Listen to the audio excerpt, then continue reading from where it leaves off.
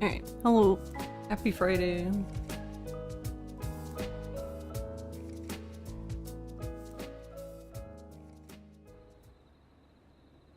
Have to fix the shit.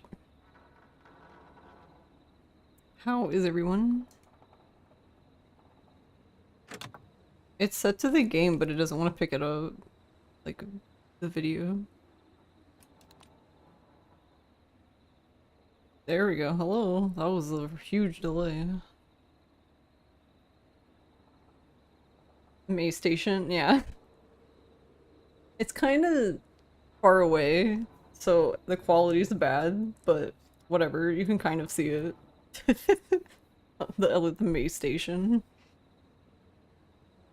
I think this one... So, the first one they released, it's basically... Okay, it's basically the same exact thing. Also, if no one knows what we're referring to the webcam in the top right corner. That's basically, pointing at May's, perch, I guess, on our cat wall. Which apparently is now the May Station. But, this company... They came out with this, like, little pod, and I guess it was, like, a space series. But it's, like, the same exact thing, except there's only one entrance. And the steps aren't there, but this one is, like, supposed to be, like, an ocean rover, which I guess is why it has the steps, which I guess you can kind of, like... I can see that if I look at it. Like, okay, I can see the ocean rover vibe, I guess. But yeah, I didn't think she would, I didn't think she would go for the one that, you could only exit on one side. She doesn't really like to be boxed in. But anyway, how was everyone? Happy Friday. We're going to get everybody killed, basically.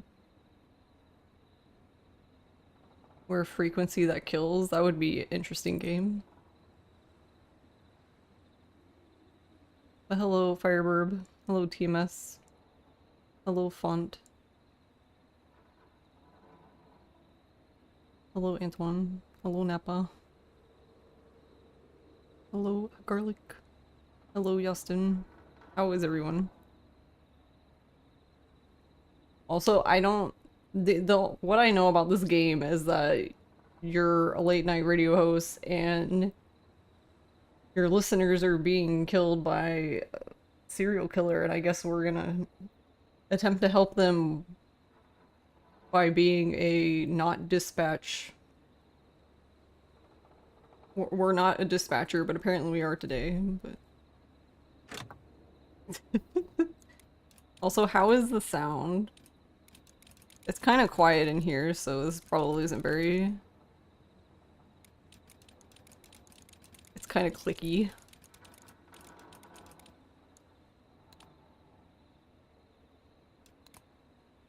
I lowered it instinctively because I don't trust games anymore. Also, oh my god, this had a you know how like when you open Yakuza 0 you get the Sega jump scare? This also had that. It had the, like, what was it? Publisher 17, is that what they're called? Their opening is super fucking loud. Like, extremely loud.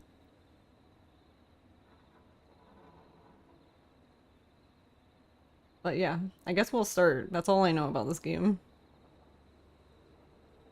Like, we're gonna try to... We're supposed to help people, but we're probably going to get them killed instead.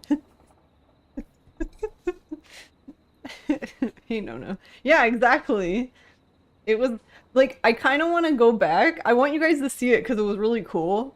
But, like, it was really loud. Here, let me... Maybe if I turn it down... Hold on, I'm gonna turn it down a lot. And I'm gonna quit the game. I'm gonna open it again so you guys can see the thing. Just don't want you guys to die. I'm gonna die though because I didn't turn my sound down. Yeah, this thing. It's so loud.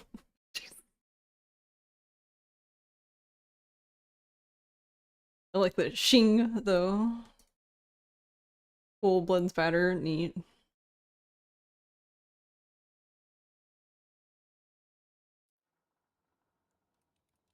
Alright, hold on, let me fix my sound again.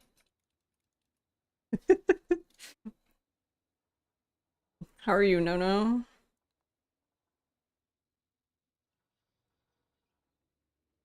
Also, I don't know. Apparently, there's also a controller. Like, you can do controller too, so I guess we'll just see. Alright, what am I doing with this beer? Or is it a piss bottle? We just don't know. Eat.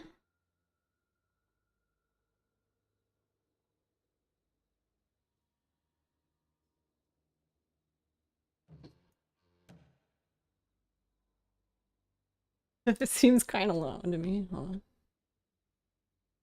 Also have to fix your guys' sound. Might be. Okay. Alright, this seems loud though.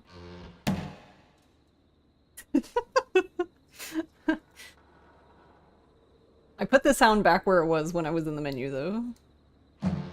This thing, it's just the loudest dumpster known to man.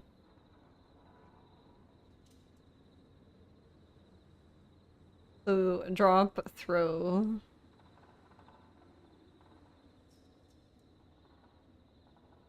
And hold to place, but in a valid location.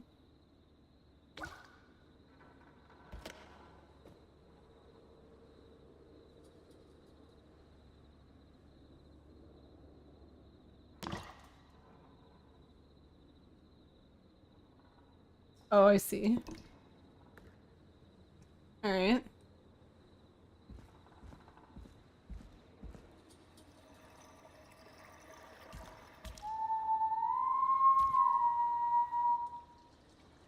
Why is this game so loud?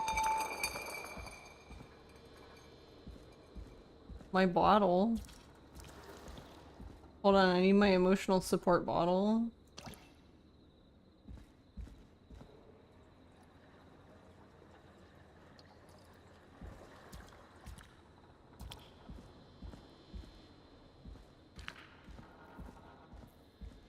Inspecting objects. Press E to begin inspecting. Alright. So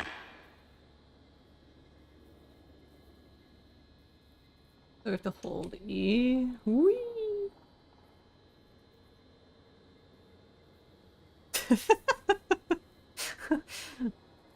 Perfect.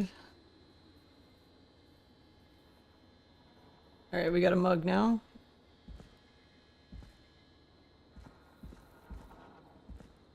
Is this- no, it's not a Chilla's game. Crouch. Oh cool, it's toggle, thanks. I really appreciate games that allow crouch to be a toggle and not hold down.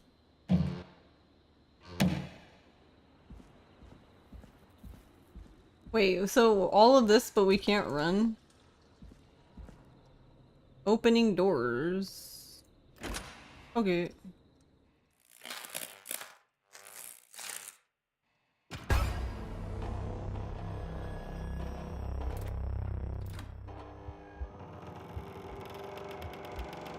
It's my friend.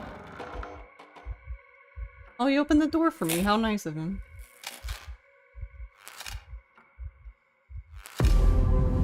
Hey, bro.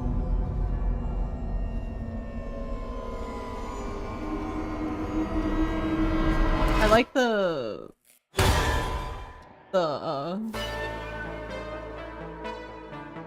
Michael Myers vibe.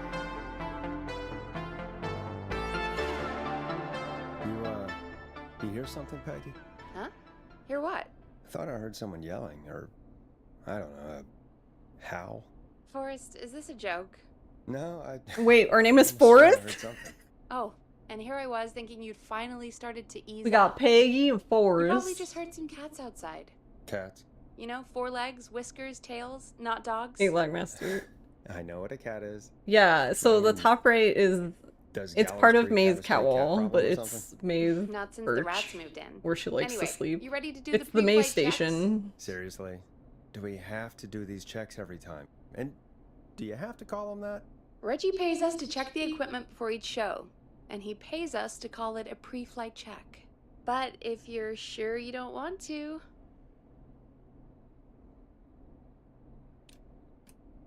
Alright, fine. Let's get through this. Alrighty, this is your captain speaking. Really? Come on, let's have a bit of fun with it for once. Buckle in, folks. We're about to hit some tubulance. Tubulance. Record playing. Okay. Grab a record, stick it on the player, and hit play. Easy.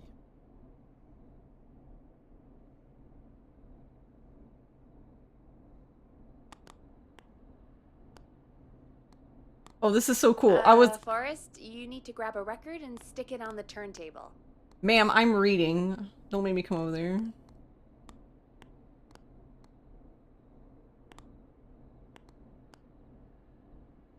The record Crying box for is on the left, flow, and the crying record for player help. is on the right.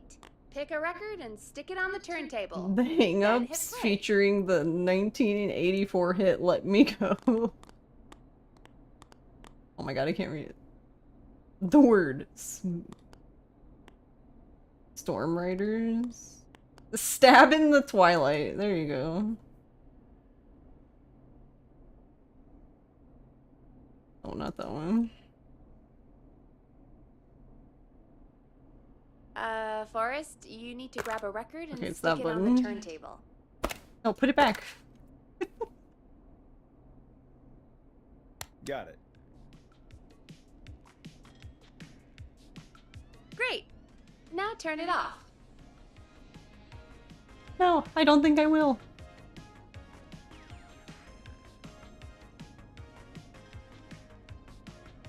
Press the stop button on the record player.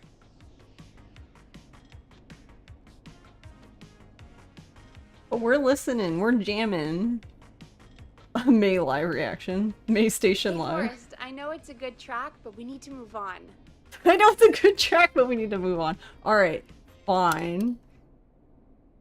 Alright, up next, phone line buttons. Your captain will be waiting to take your call on line 1. Alright, Peggy. Ready for you on line 1. Who's Peggy? This is Captain Donald Key calling. Call me Don. You get it? Yeah, it's a riot. Great, and button 2 works just the same. So, let's move to the Peggy button.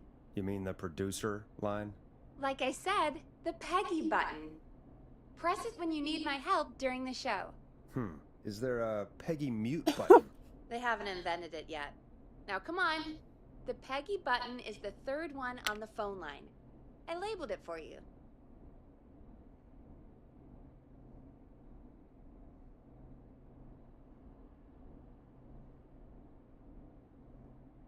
Come on, Forrest. Just press the button. Press for Peggy. This is your brain, Forrest. Sorry I made you such an unfun turkey. I'm a turkey now, am I? Okay. Are we almost done? Sound Blaster next. That's an easy one.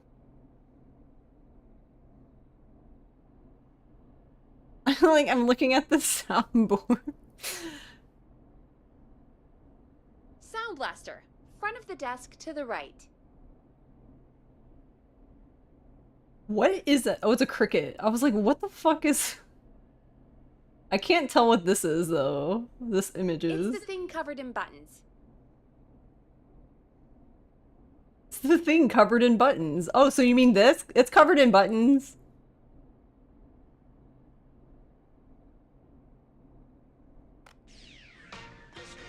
There we go. Always good for a cheap laugh. Alright, we're almost done. Just the volume sliders left. These should let you affect pretty much everything. But let's test it with a record. Play a record and change the volume with the music slider. How come I can't mute her? Sliders should be right in front of you. Like, directly in front. Ma'am, I've been playing with it. Are you high?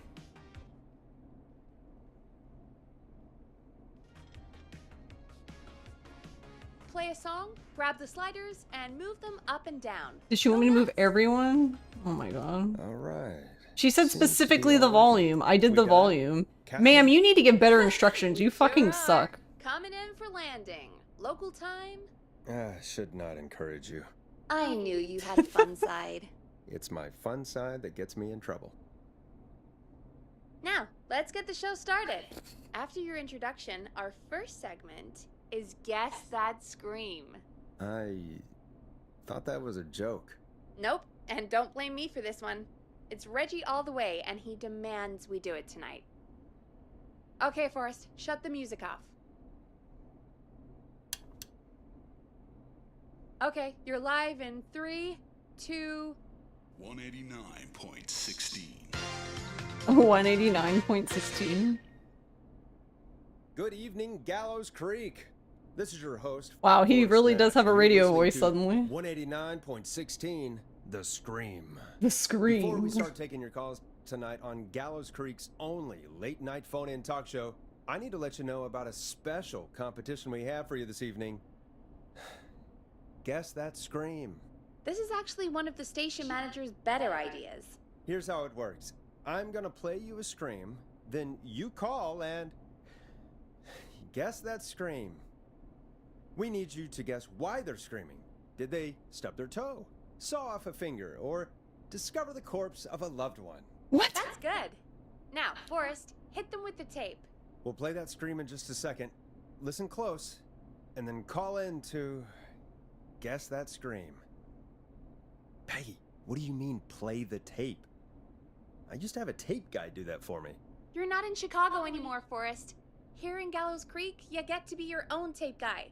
Come on, I gave it to you yesterday. Forrest, you do have the tape right. You knew we were doing this tonight. Peggy, let's be real.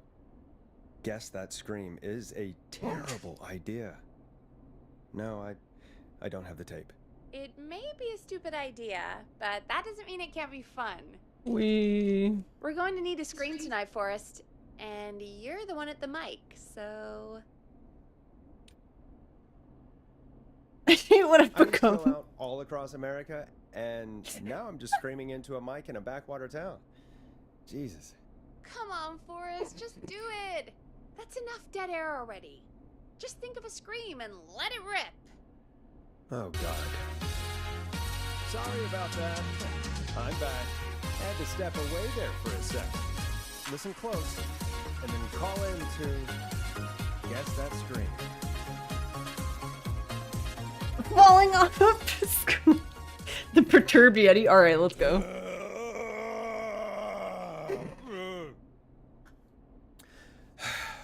Well, folks, there you have it. Call in with your guesses, and if you get Siren, it right, hello. Hey, you can Kabi win sama. 2 tickets to the amazing Maze and 1 free Maze? fried We got maze dough. everywhere. Fried dough. Just call in at 555-239-KFAM with your guess. Now, here's some music while you get dialing. I want a new one.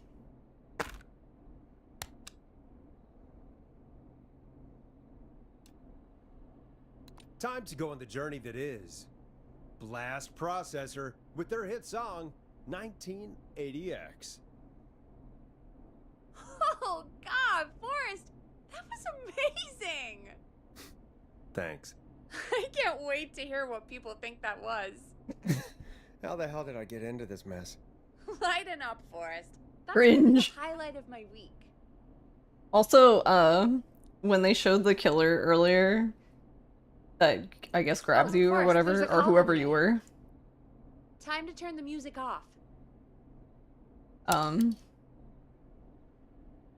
Welcome to 189.16 The Scream. I was drinking Oh, my tea and I was just You're thinking to talking to myself, Forrest wow, Nash. if I was someone who What's got going on scared by with you jumps, if I got scared by jump scares, I'd have tea I'm the everywhere. 911 operator and police dispatcher for Gallows Creek. Leslie, I've got to say I'm always happy to have a caller, but shouldn't our 911 operator and police dispatcher be minding the phones? What? Oh, Forrest, you have no idea. Listen, I found a body I need your help. 911 is calling me to report a body. Interesting setup. All right, I'll bite. What's the punchline then? Forrest, I recognize her voice. I'm pretty sure that actually is our 911 operator. I think this is real. Peggy, I'm not gonna be happy if this is a prank. I don't do prank segments on my shows. It's in my contract. It's in my I contract. really don't think this is a prank. Leslie, if you're telling the truth, you should report this to the sheriff. What was his name? Or is the sheriff dead? Andrews or whatever? I'm at the sheriff's office right now. Wait, what? Sheriff That's what I'm Matthews. gonna say. What? Sheriff Matthews is dead? I couldn't get any response. Oh from the no. department. That's never happened before, so I came to the station and I found him. Oh, God. He's Poor been- Sheriff Matthews. Do you know what happened to him? Someone got him. Someone got up very close and I really don't want to say what they did to him. Did Well- he fight back? I don't know. I think he tried. He's surrounded by bullet casings. I think he tried to shoot at whoever it was, but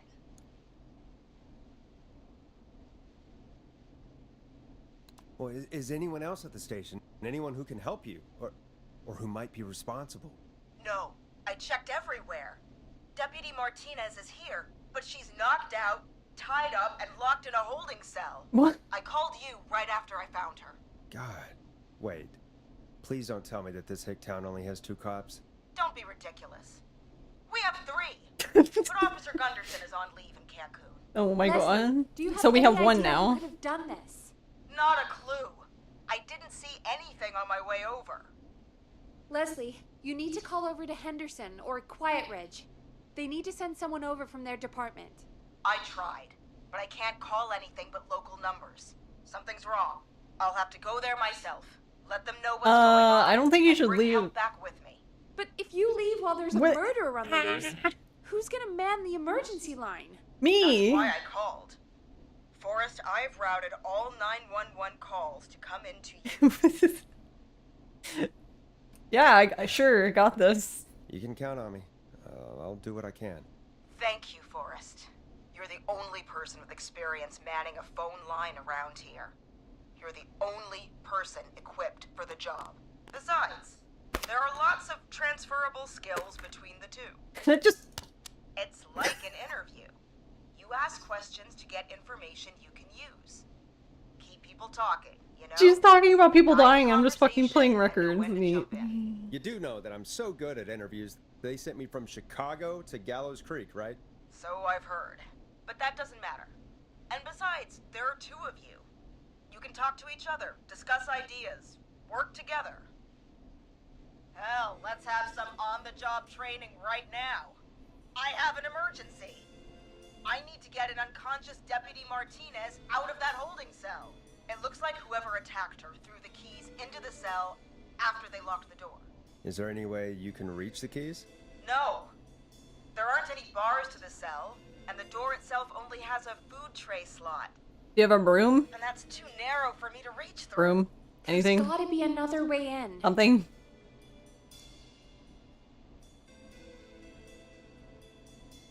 Is there another way into the holding cell that you can see? It wouldn't be much of a holding cell if it had a back door. That's not really what I meant, but okay.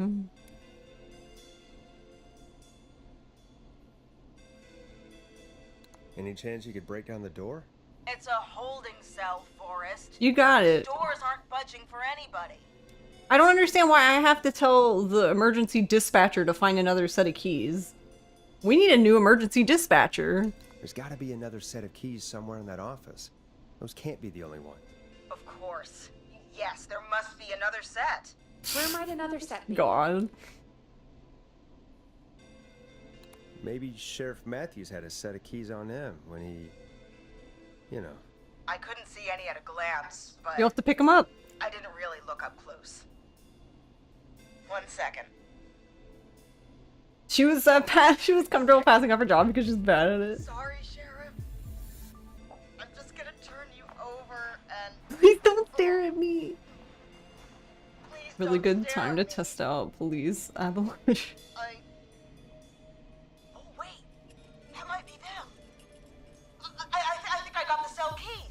Looks like Sheriff Matthews might have saved his deputy. Do the keys work? They do!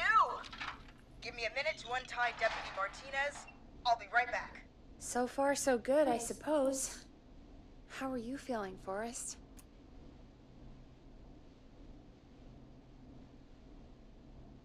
Yeah, that seemed to go okay.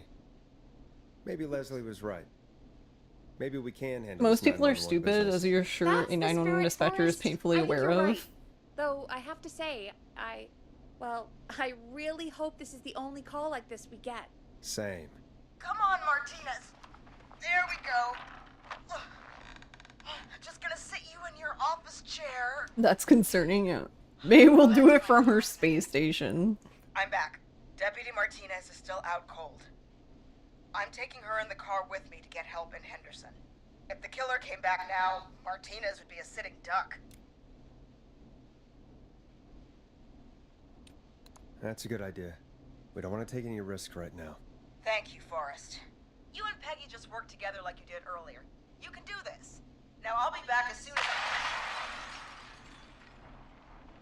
What? Oh, my car's on fire! My car is on fire! What do you mean it's on fire? How the hell? Did it just go up in smoke? What happened? Wait. What? No way. This can't. Oh, Forrest, we have big trouble. It's a What's Tesla! happening? What's that noise? It sounds like whistling? Whistling? It can't be. Oh my god. I can see him, but he's dead, right? Right? But that mask, how the hell is he? Who, Leslie? Who? The Whistling Man! The whistling The Whistling Man. Who's the whistling man? He was a serial killer back in the 50s, wore that mask. But he's dead! What the hell? Oh, God. Do you think he attacked Sheriff Matthews and Deputy Martinez? Why are we all just fucking Coming this standing way. here? Leslie, stay inside and lock the doors. Right. I think this is a terrible idea. Shit, we need a new plan. My car's torched. We need to think.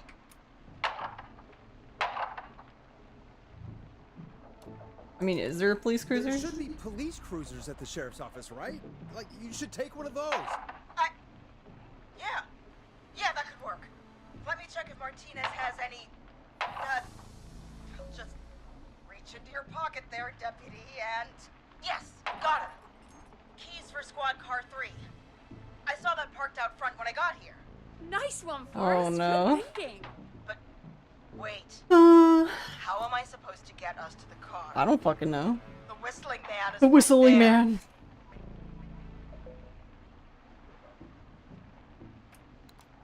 The sheriff must have a gun, right? Can you see it? There was a gun next to him. Let me grab it. Oh wait, but it's probably empty. Shit. Shit. It's empty. He must have emptied it trying to defend himself.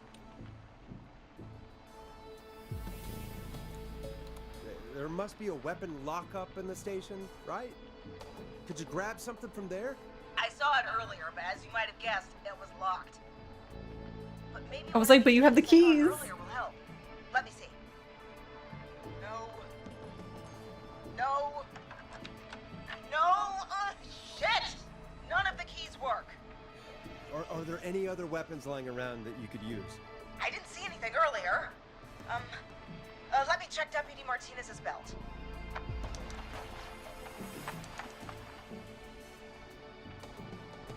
All right. It looks like the Whistling Man left her with a baton, pepper spray, and taser. I can only hold one if I'm carrying Deputy Martinez. Which should I take?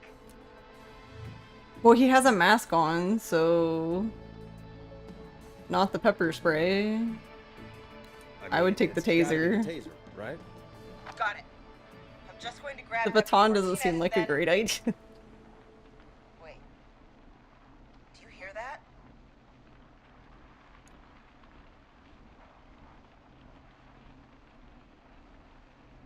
I hear something, but Yes, but just to make sure we mean the same thing, what do you hear?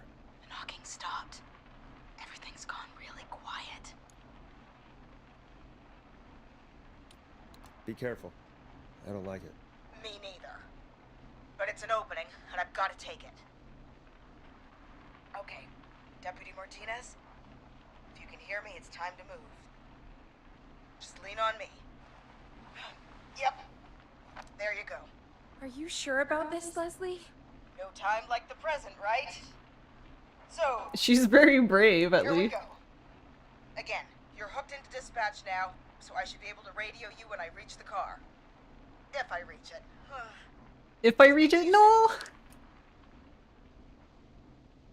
Good luck, Leslie. That's one brave woman. God, I hope she makes it through this. You know, Well, I not gotta if that say, car is also a this Tesla. really wasn't what I expected when I came into work today. Well, they always say you have to be ready for everything in live radio. Oh, I think we've got Leslie back on the line. I'm putting the call through. Hello? Forrest? Peggy? This is Leslie. Are you there? Over. Yeah, we're We're here. here. Leslie, so I guess you made it to the car then. Over? Sorry about the CB chat. Old habit. But yes, we made it to the car. Deputy Martinez in the passenger seat, still out cold. I don't see the whistling man anywhere, and I don't plan to wait for him. So I'm going to get us moving. Jesus! God damn it! Get back! Get away from her! Leslie, what's happening? The whistling! No! Get off her, you son of a bitch! Yeah! Take that!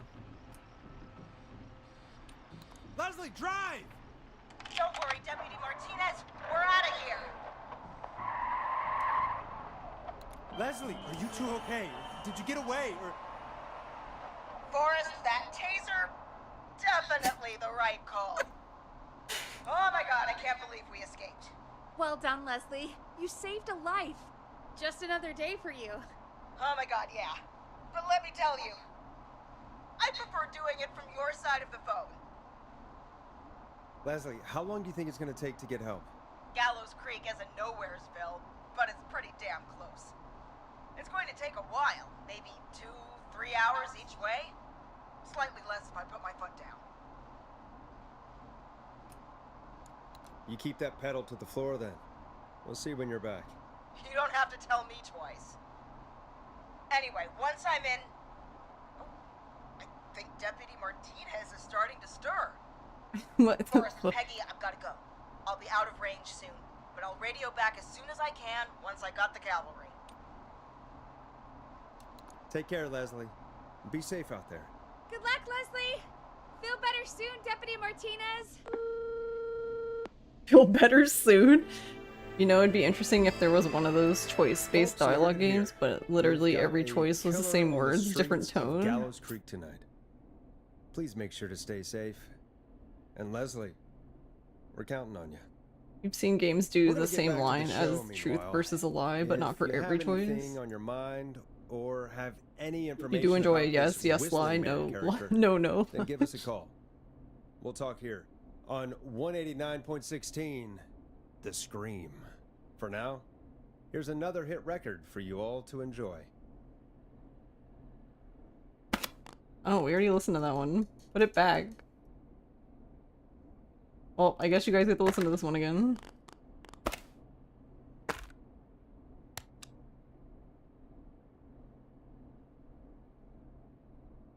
Not gonna lie, a lot of games have superficial This is dialogue not what I options like signed that. up for, Peggy. This is actually insane. Did she really say it's gonna take her 4 hours? This guy's gonna kill half the town in 4 hours. Forrest, that's not Half the helpful. town in 4 I know, hours. I know, I just... Who is this Whistling Man character anyway? Whistling He was a man. serial killer back in the 50s. Edward Marshall Mooney. Went around in a freaky mask, whistling, and killed about a dozen folks in Gallows Creek. No reason for it. No motive. He just did. Okay. What happened to him? Well, police chased him up to Ellis Point one night. We call it Whistling Point now. And it was, well, it was on this night actually. The police cornered him and he jumped into the river. His body was never found. So then how do you know he So was is he dead? alive? Dead? I mean, what's the story? Story is he's biding his time, waiting to take revenge on the town. All right, that's the story. What's the truth? Other than we have a whistling killer on our hands tonight, I don't know.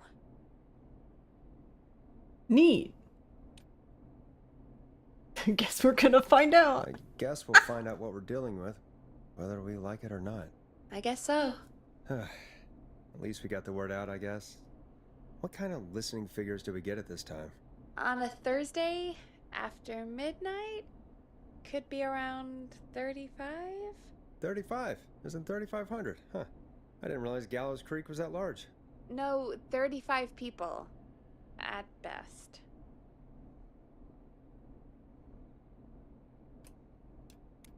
Yes. 35 at best. 35, yeah. It's a school night. And what's the population of Gallows Creek? I don't know exactly. A little over 1,000? Oh. How many did you get before? There was like almost that many Before that went to my career high school. exploded and I ended up on a midnight hour talk show in the town of 1,000 people? Yeah, before that. Around 5 for most shows on the low end?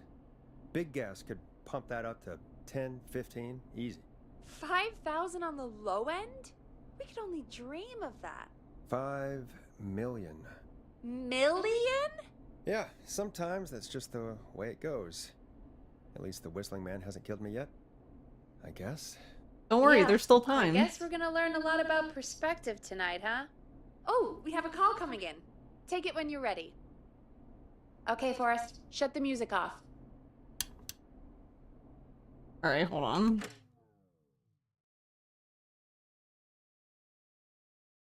Your high school was 3,500 kids, yeah.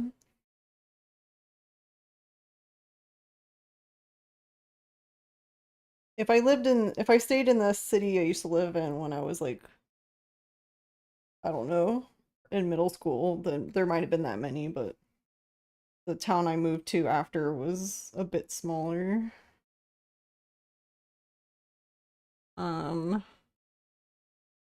But yeah, I set up the webcam since May has been laying in her May station every night, pretty much like the entire week. And now, of course, the day I point the camera to the thing and leave it, because she was going to eat, so usually she eats and then she just comes right in here and gets up there. She doesn't, she probably went in the sunroom. Womp womp. Well, we tried.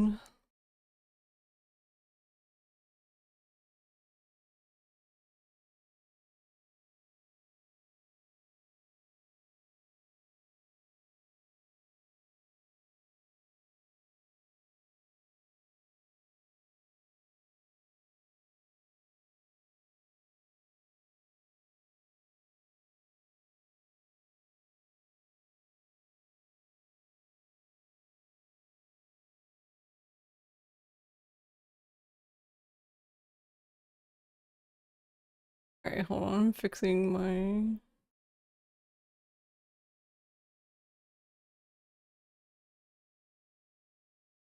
my chat.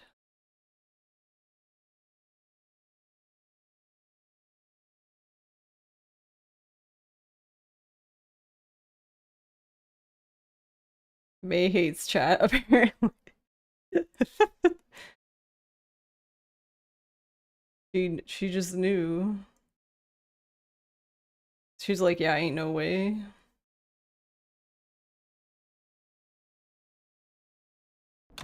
Alright.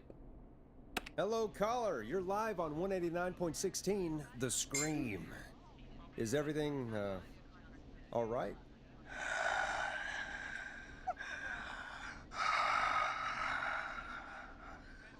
Okay, who is this? Are you, hello? Sir? Hello?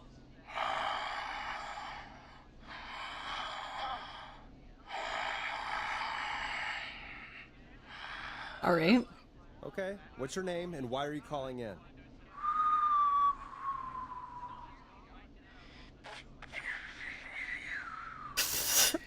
You know my This name. sounds like me trying to whistle. I've come back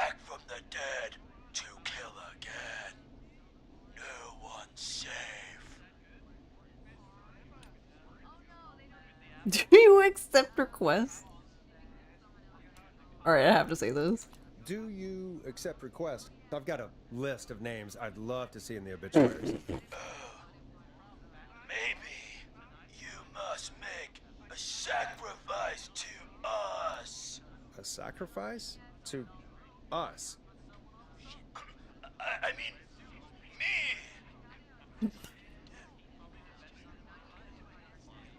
We want cheese-dusted pretzels. I mean, I want cheese-dusted pretzels. Or I'll cut your face off. Goddamn kids. I'm cutting them off. Not yet. I want to deal with them. We also want a Mega Gold. We also want a mega gulp. The hash slinging slasher. So I cannot whistle. No, so I think I've mentioned this before, but in high school, so I could never whistle, but in high school one summer, I like basically just like forced myself. I kept whistling. I basically taught myself to whistle. But then when I got braces, I couldn't whistle again. I guess because I guess my teeth being straightened, I guess changed my mouth enough, I guess, that now I can't whistle again. So here we are. I can kind of whistle if I try very hard, but it's still not great. You little shits. We have to say this. You're little shits, you know that? There's been death tonight. What the hell is wrong with you? Hey, suck it, old man! Gallows high for life! Woo! For anyone just tuning in, we do in fact have an actual killer out on the streets tonight. Anyway, this next one's dedicated to all of you staying inside with your doors and windows locked. The late night lurkers.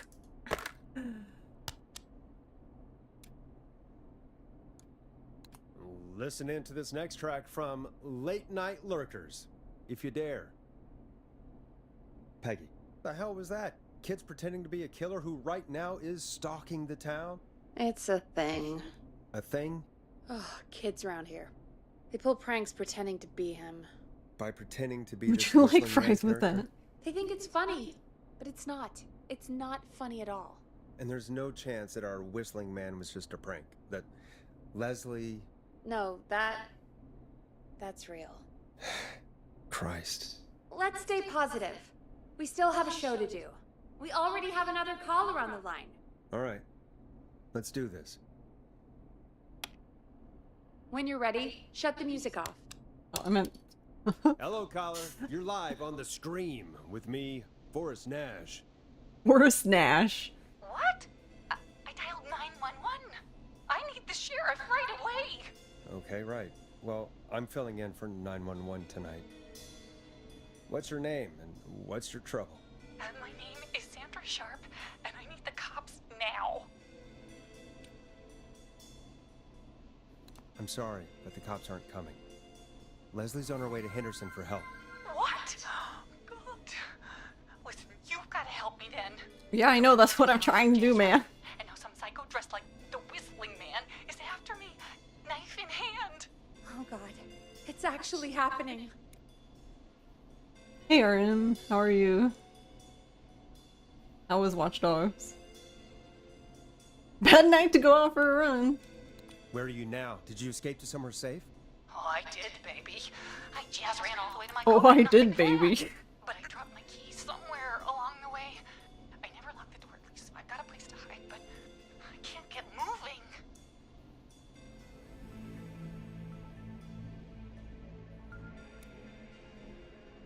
Is there anywhere else you can go?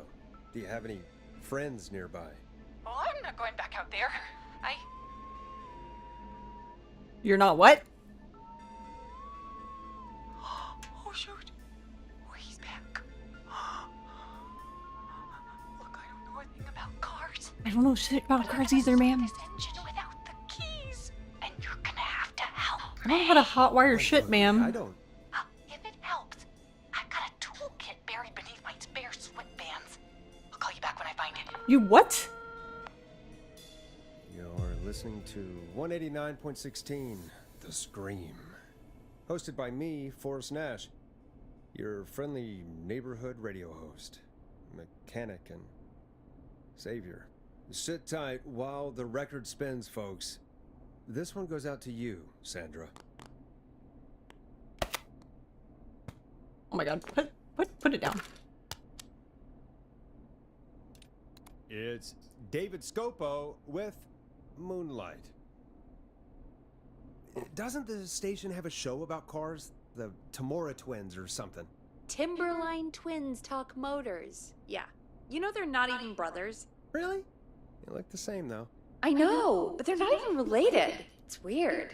I asked them about it once, and they got really sweaty and defensive. They got sweaty. Go see what you can find. The offices are out the door and down the hall.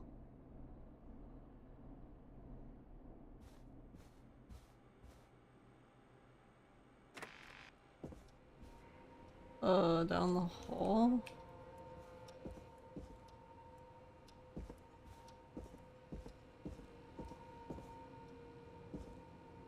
I'm not getting in there tonight.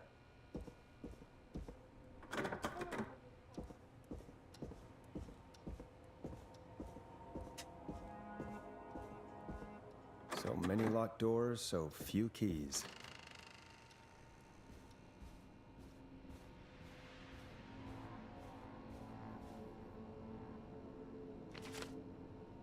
Yeah, I can totally read that. Oh my god, put it down.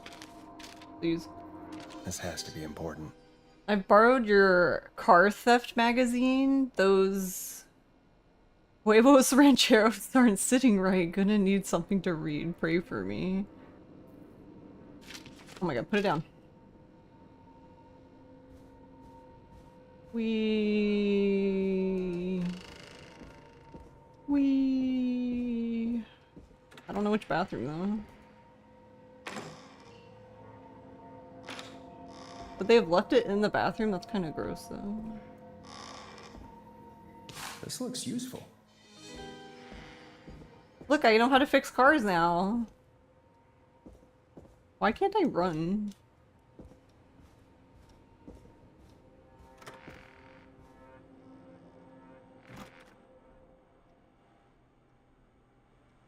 No, I wanted to close the door. Okay, good enough. Alright. Place item on tray. Wait, what tray? Oh, like that? You find anything? Yeah, I found a magazine about hot wiring cars. Well, that sounds perfect. Okay, Forrest, shut the music off. Caller on line 1. Thanks, Peggy. We're back with 189.16, The Scream. How are you holding up, Sandra? The creep's looking through the parking lot trying to find me. But I've got my tools, and I'm ready to get this hunk of junk moving. Ready to get this hunk of junk moving. Alright. Paper ball baskets made from the desk. Oh, okay. I guess we can do stuff while we're just doing nothing.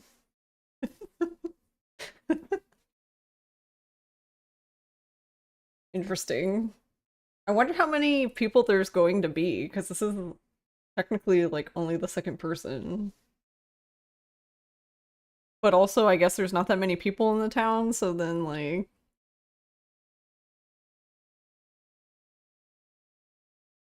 Alright, hold on. I guess while the ad plays, I'm gonna see what happened to May. I'm pretty sure she just went into the sunroom, but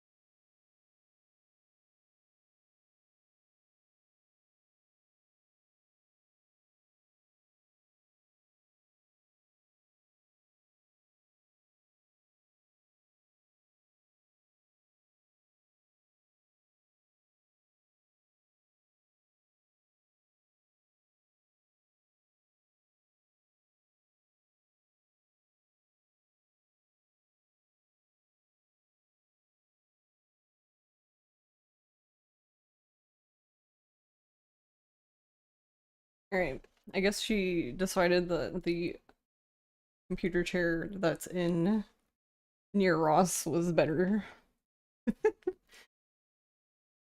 There was like, they're like our old computer chairs, but I haven't gotten rid of them yet. So they're just kind of in that room, and she's just like, oh, I'll just lay on one of these. I'm like, oh, okay, that's fine. That's fine.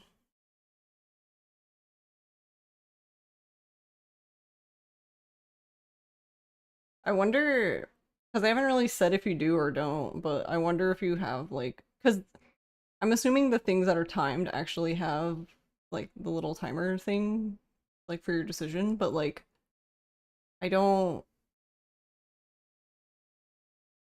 I wonder if you could just like not even pick up their call, just be like, hmm.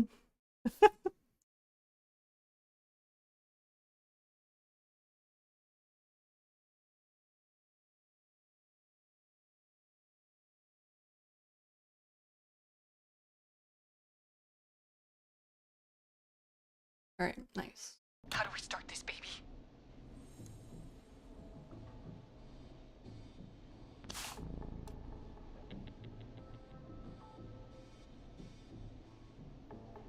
How do I look at it again? Oh god, oh god, oh god.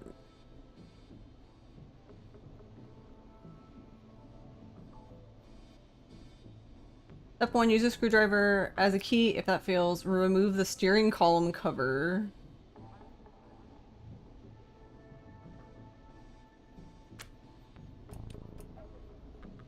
Put the screwdriver in the ignition and twist clockwise. Here goes, baby. Screwdriver's too fat to fit. What next?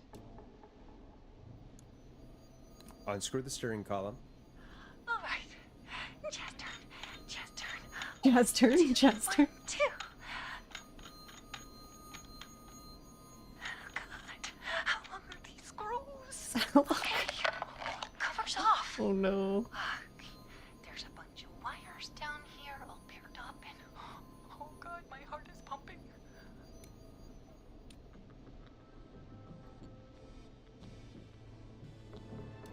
Tell me exactly what you see. Okay, I can do this. There's a red wire, a blue wire, a yellow wire, a green wire, and a brown wire.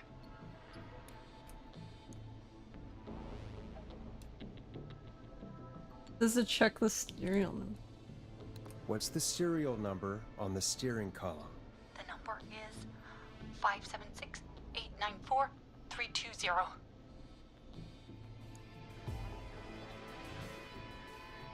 If there is a 4 before 3 and no 7.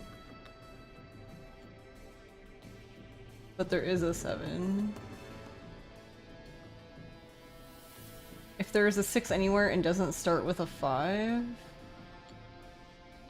If there is a 0 at the end and 3 doesn't come before 6. Red and yellow. Strip and twist together the red and yellow wires. All right. Hey Sky, We take the red and the yellow and we twist. where's your typing game? Oh, perfect. I also see pink and purple wire. What next? Rip the purple wire.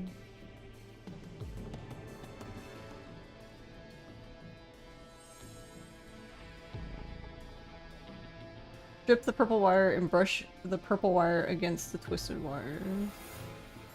Strip the purple wire and brush against the twisted wires. Okay. We strip and we brush and energize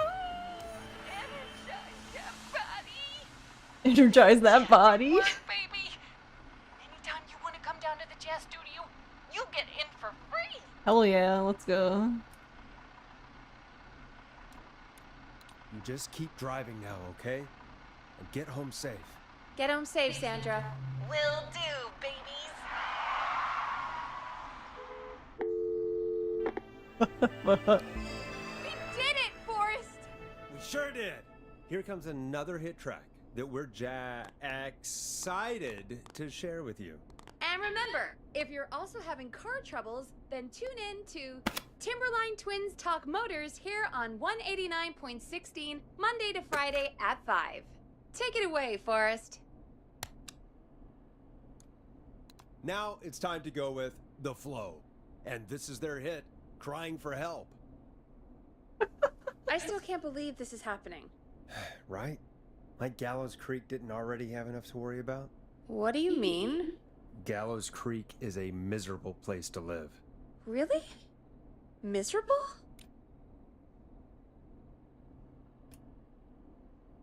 Peggy, be honest, it's a dump.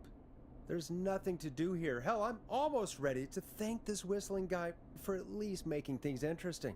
Well, I like it here. People are polite and, This tire screeching doesn't make me think she was safe, right? friendly, usually, if you get to know them. Come on, there must be None of those something options you like for about this were good place. for him to say. I guess some folks have been okay. You're not terrible. After a while. Not What? terrible after a while? High praise coming from Forrest Nash. You know what I mean, Peggy. I do.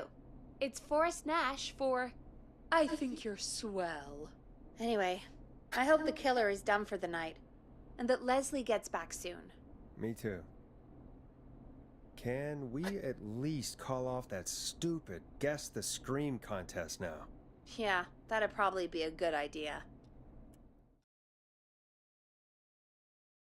It's only 12:42. Caller on line 1.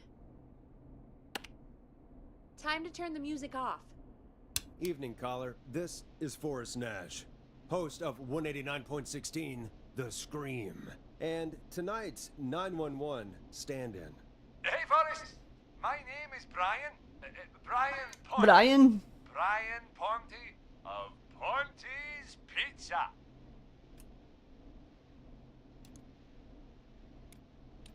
Hello, Brian Ponte of Ponte's Pizza. What have you got to say about what's happening? I'm so happy that Deputy Martinez survived. I've seen her a lot over the years down here at Ponte's Pizza. Oh, you did a really great Is he job. advertising? And as a thanks for all you did there, I just wanted to tell you that I'm sending you some coupons for Coupons. free pizza. Free pizza. Here at Ponte's Let's Pizza. fucking go. Wow, Brian, that's really good of you, but you really don't have to. Take the fucking pizza, Forrest. It's the least I can do. Let me And get if you a like it, well, boneless you're pizza in luck, with a because we're 20 always running great deals that'll have you eating for pennies. This motherfucker Sounds is great, bro. And let me advertising. tell you, the pizza we have is to die for. Sir, can you read the room? No. Poor choice of words tonight. Yeah, that didn't come out great. I'm sorry, Forrest. Well, I just hope I didn't put you or anyone else off coming on down to Ponte's Pizza. We've got a great special this weekend. Our famous... Literally, people are pizza fucking deal. dying, and Wait a he's minute. advertising his pizza Come on place. down to Ponte's Pizza this weekend. You've just got to pay for one slice to get yourself... God damn it, you're just calling in to advertise your shop. Peggy, hang up on him. Done. Oh, real quick, before I forget, it's probably time we played a paid ad. Now, a word from our sponsors. You know how to play an ad, right? Do I know how to play a cassette? No, I don't even know what a cassette is. Does it matter which one? Sure. Does it matter?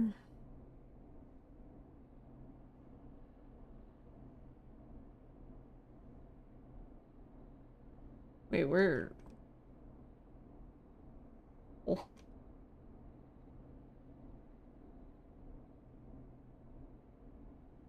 Wait, Time do you to have to play a open commercial. it? Oh, yeah. I was clicking on it itself and I was like, I guess I have to open it on my own. Done. Teddy Gallows Jr. is a family man, a devout Christian, A and proud a patriot? Oh my fucking Teddy god. Gallows Jr. is Gallows Creek.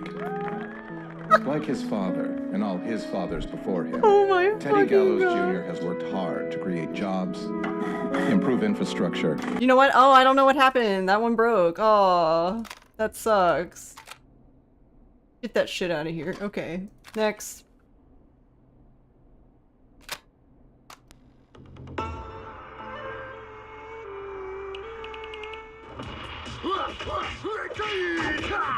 Do you seek ancient wisdom?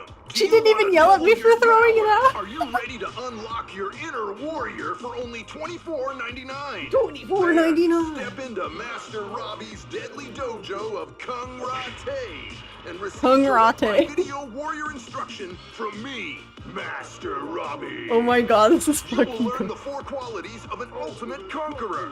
The power of the alligator, the discipline of the tarantula, the speed of the tuna, the poise of the scorpion, and the wisdom of the bullfrog. Using classified techniques, I'll unlock your inner chi after only 5 30-minute What video the fuck? sessions. Ultimate power and wisdom can be yours now for the low price of only $24.99. Just call 555-7861 USA to take your first step to becoming a champion.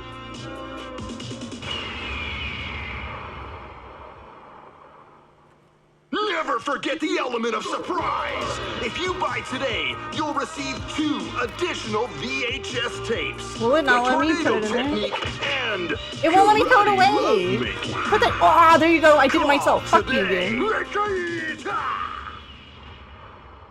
It wouldn't let me throw it away, but I did it anyway. So fuck you, People game. really buy this kind of thing? Don't pretend like you're not interested.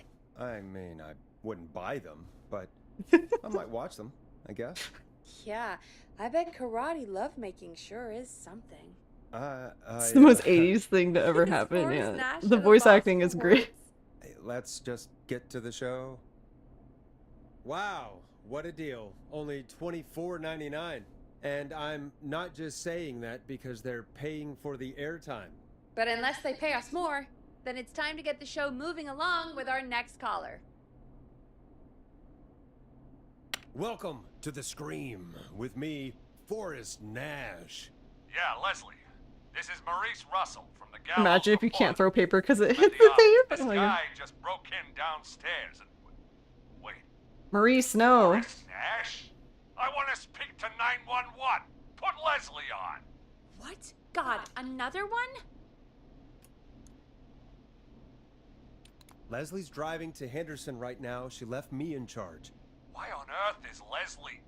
Oh, never mind. Just put me on with Sheriff Matthews. He's Sheriff dead. Matthews is dead. Ted? What happened? Did you witness the incident? Are you willing to do an interview for the reporter? I can cite you. Oh my as god, an sir, anonymous do you need help or source, not? If that's a concern. Never mind that. Tell me what's happening there. You said there's been a break-in? That's nothing to get worked up about. Hang up on it. Some idiot kid just broke in, dressed as the Whistling Man. Heh, teens. They get worse every year. This punk wasn't even a disappointing twinkle in his daddy's eye when Edward Marshall Mooney stalked the town. But I was there. I covered it. Maurice, I don't know what's going on, but he's back. The Whistling Man is back. Don't be an ass, Nash. Ah. Every year this happens. They think it's funny. Not a big deal, old man. But they didn't live through the terror 30 years ago. Anyway, I know for a fact Edward Marshall Mooney is dead. I don't know who I'm looking at on the security monitor. But if he killed Sheriff Matthews... Where are you now? I'm in the boardroom, upstairs. We got security cameras all around the building. You can watch them on any TV set here. And there's a set in the boardroom.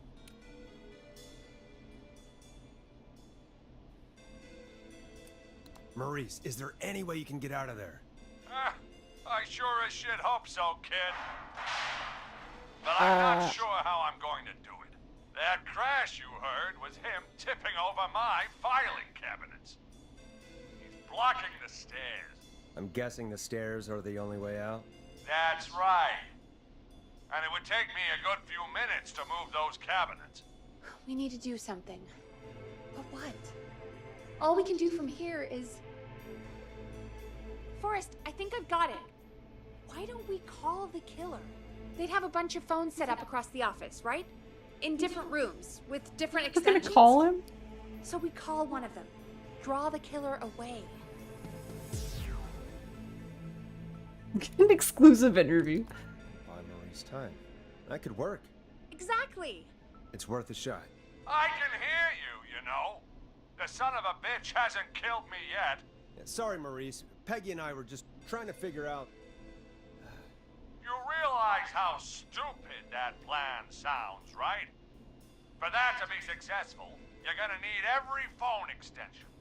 Plus, a plan of the entire office floor. All delivered while the killer is en route.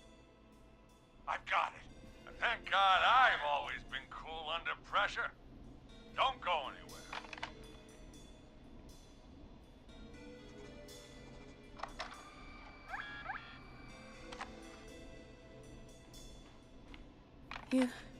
You don't think the killer got him, do you? Mr. Russell, I'm here. The freak's going to be here any second, too. Go check your fax machine. Don't let me down. Where's the fax machine? that was fast. How do you know our fax machine number? K-Fam and the Gallows Reporter have a pretty long history. Tell me where the fax machine is again, Peggy? The fax machine's in the office on the other side of the hall. Thanks, Peggy. Be right back. Yeah. Okay, go to the office on the other end of the hall. Grab the fax from the machine. Easy. Let us copy and put that up. This must be it.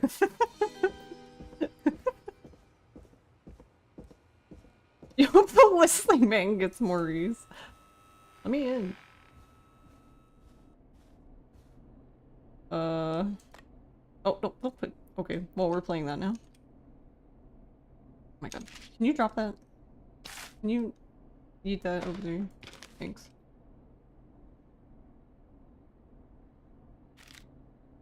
Alright. Hey, did you get the fax? Yes, I have. Mr. Russell, you still with us? I am. You get my fax?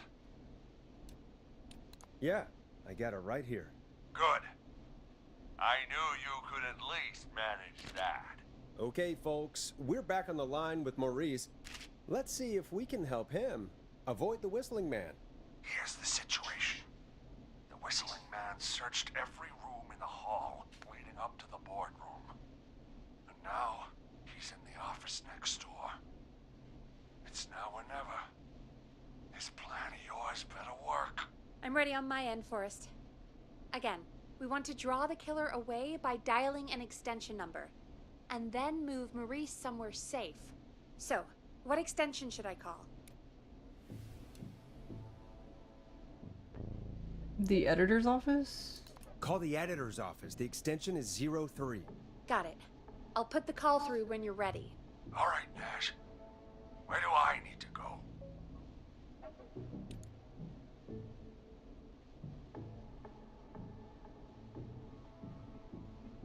You're moving to the archives. Yeah. That makes sense. Go somewhere he's already checked. Not bad, Nash. I'm ready to place the call. Are you ready, Mr. Russell? This Don't sounds have terrible. much choice, do I? Make the call. Yes, sir. Calling now.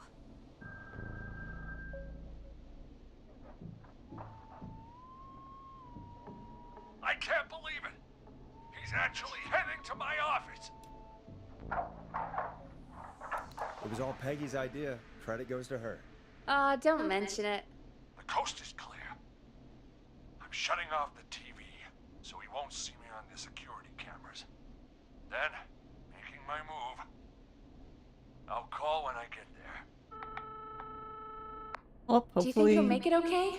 I'm sure he'll be fine. But now what do? We gotta find some way for him to get past that barricade. What do you mean?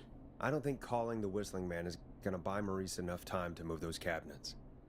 We gotta think of something else. Yeah. Maybe we could... Oh! Call incoming. You ready? Ready as I'll ever be. I put him through. Doubt the guy can't hear Alrighty. him on the phone, right? Mr. Russell, are you there? I am. I don't think he saw me. I've got to give you credit for that, but I'm not out of the woods yet. Right. Let's review where we are. So, the only way out is by the stairs, which the Whistling Man has blocked with Look, furniture. if this was me, I would have fucking jumped out the I window. can move the furniture out of the way. Not quickly or quietly.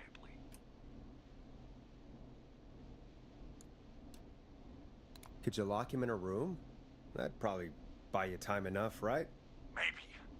But the damn fire regulations say every door in the office has to unlock from the inside. He'd be able to get out just as soon as... Wait. No. I got it.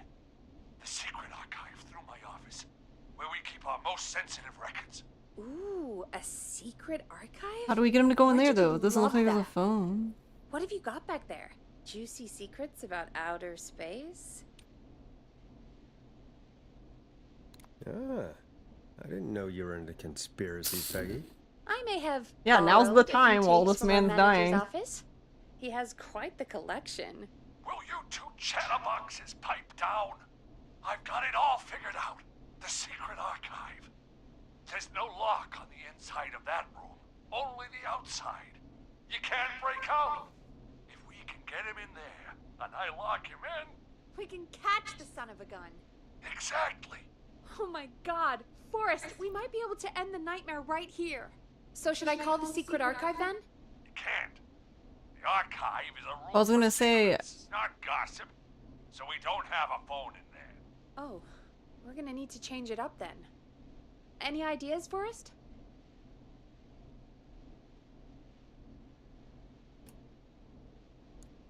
Is there a TV in that room? Maybe that could draw him in. Ah, of course. I turn it up, he comes in, and I get my head chopped off. Think of something else. Not a problem. Maybe we could use a radio. There's no radio in this. Well, I guess he's using Are himself, there huh? no radios at your offices? I don't have one in my office, but What is it? our sports reporter, Hopkins. Hopkins. He has a little portable radio he never turns off when he's here. That might be what we need then. Is his portable radio still there? It should be. It's what he calls his work radio. It should be here in the archives, actually. Let me just take a peek around. Great job, Forrest. Looks like you But picked how... the perfect place. How is this gonna... This doesn't make any sense to me. He hadn't found it yet. Let's congratulate ourselves later. I found the radio. It's right where I thought it would be. It's all coming together. I'm just going to turn it on quickly, make sure it's still got some juice. Maurice, turn the volume down. We don't want that thing blasting just yet. Yeah, I knew that, Nash. I was just doing that when you yelled at me. The radio works! If I make it out alive, Hopkins might just get that day off he wanted. He's earned it. Let's do it for Hopkins, Forrest. Wait. Ah, god damn it.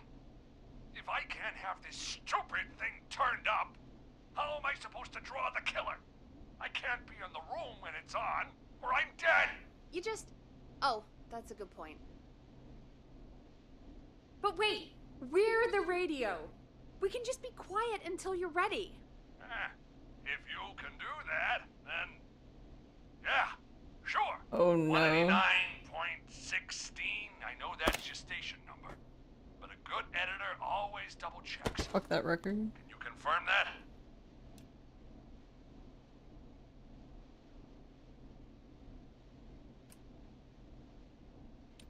Hit the stinger. You got it. 189.16. Good. I've got the radio on silent, but I'm tuned in.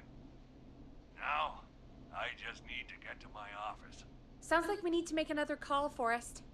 Where should we send the killer?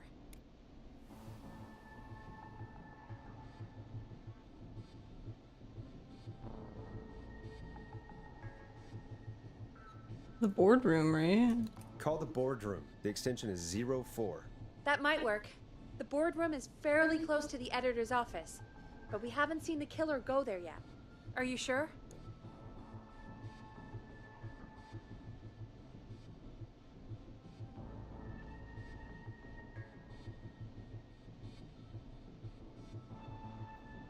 I don't remember him saying... I guess my question is like, okay, if he's in the archives now, right? And the killer is in his room, it doesn't make sense to me to have the killer go into the kitchen and then he go, but I guess he could. I guess. I don't know. Let me have a think again. Call the kitchen. The extension is 02.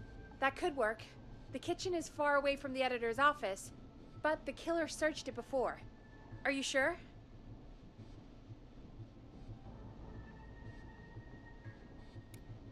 Let me have a think again.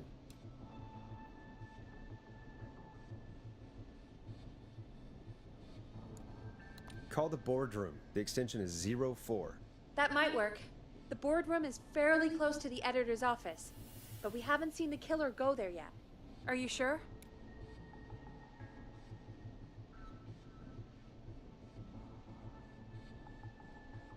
I guess because, like, okay, if he's in the... If he's in the archives...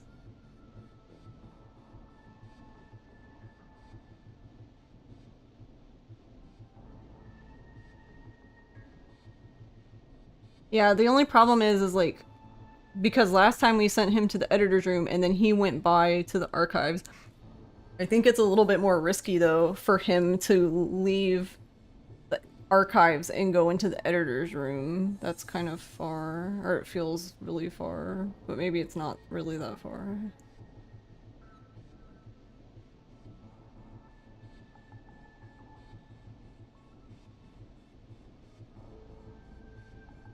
Let me have a think again.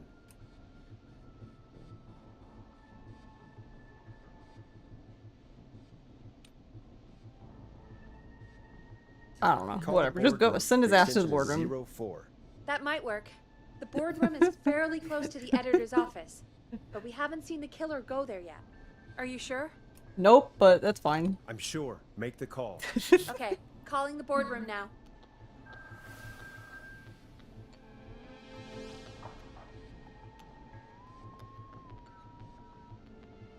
He's on the move.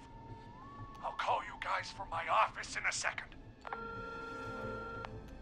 Looks like we're almost through this nightmare. Any idea what you'll say to draw the killer in?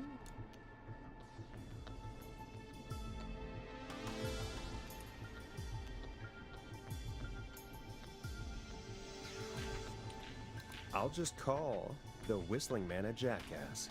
That'll get his attention. That's the plan, right? Sure is. Ooh, call coming in. Here we go. I'm here. The radio's set up in the secret archive. Just give me the signal, and I'll turn it all the way up. Where will you hide in the meantime? Good question.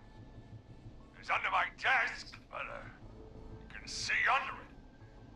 I've got a big cabinet, but that'll take me a second to get into. Anywhere else? Not really.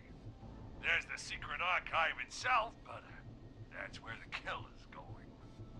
I could try the cubicles, but they're pretty far away. Your judgment has kept me alive so far. Shouldn't he just go in the cabinet? I thought we were supposed to be quiet.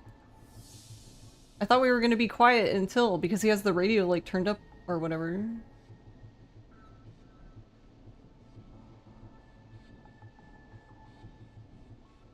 Hide in your cabinet. All right. Well, this is it. I'm going to go turn the radio up to full blast now. Don't say anything until I've had time to hide. You got it? We know the plan. You can trust us. Here we go.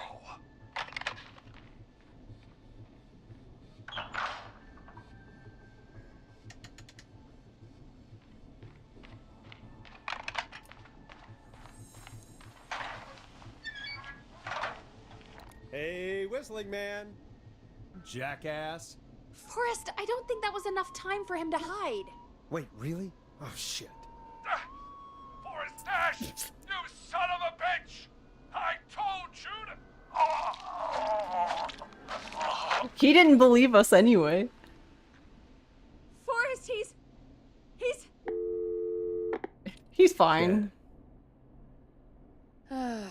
Let's put on a song. Give us some time to recover. I think that would be for the best, Peggy. Folks, we'll be back soon.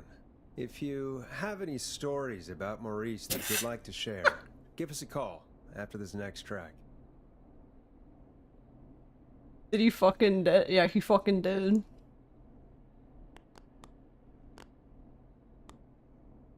Well, we're gonna let him go.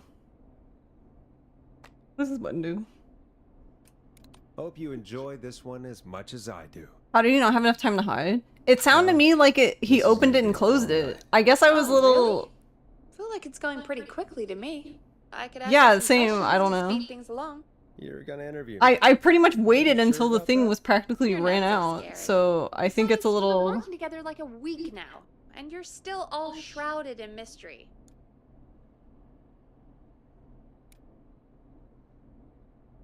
All right, shoot. What do you want to know? Question 1. Tell me about your family. What? Come on, Peggy. That's too general. Okay. Did anyone move with you to Gallows Creek? Nope. Now that's too specific. Too specific?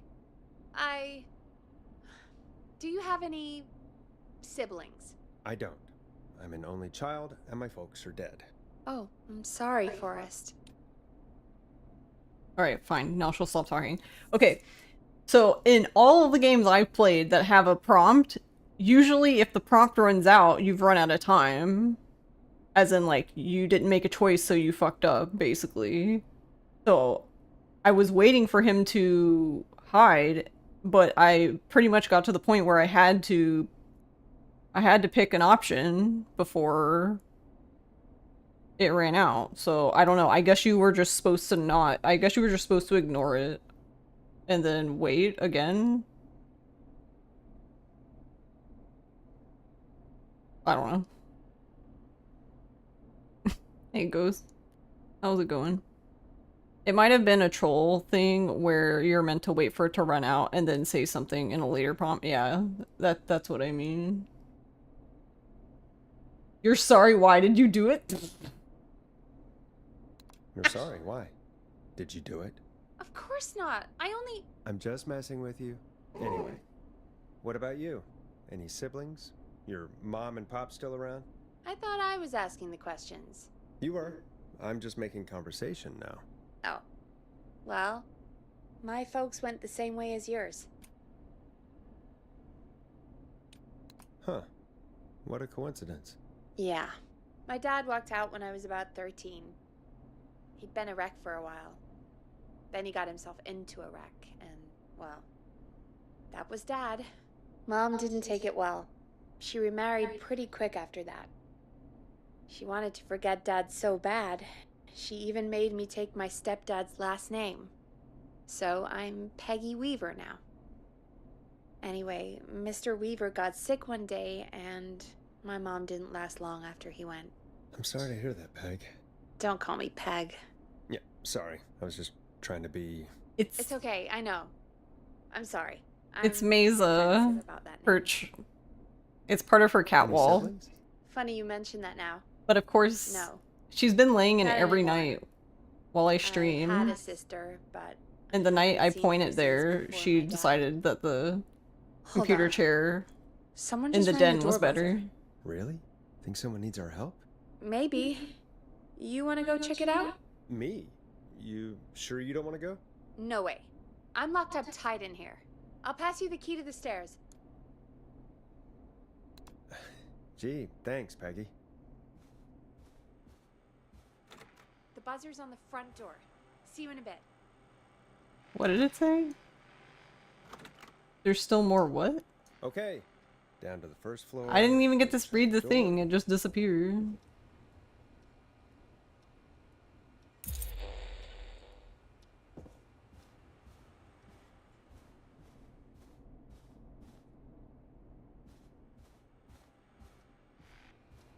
These are the two people with the least chemistry I've ever heard yet. Wait, where am I going?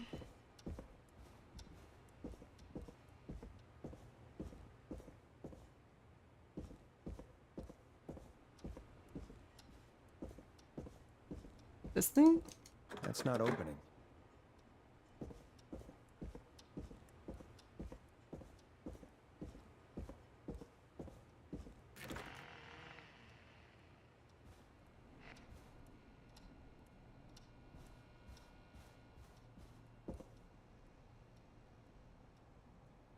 Has he come to put— A tape.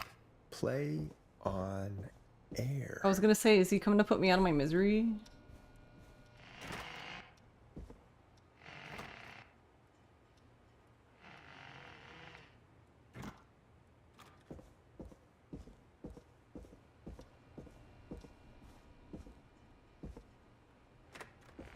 Oh. I couldn't even read it though, it went away like immediately. Even though I pretty much stopped as soon as it popped up.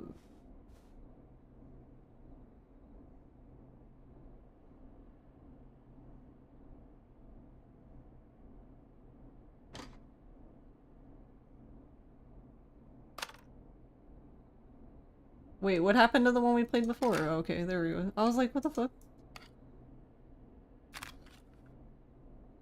Why can't I talk to her though? I don't want to just play it. Hey.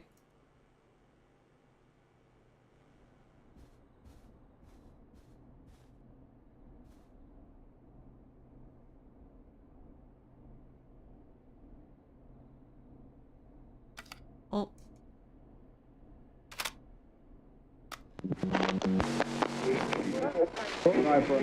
Hello, Gallows Creek. Time to Pay the price. Time to pay for lives. Time to sit there. I will Punish. you. I'm going to enjoy this. I did not enjoy that. What the hell was that? Oh, Forrest, we're still on air. Say something.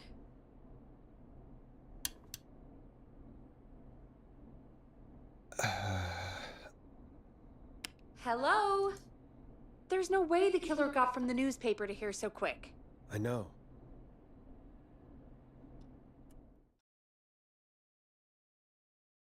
Cute fart reverb. Thank you again, Mrs. Mackenzie, for the helpful tip. The bagger at the grocery store cannot whistle. We'll remove her from the suspect list. Let's go to a break. I need you for a second. All right, folks. We need to take a quick break. This one's for all those folks out there keeping the hatches battened.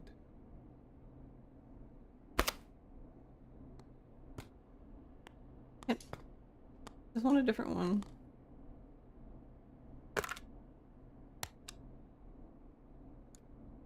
Enjoy this classic by Smooth. It's their hit song, The Word.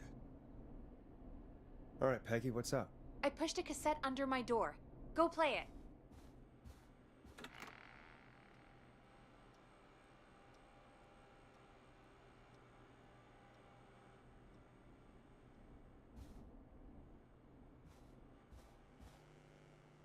I can stand on the couch.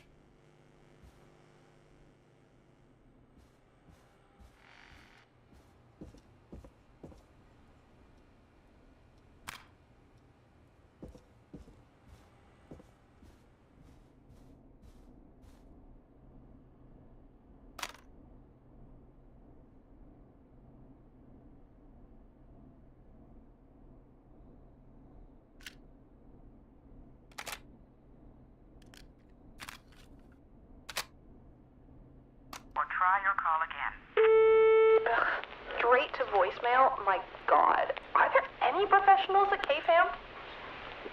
This is Gina Franklin. I'm calling because your backwater station has not honored our agreement.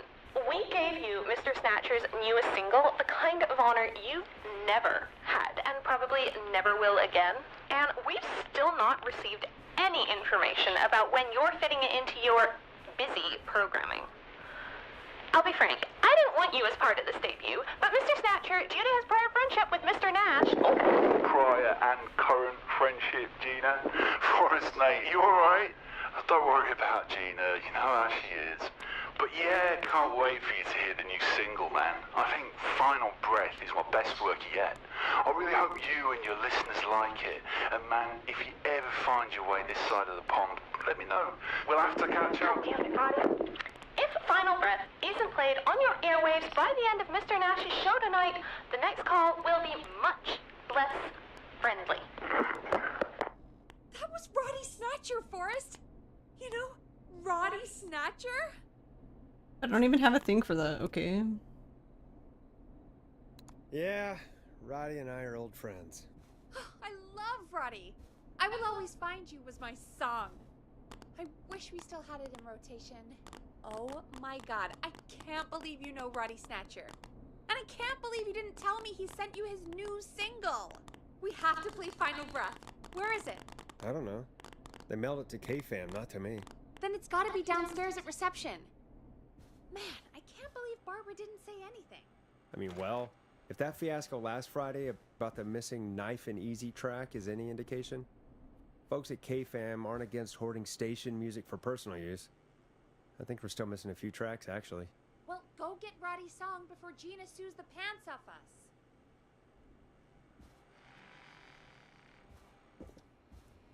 Do we need pants? We don't need pants.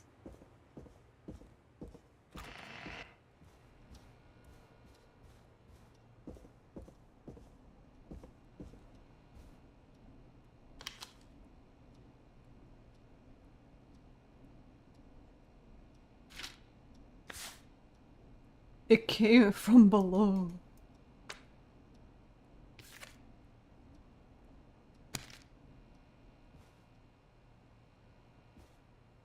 Coffee.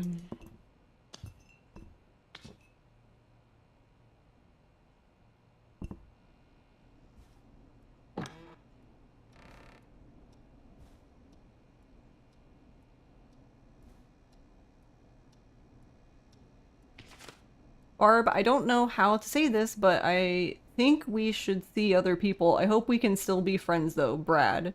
Well, fuck you, Brad. P.S. You owe me $5 for the festival ticket. What an asshole. If Brad calls in, I'm hanging up.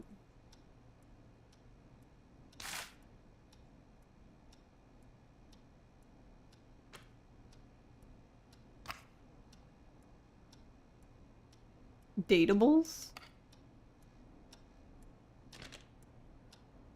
A map. This looks useful.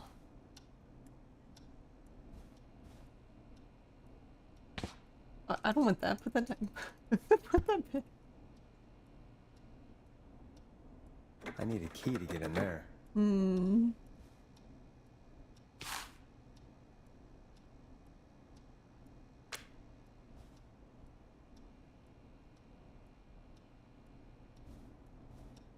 Dating in your 30s. Do we have a key?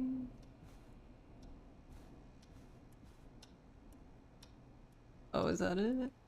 This must be it. Final Breath. My tiny selection grows. I still don't really understand why I can't run. Do I get to go out at some point?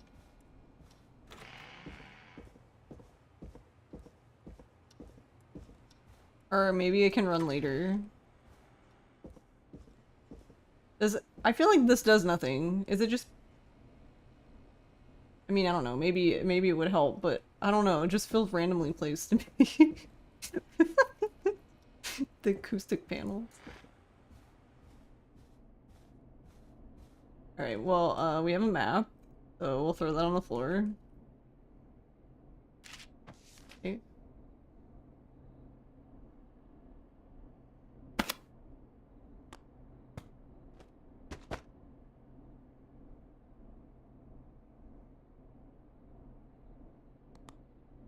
Wait, did it add it here?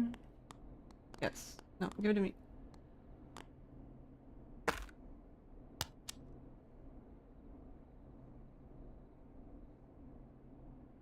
Wait, why can't I introduce this song? I'm not part of your system.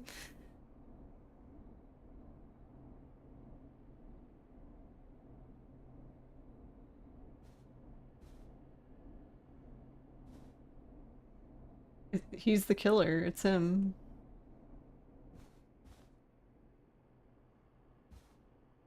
Serial thriller, alright. Zombie Stomp, Jealous, The Sleep, Smile, Frog, Payback,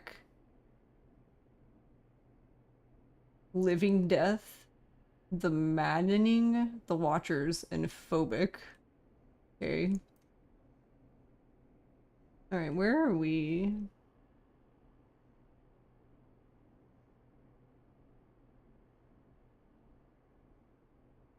East Side Macready Street will be closed from the 2nd to 9th of September for maintenance. Okay, but what's today?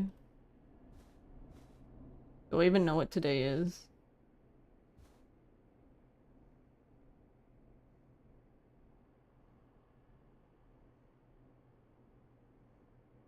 Chupacabras? What? I'm sorry, the Chalupacabras. Here's the jazz studio. Roller Ricky's. Wait, do we know where she was before? The one lady we helped? There's the pizza place.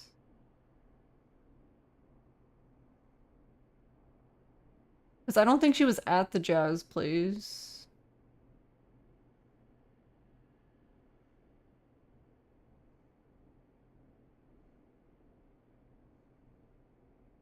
Oh, it's right here, right in the fucking middle.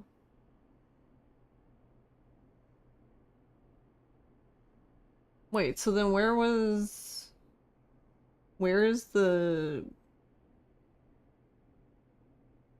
news place?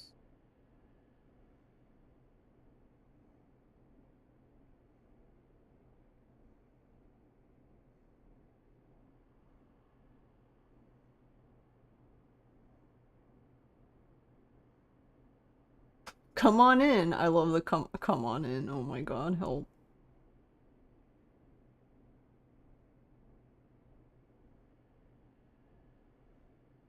There's a coffee place behind us. Yeah, actually, that's okay. She was just trying to make herself feel better because look at this. The Gallows reporter was right here. And then we're here. And she was like, there's no way he could have made it. Yeah, he can. He just fucking walks down the street. It doesn't even look that far. Hello? Am I dumb? Like, literally the guy died here.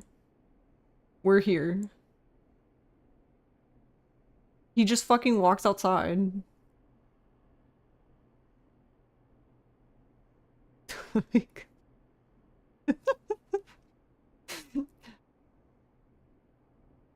Ma'am.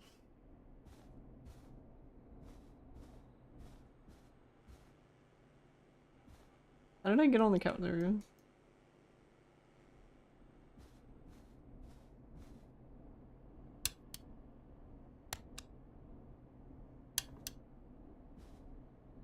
Hey, did you get it? Got it. Let's get this on the air.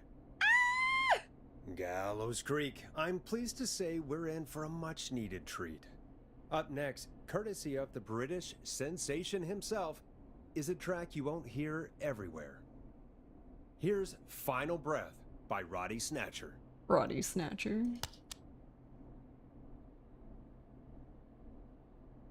Wow.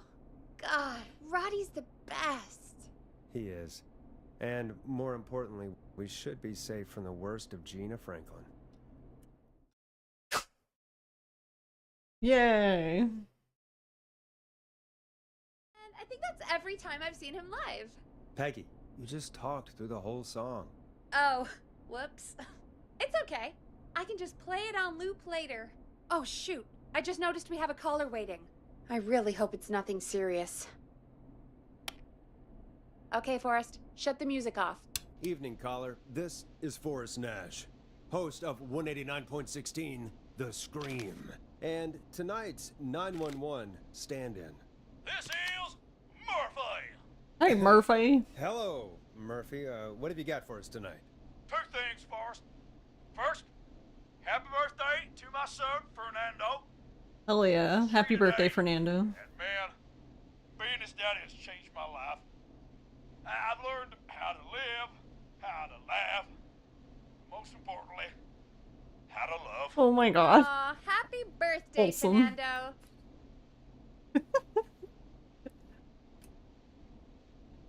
Happy birthday, Fernando. Thanks. And now, my other thing. I'm putting the word out to this so-called killer. You think you're tough, huh? Big man with a big knife, huh? Ruben, come face me, a true warrior, at the Gallows Waste Disposal Plant. Guess what?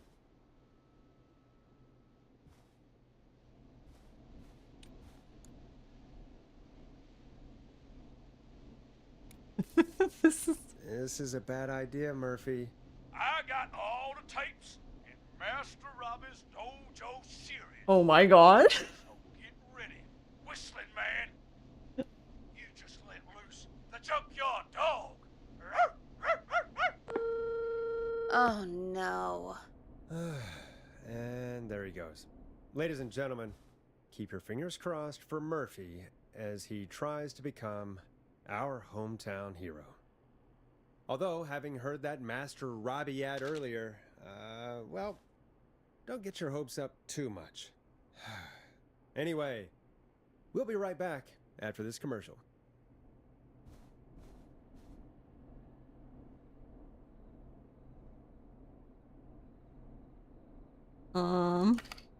Which one didn't we listen to? This one, I guess. Oh. Grab a cassette. We need to play a commercial. I'm trying. Oh, we didn't take the other one out. I forgot. She gave me that thing. I was like, why is it not going in? Hole.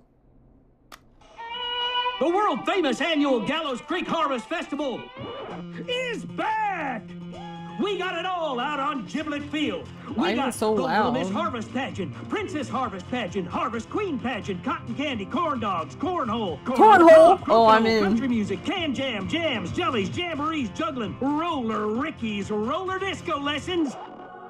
Cornhole, let's fucking go. We got baby crawling, balloon popping, balloons for sale, beard contest, horseshoes, hayride, Beard hay contest? toss, hey you there, safe donkeys and ponies, Safe donkeys and apple bobbing, ponies? What does that firearms, mean? fireworks, funnel cakes, fried Funnel goat, cakes! seed spitting, sand licking, cracker cramming, and cat shop. We got fucking funnel cakes and cornhole. And fake tattoo, face painting, puppets, petting zoo, amazing maze Petting maze, zoo. square dancing, story swapping, spelling bee, quilting bee, Spelling and bee. sewing circle, pie eating, lawnmower racing, hot dog eating contest, flower contest, and of course our famous gourd measure off. Gourd The festival measure is brought off. to you by Nice. Mayor Linda Cartwright, sponsored by Gallows and Sons Factory, and dedicated to the memory of Garrett Miley, tragically taken from us last festival. Taken from his last festival? What I happened can to him? see why it's world famous. It's a highlight around here, Forrest. Oh, I am sorry to hear that, Peggy. All right, folks, welcome I don't back know, to it the sounds show. like fun We have for a us. note from my producer. Fucker. That's right. Come find me at the Harvest Festival tomorrow to grab your choice of a K-Fam mug, sticker set, You or got poster. cornhole. Let's see what our next caller would choose. We got a caller. You know what to do.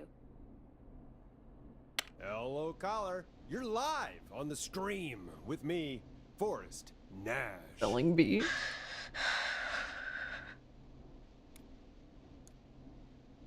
Who's there? Who is this? Are you okay? Do you need help? Forrest? He called me? That horrible whistling down the phone. He's coming for me? Jesus. Okay, listen, caller. Don't panic. We've done this a few times now. Yeah, we've done this a few times. help. One even died. It's fine. So, you saved them, or? Sure. Sure. Okay. Okay. We're gonna help you. Can you tell me your name, caller? I'm Dr. Sullivan. Virginia. Sorry. Take some deep breaths, Virginia. You're gonna be okay. Please don't let me die. Virginia. I won't. Just calm down. Tell me where you are right now. What's your address? No, don't tell. No, no, no, no, no, no, no. No, no. Maybe you can hide in your house? He'll find me. I know he'll find me. Can you run out back? No. What if he's outside, waiting for me? Oh, God. I mean, then I guess you're Is there calling a neighbor. you can call for help? No. Everyone's away tonight. There's just a fraternity down the street. You live by a frat house. Yes, they're having a party. That takeout coming in all night. One covered in beer cans. They're getting wasted, and I'm about to get... Oh, God. A different kind of wasted? Virginia, what's the name of the frat? It's... Oh, God. I can't think. I can't... Any idea what the frat might be, Peggy? If I knew where she was, I might know, but... Wait, the takeout! If we can get takeout to the frat, we can get a message to them to go and help. Time to call the Virginia, pizza place. Who did they order takeout from? I don't know. Don't worry. We'll figure it out. I can't do this. Well, folks, seems like our Virginia hung up. While we try to figure out what takeout to order, here's some music for your own midnight snacks.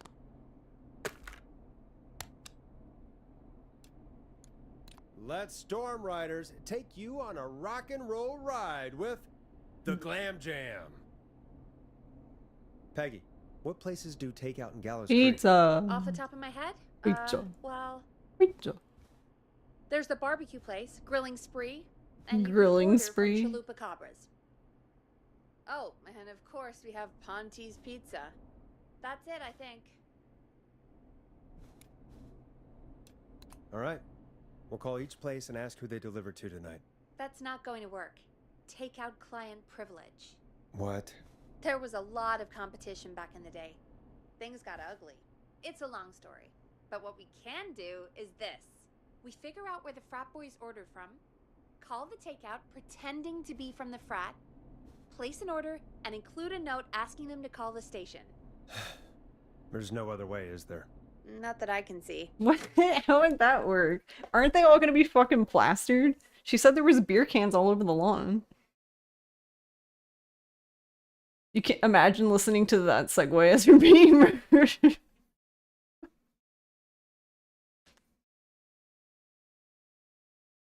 I kind of want to call the Chalupa place though.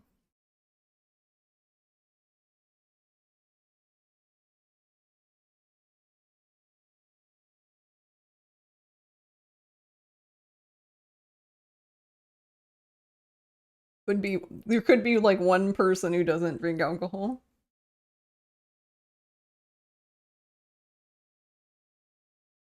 I mean, we don't have much of a choice, to be honest, so we just gotta do what we can, I guess.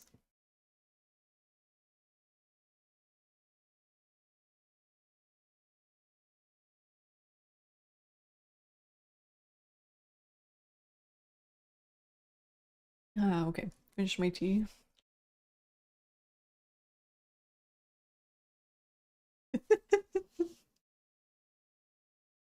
I can't believe May bailed on us.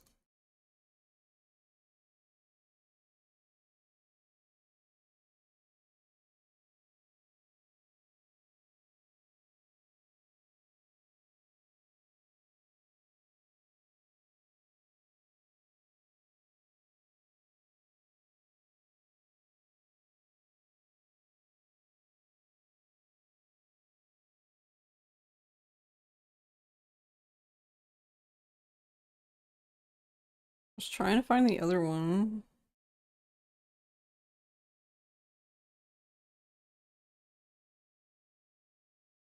Oh, here we go. This is,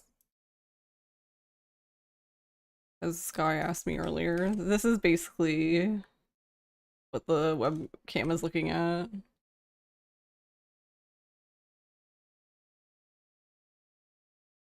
Her little perch that looks like a, I guess, a sea rover. So this tiny town has multiple frat houses. I know, exactly, no. That's why the first thing I did was just go over to here to look at the map, because I was like, well, surely it's on here, right?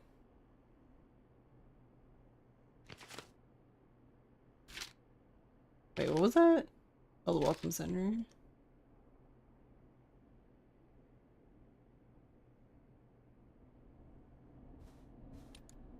Well, let's not waste any time then. That's the spirit. You got any suggestions on where to look? Check the offices for anything food related. And maybe the kitchen downstairs. You'll need a key for that. I'll just slide it under my door now. Thanks, Peggy.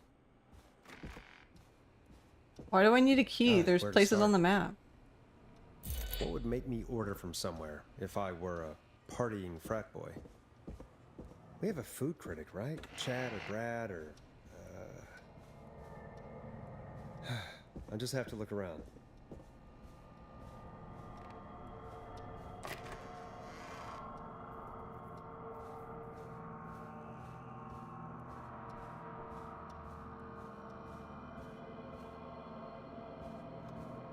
Locked tight. What happened in here? Locked. For now. For now.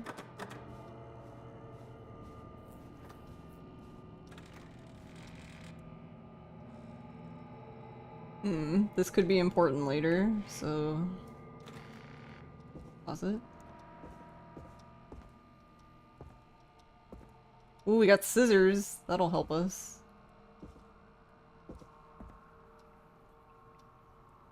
Milk.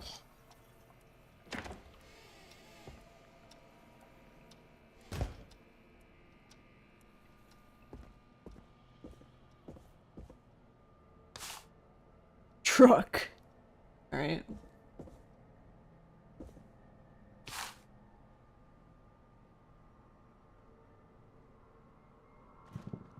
Whoops.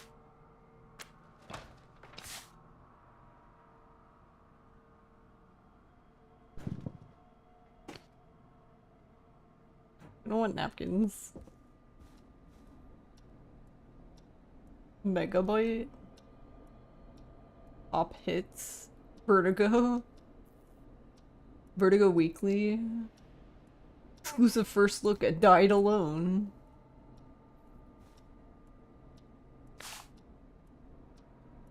As seen on TV. Wow. Oh, rip the beer.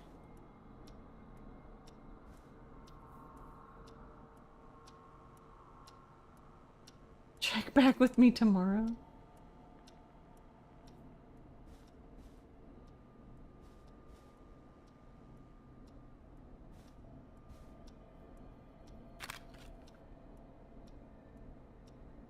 Seven days. There's a mousetrap.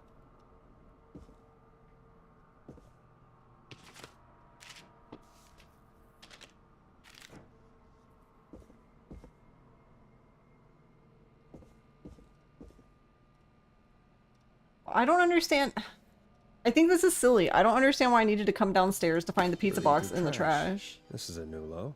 Ooh. Interesting offer. I wonder how well Gallows High performed. Oh wait, I do know the answer to that. Hold on. Hold on. I can only take two things though. Where did the newspaper go? Gallows High, I guess. Okay.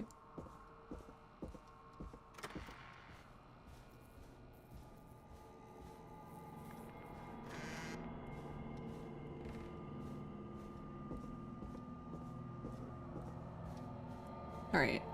For every point that Gallows High wins by an order in Tuesday's big game with every order, one free beer.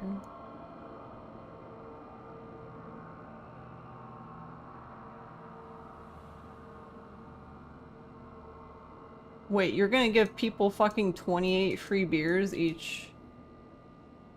I went up too high. Each order?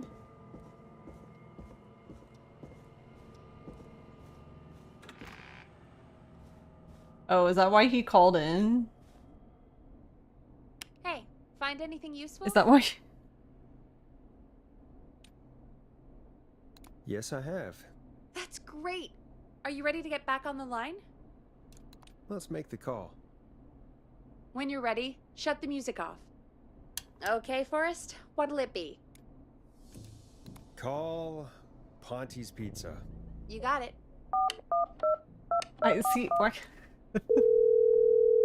Ponte's Pizza is on the line. Ponte's Pizza. May I take your order? Hey, dude. What's going on? May I take your order?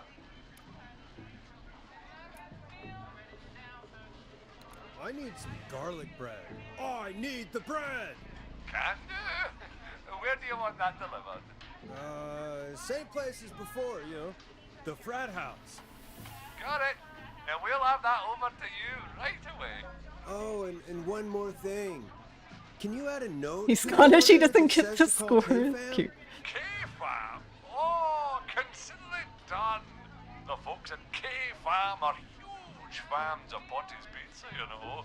I should really call them and let them know. And now we wait. We should put a song on. So much free Agreed. beer. This No one wonder goes the out to fucking our yard was delivery littered in workers. beer.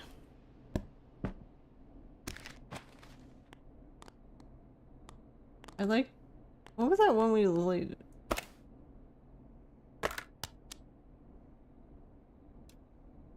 You're gonna love this next track. We've already played it before.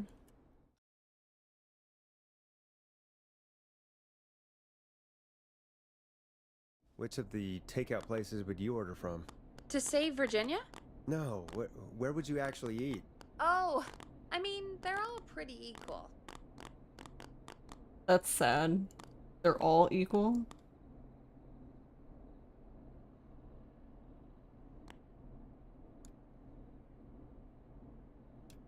Equally awful?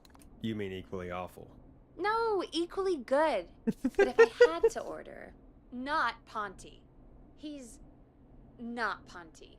Right. So, between Grilling Spree and Chalupa Cabras. Chalupa Cabras. I mean, it depends. Do I want a plate full of meat? Or do I want really, really good nachos? Really, really good It can nachos. change depending on the day, you know? Yeah, fair enough. Maybe I... Hold that thought, Forrest. We've got a call coming in. Okay, Forrest, shut the music off. Hello, caller. You're live on The Scream with me, Forrest Nash. Hey, this is Fratman Plunker! Hey, Plunker. Have some garlic bread and a note to call this number. Yes! Plunker! This is Forrest Nash from 189.16, The Scream. And... Is this Goose? Oh, man. It's totally you, isn't it, Goose? This is such a Goose prank.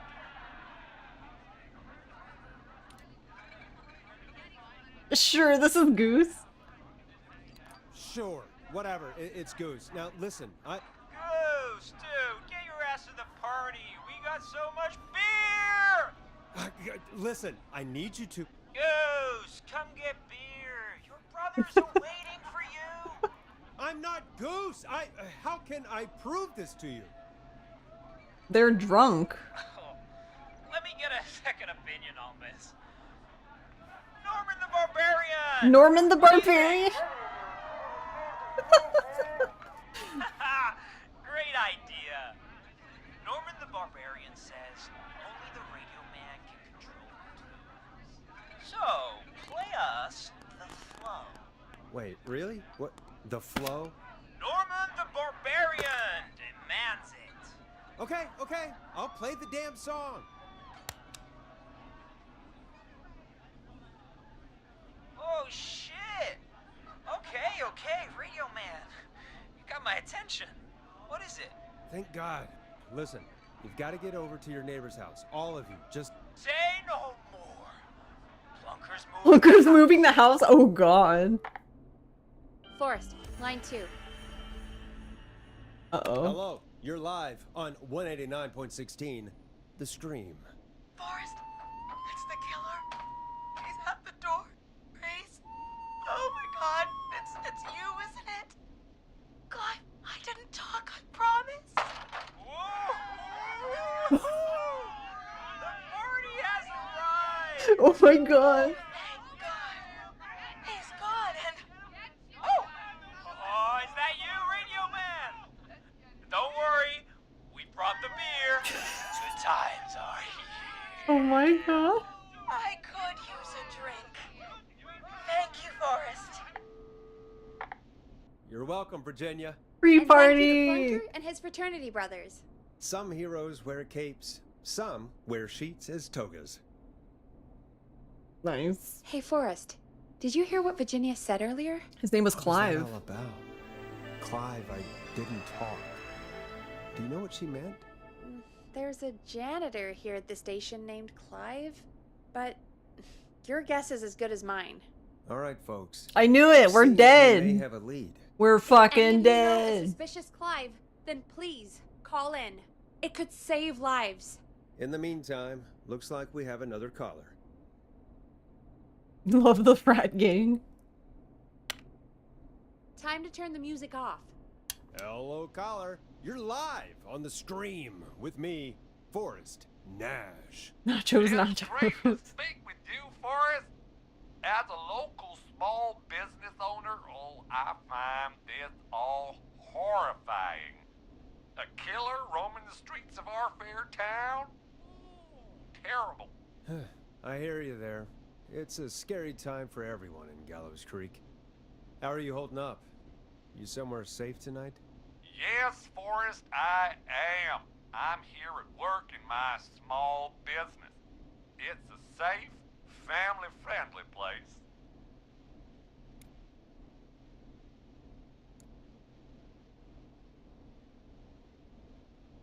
I feel like this is bad though. Like, why would we want to know?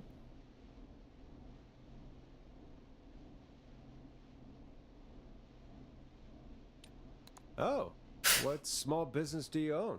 Oh, well, I'm not really big on promotion, but since you asked, it's Ponty's Pizza!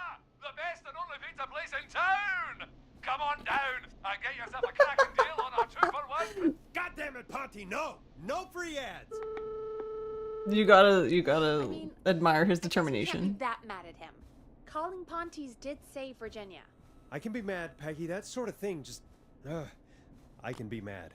Look, he's gone now. We already have somebody else on the line. Just take a deep breath and let's keep going.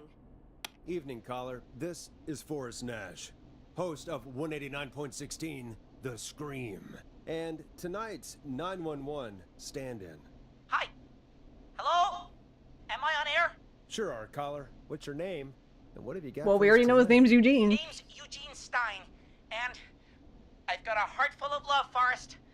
All right. I'm hanging out in the middle of the maze, listening to your show. Oh. Looking up at the stars and waiting for her.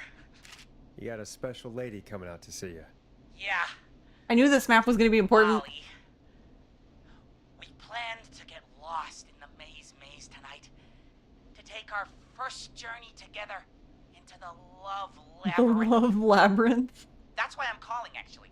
I thought she'd be here an hour ago. Uh-oh. And since I've listened all night to how cool you play it, I thought you were the perfect guy to ask. Should I call her up and ask if she's coming, or wait and see? For real, kid? If you've been listening all night, do you really need to ask me? Yes, that's why I'm calling. Bingo. Here's what I was looking for.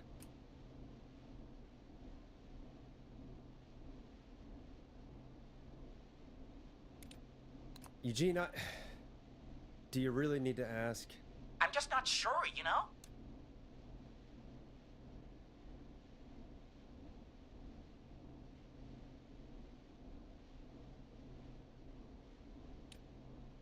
Eugene, you really need to go home to your parents. My parents are dead, actually. But, Oh, jeez. yeah, I guess it's not the night. Hang on. I hear some rustling. I guess she came after all. Molly! No, I'm in no, the no, no, middle! no, no. It'll take a little while to get here, but, thanks again, Forrest. No. It's been good talking. Wait a second. No. No, this is supposed to be the best night of my life, not the worst. Just run through the walls. Stay calm, Eugene. We'll get you out of this. Carm, I'm about to die a virgin. Listen, Eugene, breathe, hide, and call back in a minute. We'll get you out. I'll do it for Molly. But please, hurry. Well, listeners, while Peggy and I deliberate, here's a track for all you lovers out there.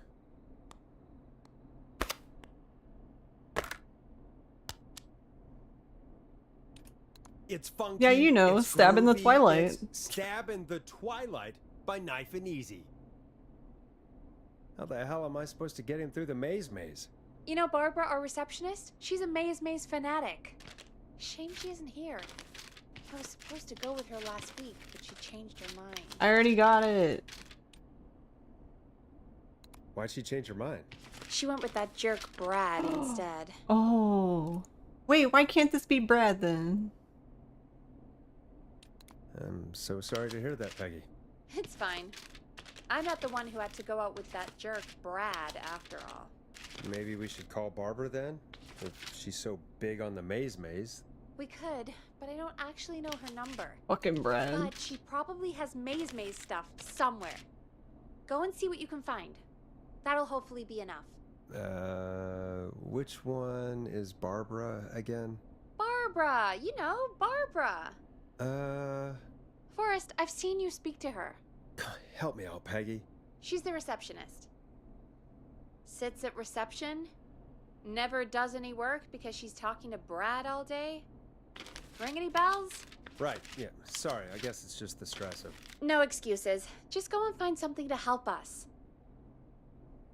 Any luck? Yeah, I found a map for the maze in the trash. Why was it in the trash? Never mind. It doesn't matter right now. That's a question for Barbara later. Eugene called while you were away. He's on line 1. Okay, Forrest. Shut the music off. Welcome back to 189.16, The Scream. I hope you lovers like that track. And I hope we can help our lover in the maze. Eugene, you're back on air. I'm lost, Forrest. I just ran and I don't know where I am. I'm at a crossroad, facing a tractor statue. There are hay bales painted gold on my right.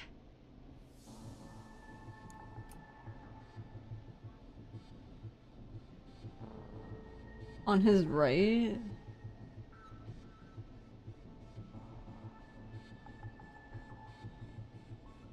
I mean, but are we supposed to be leading him to like a dot thing? So like 1, 2, 3, 4, 5. Like, is that what we're gonna do?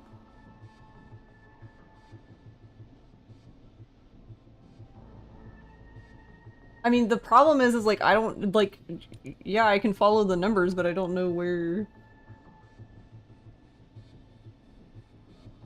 I mean, I guess that's all we have to go on. So yeah, I guess go right.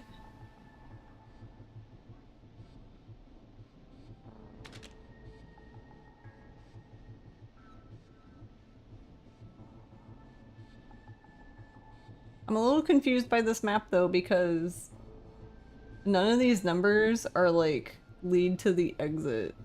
Like they get close, like for example like 9 is kind of close, but you know what I mean? It's kind of weird, but okay.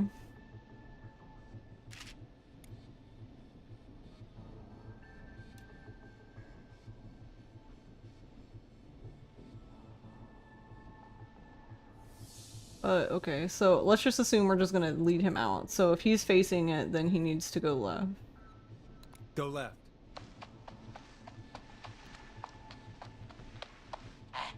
Okay. I went left, then tried a right. I have a pig statue in front of me, and a creepy rocking horse on my left. A pig statue in front of me and a creepy rocking horse on my left.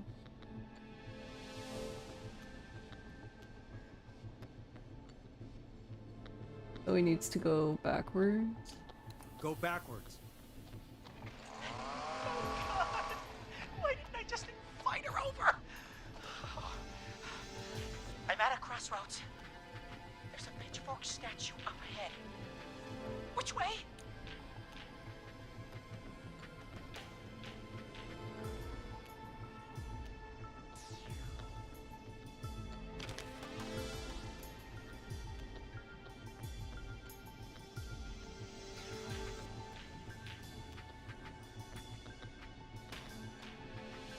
He said it was up ahead, right?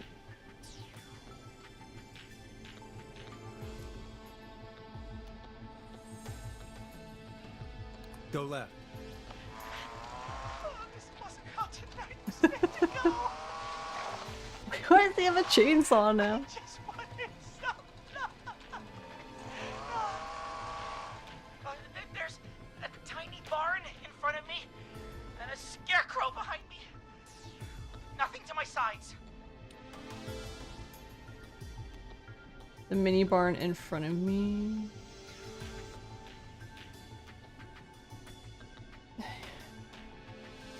So he needs to go right. Go right.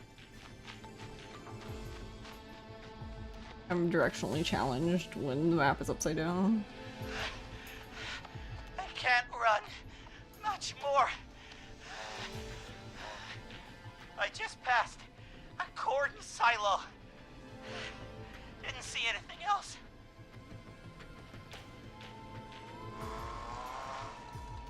Please. Where do I go? He just passed a corn silo. Didn't see anything else, so then he needs to go forward. Go forward. Okay. Here I go. This, doesn't look right. No, I'm going back to where I was. Jesus! Oh, shit! He's cutting through the wall! He's in the goddamn wall!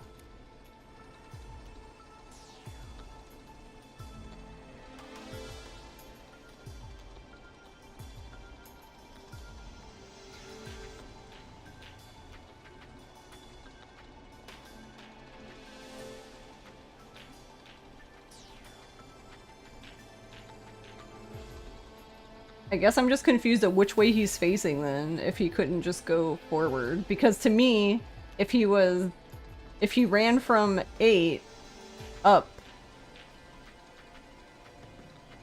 so he ran past 7 up that weird thing all the way, and then he gets to 9, and he passes 9, then he would just keep going forward. That's why I'm like, I don't... Because he didn't say he stopped at the crossroad of it.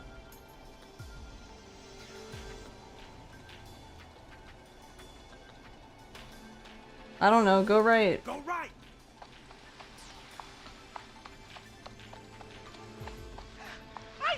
I see it! Maybe he forgot that part. I'm out! And my bike's still here! Oh, thank God! Thank you, Forrest! I love you, Molly! Ah! That was tense. I think I held my breath the whole time.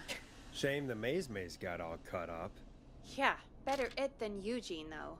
By the way, why do you think Molly missed their date? Do you think she's okay? Unfortunately for Eugene, I think she probably never left home. Let's hope that's the case. Personally, you're super lost. Thank you Yeah, for like calling in, Mr. Walton. We'll make sure to add the town librarian to our list of suspicious Clives. Remember, report a Clive to stay alive. Next caller is up for us. Port so of take it Clive away. to stay alive. Caller, you're through. That to one was Forrest rough because Nash it was on hard to tell which way he 189.16, was facing The at the Scream. end. Hey, wonderful show tonight, Forrest. I don't know about wonderful, but thanks. What's your name, caller? You can call me Dawn. Could you play my tune, Forrest? Your tune. Sure. Long Ride Home. That old song. Sure. We got it. I think I played it the other day. Thanks. It'll be good to hear it again. All right, folks. Coming up is that old classic. Forrest, I don't think you're gonna find that song. What do you mean? I played it a few nights ago. I know, but, we don't have it anymore. What are you talking about? I threw it away. You threw it in the trash? No, I threw it out the window earlier today. Peggy! Peggy, that's a bit extreme, isn't it? Brad was annoying me all afternoon. He played it on repeat because he knows I don't like it. Wait, Brad works here? So I grabbed it and threw it Where's right Brad's out of one fucking of the desk? office windows. Not my finest hour, but I can only take so much.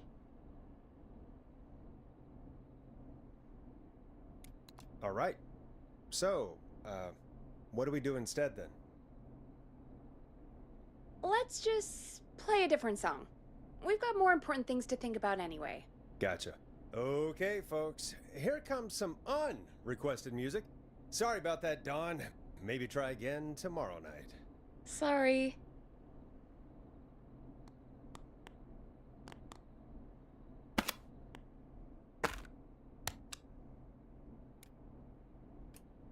Here comes one of my favorites. Jean-Claude of Brad. Of all the songs to request, why'd it have to be that one? Gee, Peggy, what did the barn finds ever do to you? Wrote that song for one. I was waiting for her to be like, you have to go outside and get it. I'm like, with the killer? No. Why couldn't they just request Roddy? Oh, Forrest, scrap the song. We have another caller. Sorry to cut the music short, folks. Callers take priority tonight. Welcome to 189.16, The Scream. This is Forrest Nat. Forrest? Oh, thank God. It's me again. No, Murphy! Okay. Talk to me, Murphy. What's wrong? Oh, the killer got me, man. Why did I ever trust a guy named Master Robin? I warned you not to. Hindsight is 20/20, okay? Forrest, we need to do something. Goddamn Lisa. He came to the gallows waste disposal plant. I mean, you kind of told him Beat to. on me, man. Carried me inside and locked me in a dumpster. I got a flashlight, but... Oh, goddamn. I smell smoke. I think he started a fire. Hold on, Murphy. We'll call for help right now. You gotta hurry, man. I need someone here Oh now. no. I'm gonna die. Insane that she threw it. Yeah, she said before that he's hanging out flirting with the receptionist all day. Ah, okay.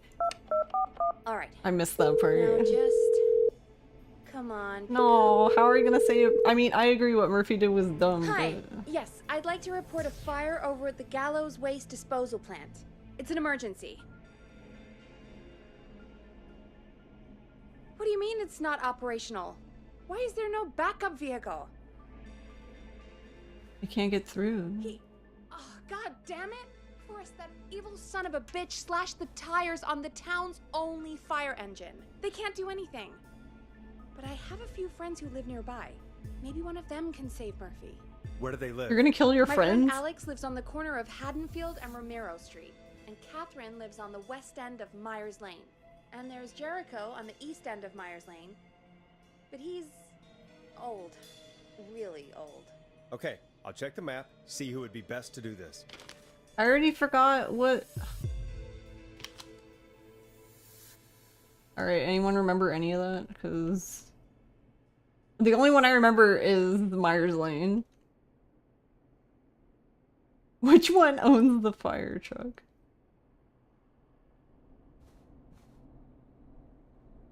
All right, Forrest, who should I call? Who can help Murphy? Where is Murphy again? Forrest, really? He just told us he's at the Gallows Waste disposal plant. Okay, sorry, I forgot. How does she not know who would be closest? I don't know. That's why I'm like... Alright, well... I guess I'm gonna look up what she said because it's some bullshit.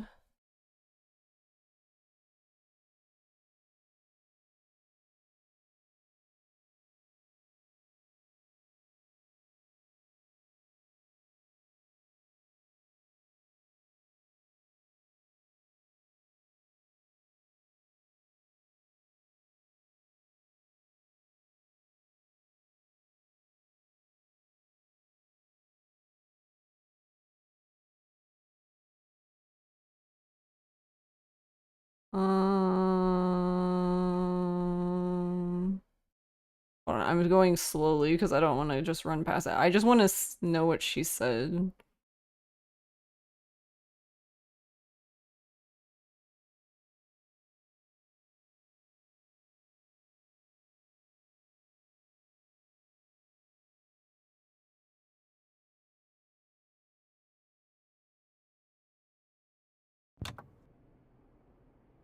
Okay, well, I know the answer, but I still don't know what she said. Oh, they wrote it here. Oh, pfft. Okay, well, anyway. Alex lives on the corner of Haddonfield, right next to Romero, but this says that Rogers Ave and Haddonfield will be unable to access, so he can't go. Jericho lives on east end of Myers Lane. So he's technically the closest, but he's really old, so okay. Fire department can't do shit. Okay, well that just leaves Catherine then. Lives at the west end of Myers Lane. She's technically the furthest, but she's also not old, so...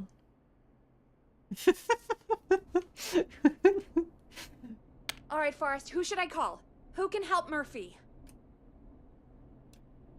Call Catherine. Alright, give me a second. Of course her name's Catherine.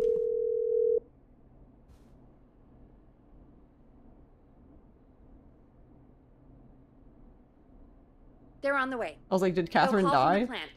You can direct them from there. Well, let's hope they get there in time. Old people enjoy a good fire too much. Call coming in. It's Catherine. She and Murphy are now both on the line. Hello, Catherine, are you there? What's happening at the plant? The whole damn thing's up in smoke. God damn it. I'm going in. Oh, my reception is terrible in here. God, my eyes sting.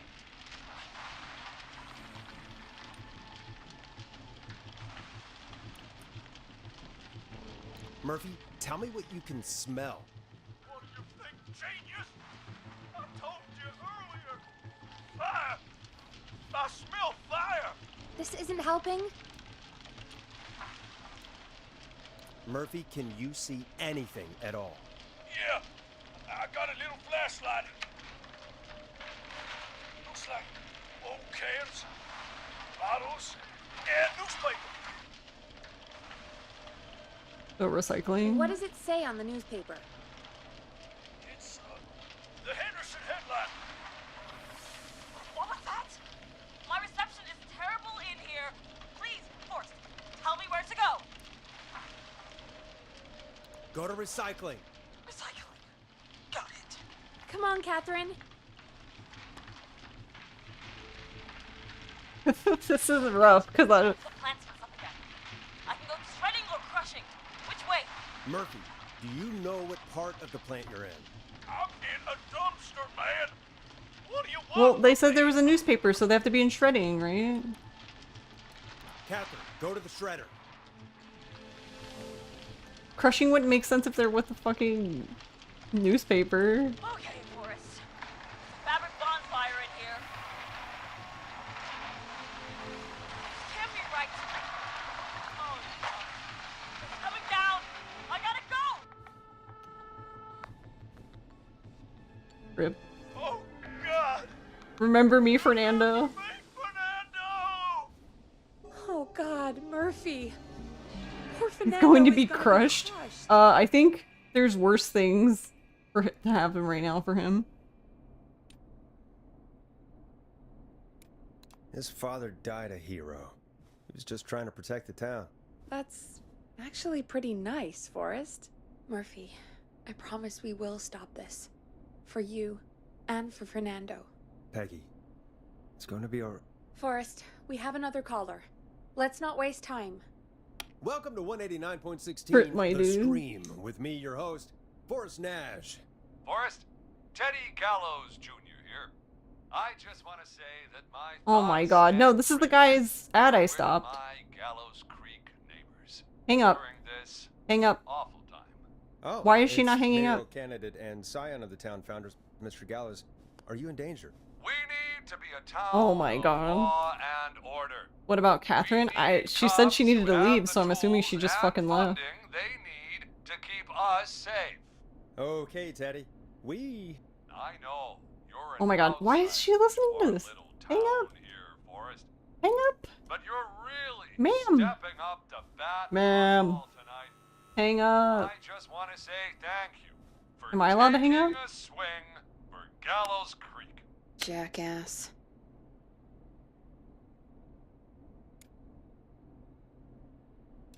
You're a prick, I Teddy. want to make sure I get this out on air to all of Gallows Creek.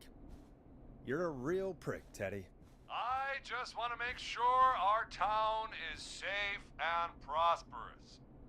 That's why the Gallows family factory, Why? founded by my Why? father, Theodore C. Gallows, God rest his soul, which employs over 200. Teddy, unless you've got an emergency, I'm cutting you off. You know what? I do have a problem. Oh my god. A problem that's ruining our town. Uh-huh. You know what it is?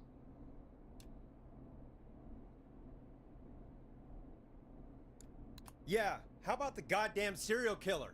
The problem is that Linda woman, Cartwright. our current mayor, Linda Cartwright.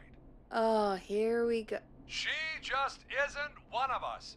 Linda Cartwright. Un-American. Un-American, unstable. Why is she and listening to You're this? not better than anyone, Teddy. Just because you inherited half the town. Your producer sounds a little unstable too. Don't you dare speak to me that way. Cut him off, Peggy. I can guarantee this kind of thing will not happen when I take office. The moral decay of... And that's enough of Teddy Gallows Jr. for one lifetime. I always feel disgusting after hearing him talk. Just play an ad, Forrest. I need a minute. We'll be right back after these messages. I don't understand why she didn't hang up on him. Get out of here.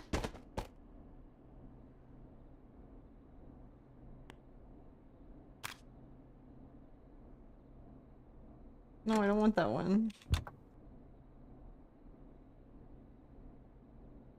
We gotta keep the lights on. Play a commercial. Trying to think of one that doesn't suck, man. The world famous annual we're Gallows listening Creek to this Harvest one again. Festival is back! We got it all out on Giblet Field. We got the Little Miss Harvest Pageant, Princess Harvest Pageant, Harvest Queen Pageant, Cotton Candy, Corn Dogs, Cornhole. There really Corn on no the other Cob, one I can Coconut, play. Country music, can jam, jams, jellies, This really jamborees, is like the juggling, radio. Roller Rickies, roller disco You just lessons. listen to the same 5 ads. We got baby crawling, I like balloon his popping, large balloons for inhale. sale, beard contest, horseshoes, hayride, hay toss, hey Teddy you there, Gallows, I safe know, what an donkeys and asshole. ponies, apple bobbing, firearms, fireworks, funnel cakes, fried dough, Oh, seeds, I got a spitting, toy. sand licking, cracker cramming, and cat shop. Cat shop. I want to know And about fake this cat tattoo, shop. face painting, Can we puppets, talk petting more zoo, about the cat amazing shop? maze, square dancing, story swapping, spelling bee, quilting bee, and sewing circle, pie eating, lawnmower racing, hot dog eating contest, flower contest, and of course our whoa, famous really good. gourd measure-all. The festival is brought to you by Mayor Linda Cartwright, sponsored by Gallows and Sons Factory, and dedicated to the memory of Garrett Miley, tragically taken from us last festival. Why does it go up so high? Caller on line 1.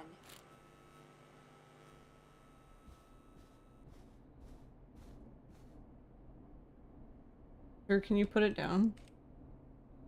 We have a call waiting.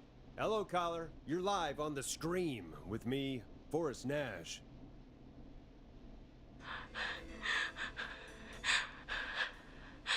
All right.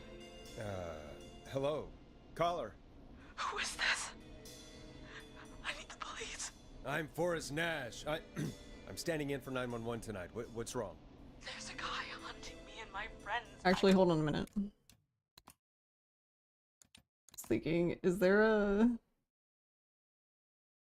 I don't know. Does the thing count as the music volume though? Do you think that the ads count as the music volume? Everything, the sound is fine for me except for the like the ad things are just super fucking loud. I think he's killed some of them already. That's him. He's just outside. I can see him from up here. God damn it. From up here? Just a kid. Where are you? Are you somewhere safe? Oh my god, oh my god. You stay with me, kid. Focus. I can't do this. Yes, you can. Focus. Tell me, what's your name? Hyperventilating. Sweetie, you can do it. What's your name? Carrie. Carrie. Good. Carrie, listen to me. We're gonna get you out of there. Are we? Right? Now, where are you? The old murder house. Upstairs. I'm at the end of a hall.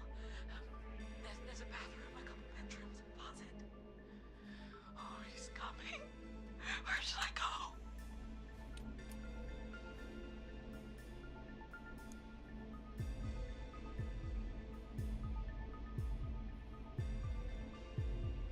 All of these suck? Alright, chat, where do you want Carrie to go?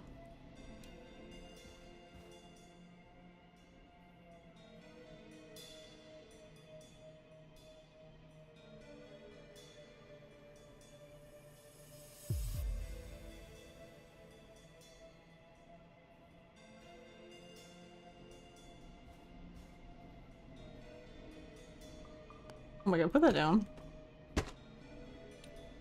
If she goes to the bathroom, maybe she can tell him it's occupado.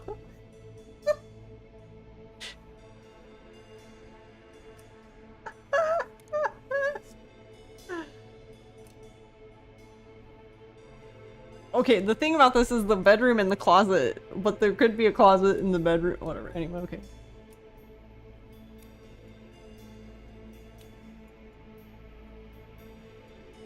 I mean, wouldn't he look in the closet though? The bathroom's not good because usually there's no windows, so I wouldn't go to the bathroom. Closet, there's also no windows. But based on how this girl's acting, I don't think she's gonna jump on a window either, so...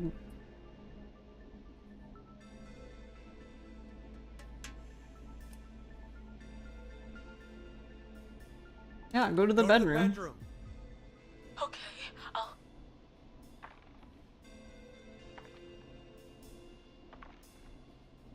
He's here. He's here. He's gonna kill me.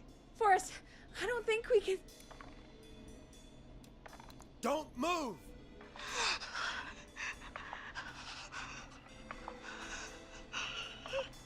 Just stop breathing.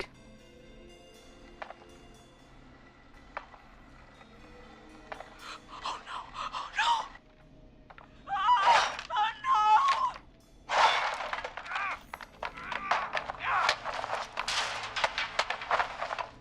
no! But that was a guy scream. Forrest!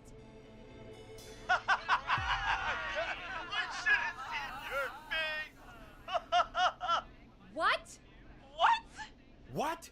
Are you kidding me? Okay, what the hell is going on here? Oh, who's on the phone, Carrie? The cops? It's just a joke, jeez. Wait, isn't that... Jimmy, that wasn't funny, you sicko! Of course I called the cops, but some guy just answered instead. What guy?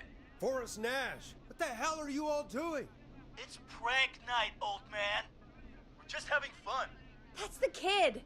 The kid who called in earlier pretending to be the whistling man. That's it. I'm out of here.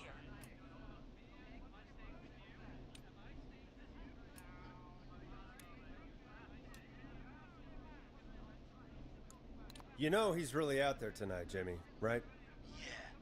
Right. It's just whistling night. Ripperoni. That little idiot. Whistling night? It's a stupid tradition. Especially stupid since that one kid died back in... Would you take off that stupid mask if it's hard to breathe? Who's under there anyway? Is that you, Seth? Idiot! Seth is right next to you. That's, wait. Oh no. Who are you? Oh no, man!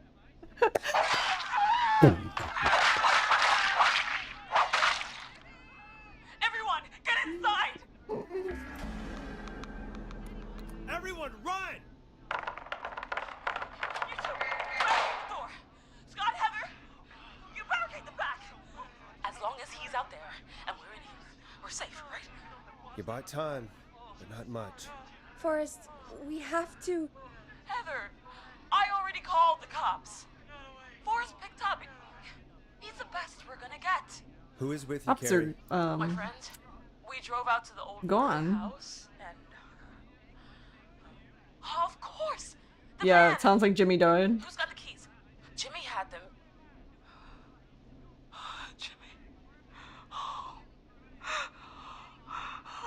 Look, fuck Jimmy.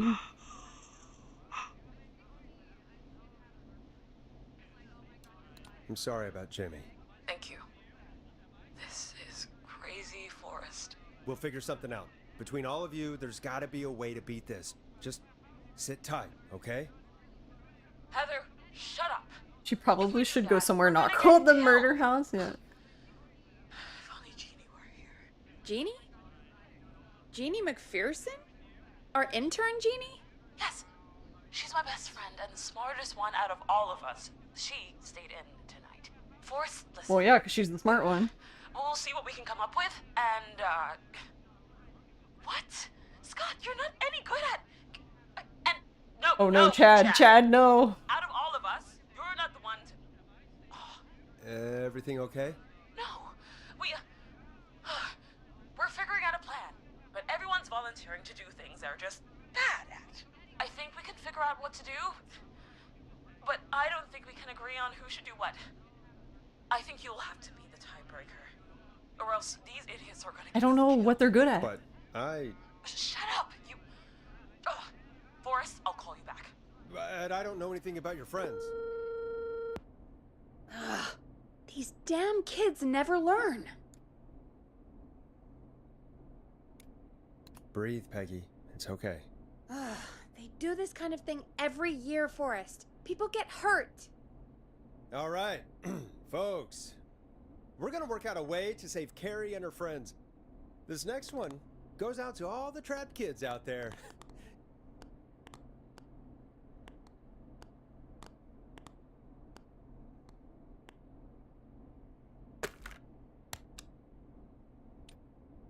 You'll like this next song. Will they though? Peggy, you mentioned something about their friend working here? An intern? Yeah, Jeannie. Seems a nice enough girl, but a bit head in the clouds, you know? Not sure why we took on an intern. We really didn't have the office space for one. Poor thing got tucked away in a dark corner somewhere downstairs, I heard. All right, I'll go see if I can find her desk. Hopefully she has something we can use. We... Peggy said her desk is downstairs. We.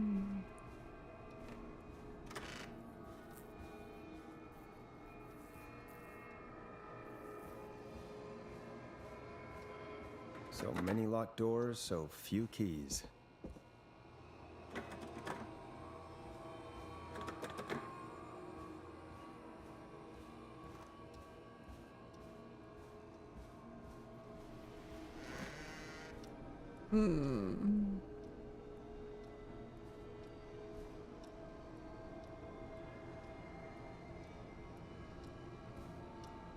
Look at all. Wait, look at all the cat photos.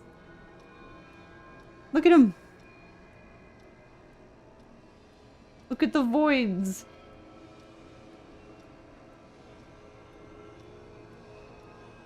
Cake is in the game.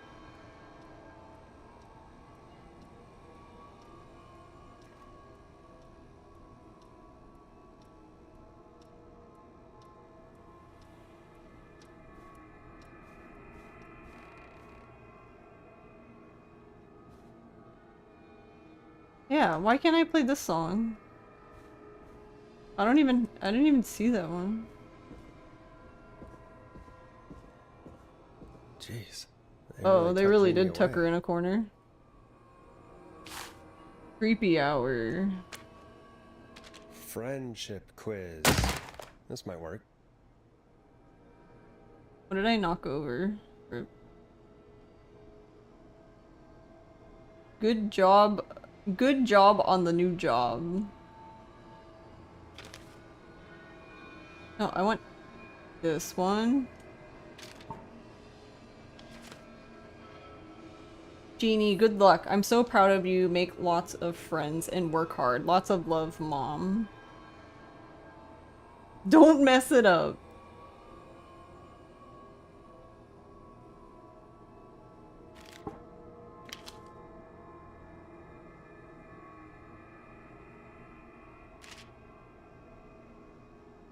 Wait, what is...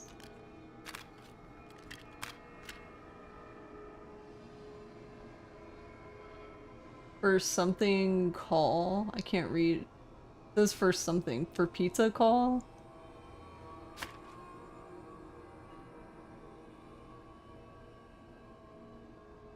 Property of Jeannie. Jimmy and Jeannie? Awesome tattoo idea.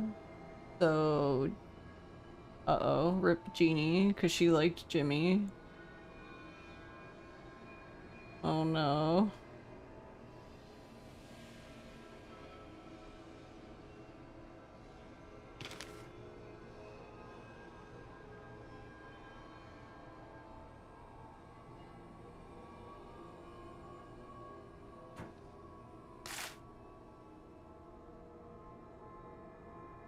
Creepy hour. Nice. Oh my god, put it down.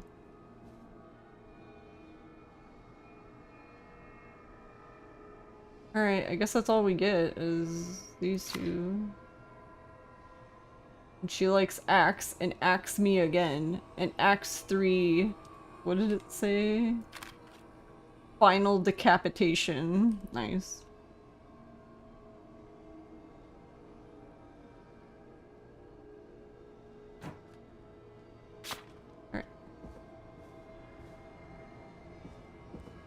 Alright, let's read this thing. Jeannie and Carrie's friendship quiz. Most likely to peak Mount Everest. Heather? Most likely to win the award for worst poker face, Cynthia. Most likely to end up in prison, Seth, rip. Most likely to escape prison, Jennifer. Most likely to become an Olympic athlete. Wait, so there's two Davids? Because there's Hot David, so is there not Hot David? Like, what does that mean? Oh, there's more. Whoa. Ugh, the way this controls is so weird. Ugh. Okay. Most likely to pass their driving test without any errors, Jimmy. Okay, most likely to win an Oscar. Alright. Most likely to beat everyone at go-karting. Wait. But Jimmy's the one who would pass their test without any errors, but Scott would win. Okay. Most likely to trip while running in a horror movie. Jimmy. Well, Jimmy's dead, so it doesn't matter. Most likely to end up in a car crash. Scott. I guess that makes sense since...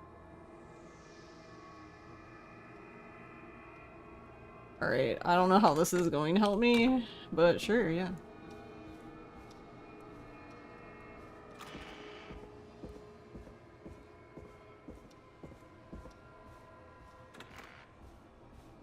Guess this is what we got.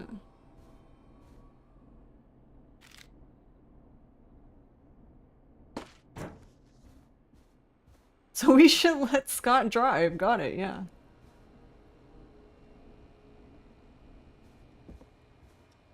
Oh my god, it's so dumb that I can't run. No, don't crouch.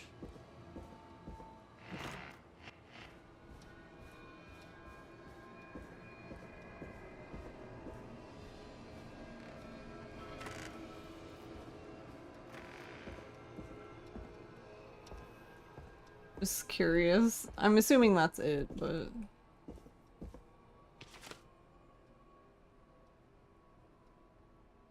It's cursive, we can't... There's no way we could possibly read it. Truck. Like truck. Look at the Toyota. Toyota 4x4's un-American? What? Ammo and whiskey free coupon. Nice.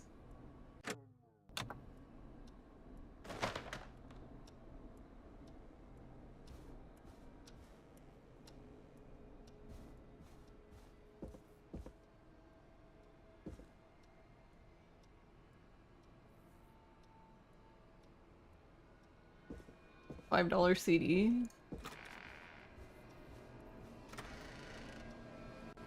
Also, who's closing these doors? Sus.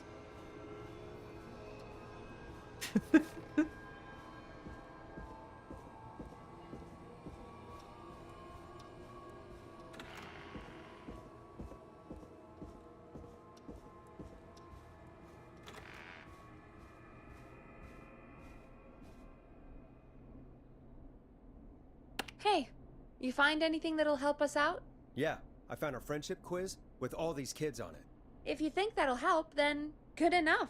Carrie's on line 1, whenever you're ready. When you're ready, shut the music off. This is Forrest Nash, back again with an unlucky caller on this unlucky night. Carrie, are you there? Yes, we've got a plan, but we can't agree on who should do what. You want me to be the tiebreaker? Exactly. I'm ready. What's the first step? Okay, first things first, we'll need a spotter. Someone who can keep an eye on the killer. We'll need someone on the roof. It's gonna be a hard climb. We're deciding between Heather, Kyle, and Hot David. Heather, Kyle, and Hot David. So it should be Heather, because she's most likely to peak Mount Everest. Heather's got this. Yes, Heather, he picked you. Now please, stop talking about all your cheerleading trophies. Part 2, the Whistling Man padlocked the gate back to the road. Before we drive out of here, we need someone to pick the lock. Seth, Jennifer, and Scott all want to do it. But we need the person to escape prison, right? So, Jennifer?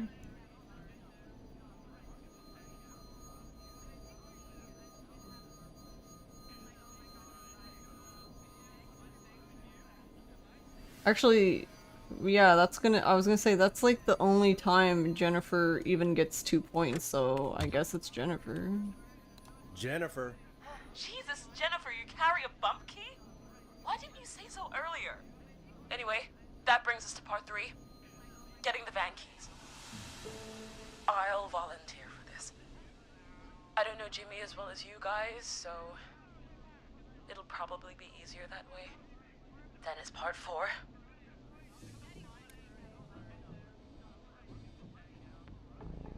Sure. This is a Impressive. very Let's detailed plan. I'm impressed. keep your spirits It's up. weirdly easier to think when you're about to die. You're doing great. Weirdly easy to What's the think next when part? you're about to Part four, die. we need someone to lead the Whistling Man away. We need a fast runner. For this one, we're trying to decide between... Who was it again? Hot David, Cynthia, and Scott. Hot David, Cynthia, and Scott. Hot David.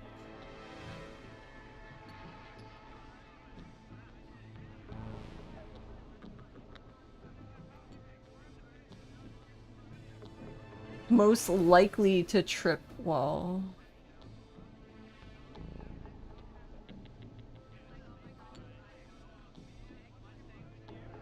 Who should lure the killer by running away?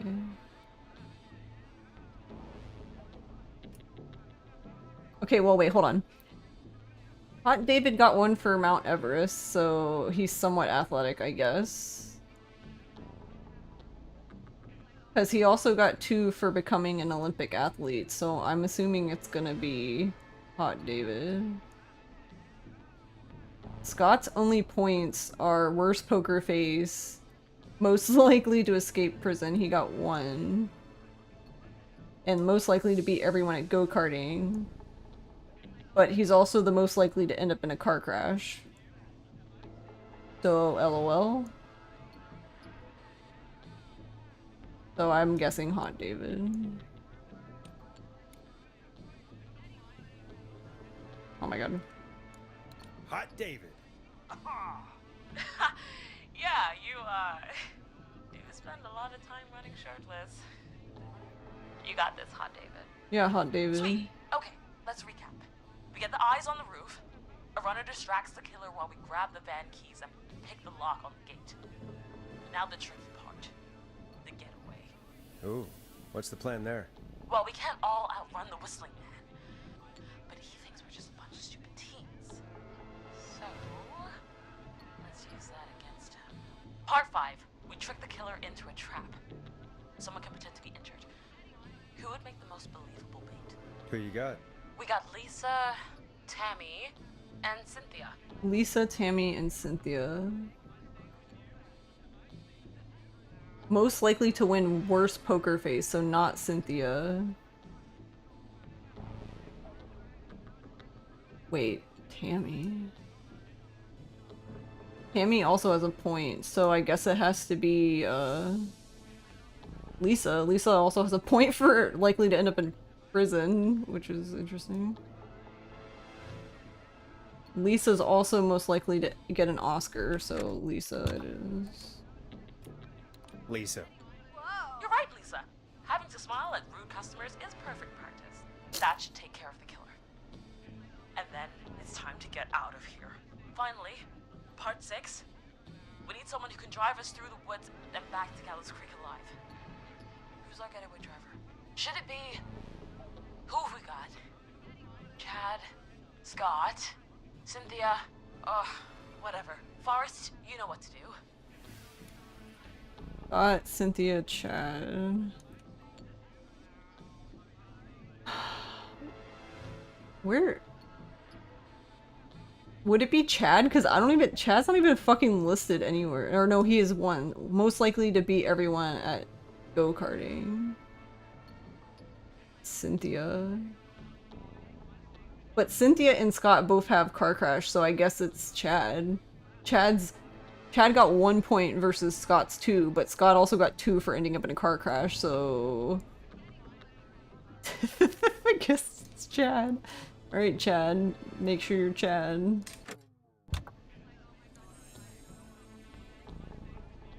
Chad. Oh, perfect. Your go-karting experience will be great, Chad. Thanks, Forrest. We'll just take a few seconds for ourselves, and then it's go time. Sounds good. Talk to you in a sec. Good luck, Carrie. That actually sounded like a pretty good plan. Impressive as hell, right? Damn straight.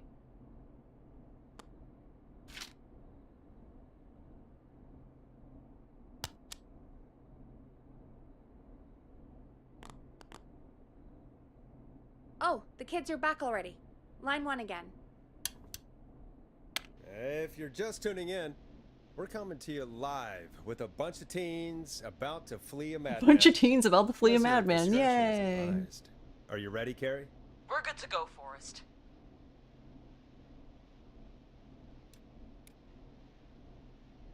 All right, hit it. Alrighty then. Hit it. You got this. Here we go, everyone. Spotter, to the roof. Go, Heather. She's off and away. All right, Renner. Get ready. Wait for the spotter's signal. Spotter says go.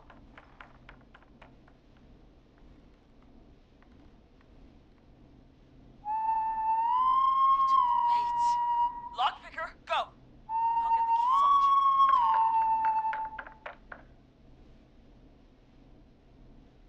Jimmy.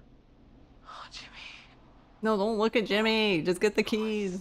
His face is... The keys, Carrie. You need to get the van keys. His face is lying next to him, Forrest. He got cut. Oh, God.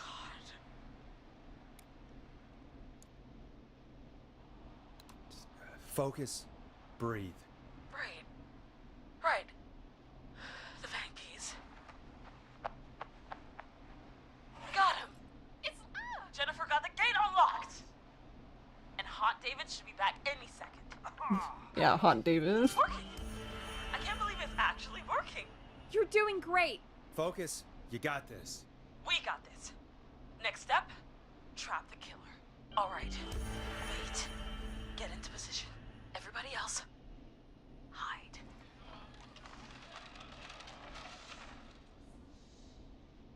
Maybe I missed that part, but did they say how they were gonna get the bait out? Okay, performer. Now, act like your life depends on it. Oh. There he is. He's buying it.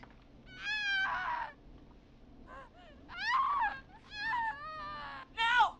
Push the bookshelf over! Oh, okay.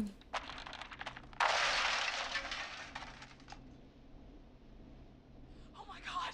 He went through the floor! Spotter!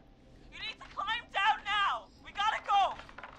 He went through the floor. That doesn't sound good, actually. She's coming down. And yes! Heather! Quick, everyone to the What if he just landed on the floor and he's fine, though? driver! Take the keys!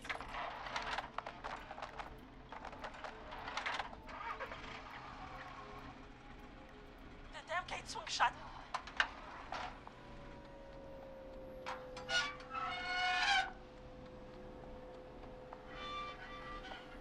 Huh?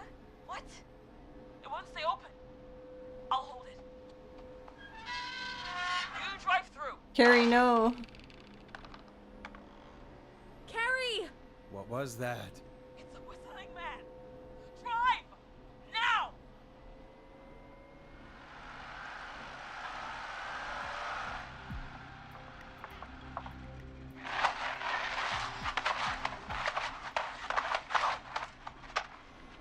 Let me go! Just hit him with the van. Just drive! Oh my God. Please, no! No!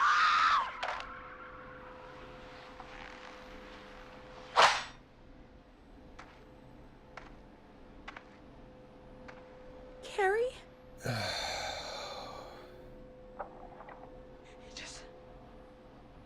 He just stared at me. Carrie! Carrie? Just stared at me and walked into the woods. I don't understand. Thank God you're okay. Can you get somewhere safe? I can make it home. Thank you both for helping. If you hadn't, It was your plan, Carrie, and it was a great plan.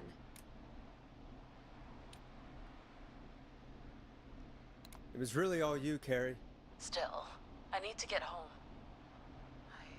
Breathe, Carrie.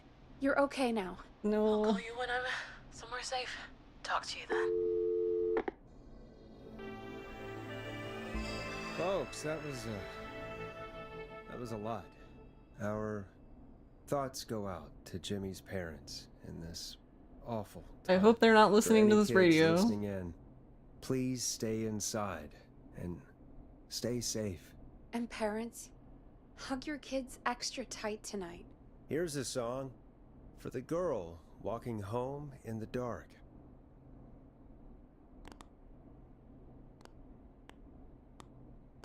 Final Breath, yeah, that sounds like a great song to play.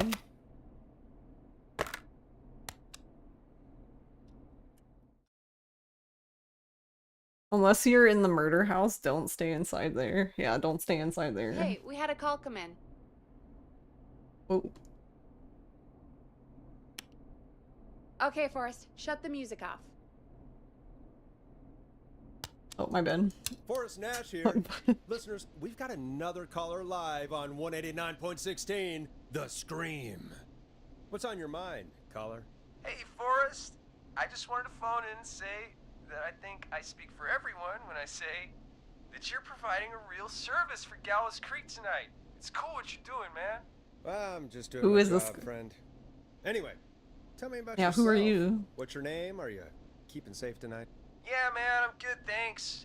I'm at my roller rink, trying to get everything ready for the Harvest Festival tomorrow. Oh. I had a guy from Starling Security here So this is Ricky. installing the Starling 4000 system, so I'm a little behind. As for my name, my Yep. friends call me Roller Ricky, and I now consider you a friend, my man.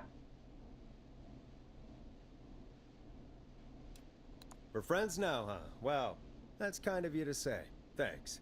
Yeah, man. Sounds like roller skating is more than just a job to you. So is this vocational? I wasn't always Roller Ricky. Once upon a time, believe it or not, I used to go by just Ricky. Wow, really? Yeah. Back then, things were pretty rough. Just Ricky. I used to roll with a bad crowd. Not all bad, but there was one guy. Anyway, some bad stuff went down.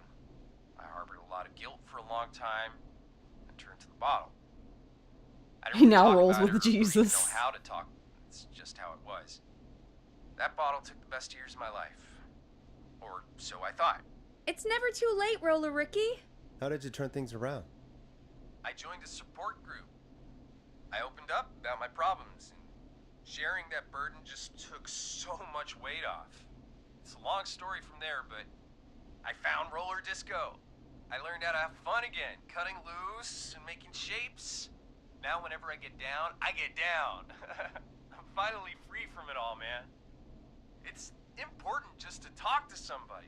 That's the first step. Ain't that right, Max? Max. Good boy. Aw, hello, Max.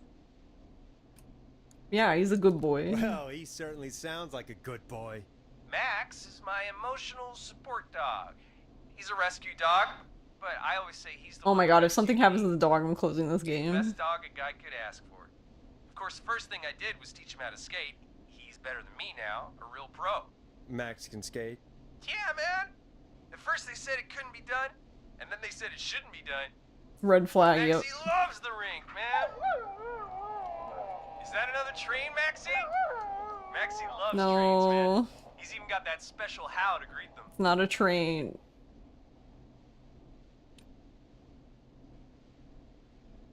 Maxie sounds like a really special boy. Maxie appreciates all the positivity you're throwing out, my No. man. You know, I'm actually hosting free skating lessons tomorrow at the festival. I think it's a great opportunity to give back to the community. Man, all this talk of skating's got me itching for a boogie. Before I switch my radio off for the night, could I request a song for us? Something I can groove to, you know, something funky. It'll be me and Maxie's final boogie breakdown tonight. Then I think we'll take it down a level. I can do that. Thanks again for calling. You and Max, be safe now, okay? Bye, Maxie. You got it, man. Peace. Well, folks, this next one goes out to Roller Ricky and Max. Enjoy. Hope you enjoy this one as much as I do. I really needed that call, you know, after everything. Yeah, I get that. He talked a bit much for my taste, but it is inspiring to hear somebody come back from the brink like that. Yeah, that's what I meant. You were thinking about Max on skates, weren't you? Well, would you look at that?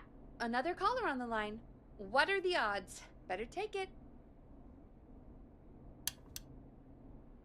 Welcome back to 189.16, The Scream. This is Forrest Nash. How are you tonight, caller? I'm doing okay. I made it home safe. Gary! Hey, I just wanted to thank you for doing what you could earlier. You know, even though we lost Jimmy, and I don't know. Hey, it's okay. You were so brave earlier. You're safe now. Can you even save Jimmy though? Why he didn't? I'm wondering. Why am I? Why what, Carrie? Why did he spare me? After what he did, why let me go?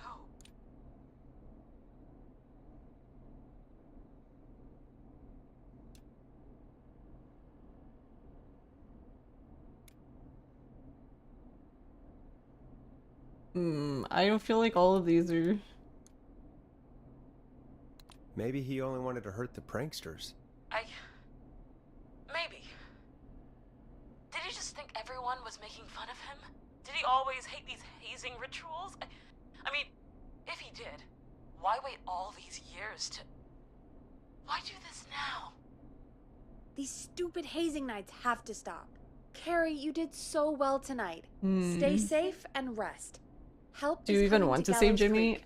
We just I would need save to hold on. I would save Jimmy just for Carrie, so Carrie doesn't have to turn his body over and get his keys. Request a song? Of course, Carrie. What song? Any song by Blast Processor. And thank you. This next one goes We out just to played Carrie. this song, but I don't give a shit. Play it again.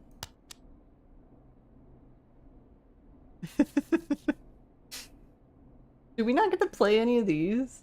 You know, what Carrie just said has really got me thinking. About what? The whistling man left her alone. Why? There must be a reason.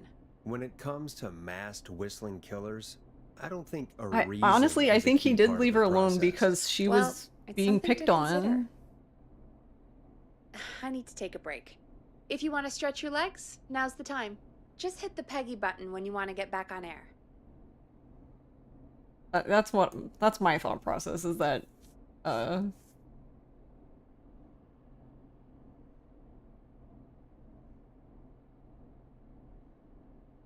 assuming he targeted him specifically because honestly, he probably wouldn't even have gone after her. He probably would have gone after everyone else. Just based on all of that, I guess. I want to make one.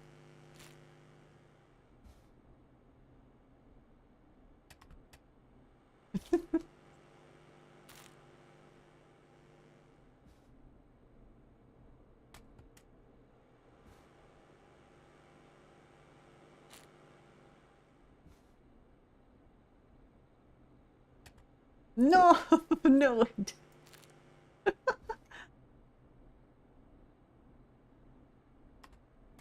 Hey. Alright.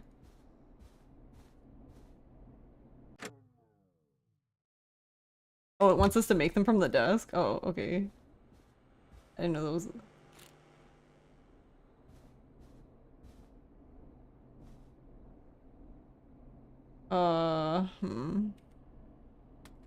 Eh! First try, let's go! Yay! Let's throw our mug too. We don't need it. Alright, hold on. I'm gonna use the bathroom real quick and then we'll continue.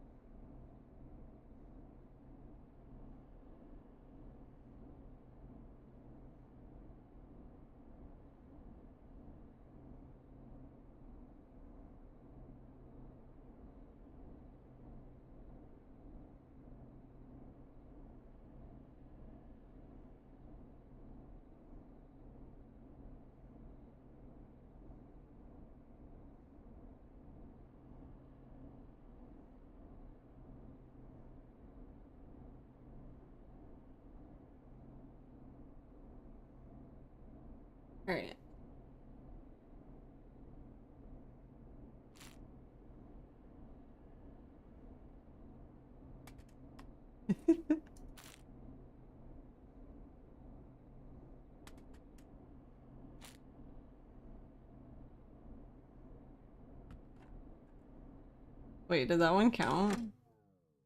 It did, okay. Because it, like, bounced out, so it didn't, like, technically land in the basket.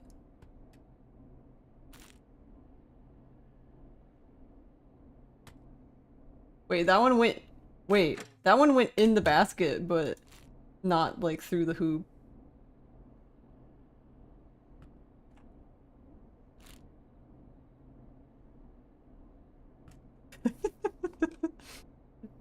Let's get going, Peggy. Alrighty, we could run another segment or... Scratch that, Forrest. We have a caller. Time to turn the music off. You're through to 189.16, The Scream. What's your emergency? Hello again, Forrest. Oh, that call with the teens was awful. Those poor kids. Still, I'm glad the girl didn't get hurt. Thanks for your concern. Are you in trouble? What's on your mind? I wanted to ask you again to play my song, Forrest. You said you were gonna play it, but you didn't. Your name was Dawn, right? What, Peggy? Yes. Oh, well remembered. My name is Dawn, and I wanted to ask you again to play my tune, Forrest. Long Ride Home? You know, the one that Peggy said she threw outside the window?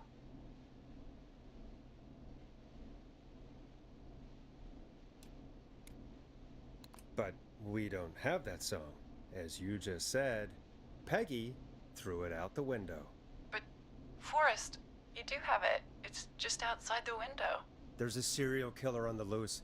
I can't just go outside hunting for a record. I'm really sorry, Dawn, but we just can't get it right now. But wasn't the Whistling Man just at the old murder house? That's miles from the station. It won't take you a second to grab it. Don, I'm not sure if you've heard, but there's something unnatural about this freak. He's fast. I'm not risking it. Oh, but I think you will. Forrest? Peggy, I'm calling with more than a request. I know something. I think I know who's gonna be next. What? Are you serious? Play my song, Forrest, and you'll find out. Well, folks, here's some music for you while I think things over.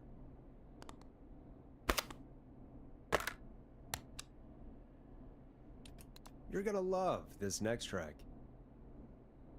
Is she serious, Peggy?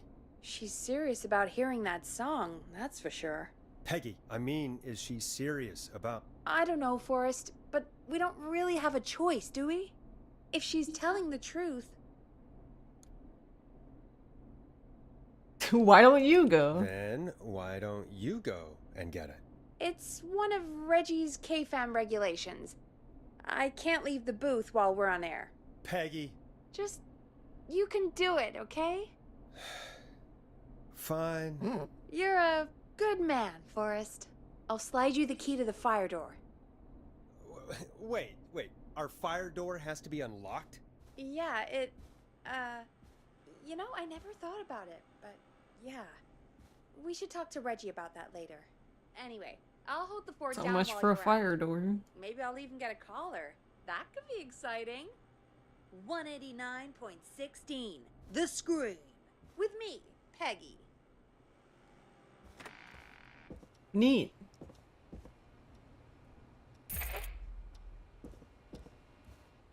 Alright, time to die. I love dying.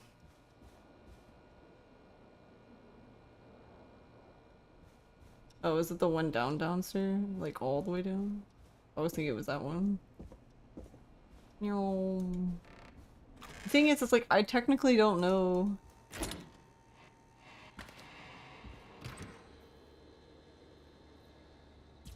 Where? You know, I hope she'll be happy when I'm brutally murdered by the Whistling Man. Out here. In the open. Alone.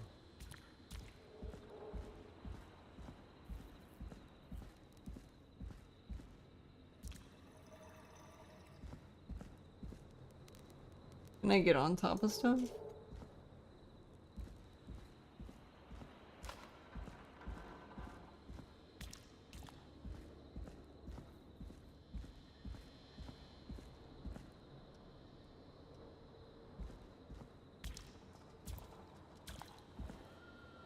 Oh, there he was.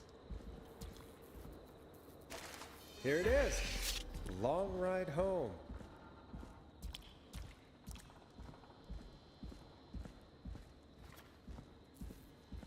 Of course, it locks behind me. And of course the key doesn't work on this side. Fantastic. Maybe there's another way back in through the basement. A door, elevator, or something. Basement? This?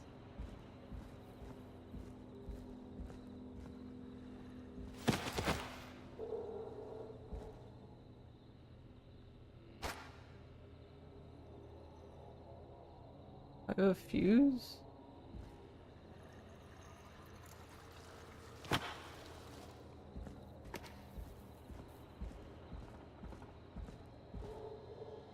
And that's broken too. Only the best for KFAM. Let's see if I can fix this. Looks like a power issue. I should check the fuse box.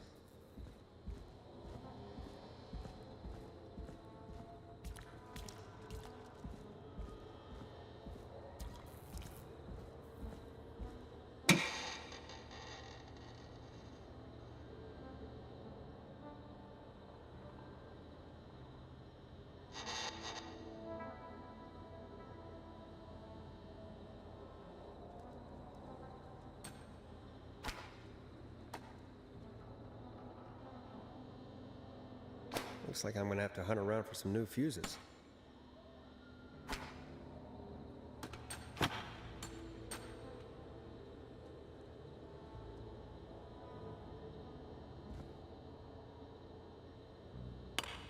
Oh, I know where they go.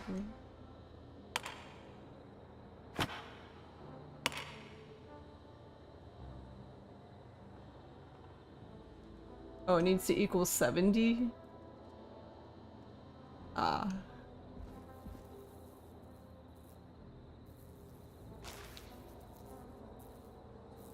I was like, why can't I pick this one up?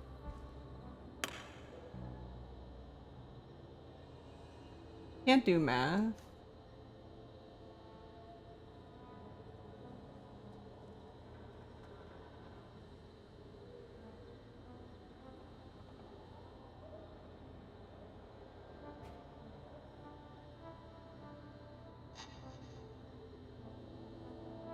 Bingo!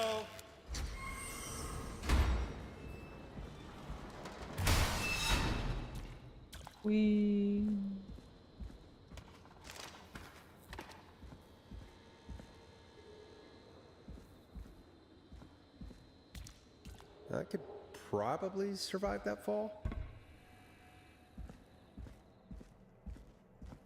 Looks like the janitor's closet. What did Peggy say his name was? Clive?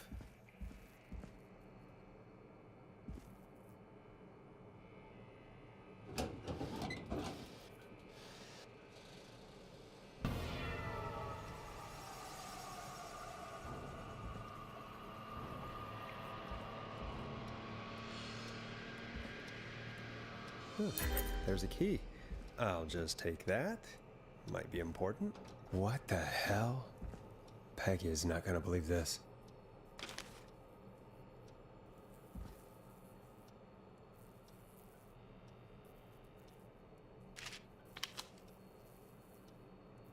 All for donations to help Chuck Brody, former Gallows High School captain. Chuck Brody suffered a career-ending injury as a victim of the festival disaster late last year. To help him on the road to recovery, we are buying him some lottery tickets. Hopefully he gets lucky and can get back on his feet. Pun not intended.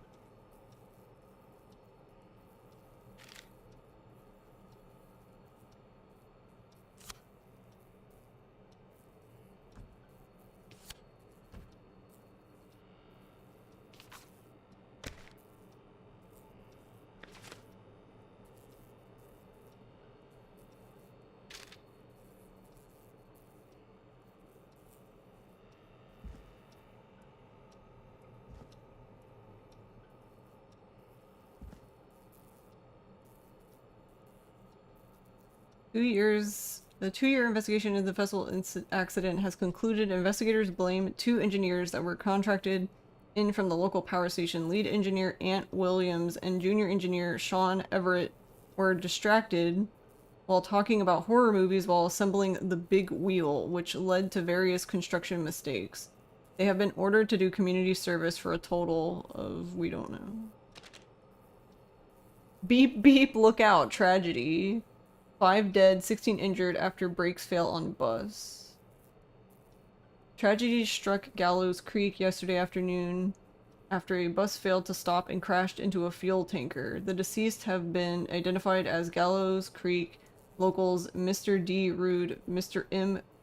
Houghton, Mr. P. Stein, Mrs. K. Stein, and Mrs. J. Mildred. Police have asked for privacy for the families and victims of the incident. The incident is not being treated as suspicious.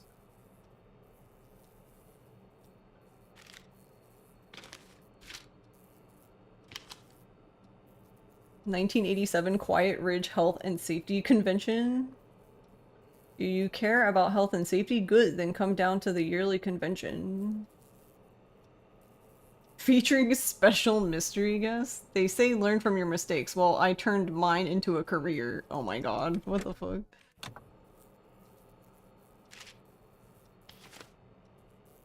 Is your car safe? Sheriff Matthews warned citizens to look out for suspicious behavior after multiple car thefts.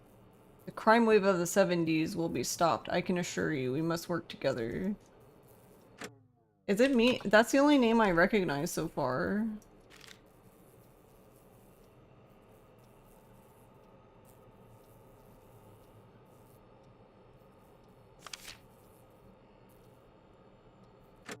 Oh, I keep pressing escape, like...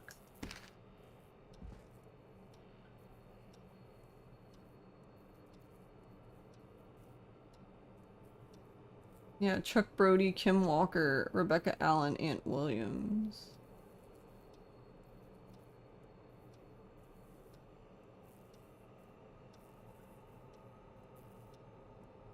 Recommends all locals get their flu shot ASAP.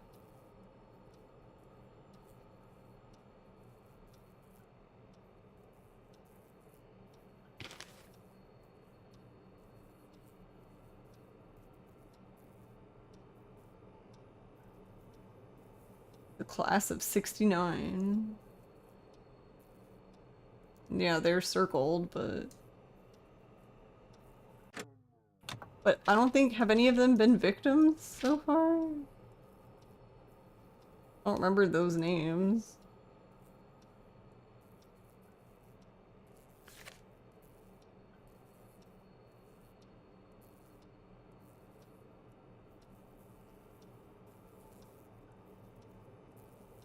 The big wheel broke free from its supports and rolled through town.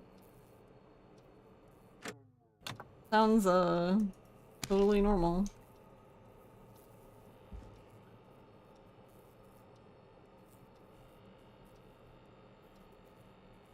So I'm guessing this is like all successes, like not just successes, but like, because there was a marriage announcement thing, there was like a flu thing, there was one from the sheriff.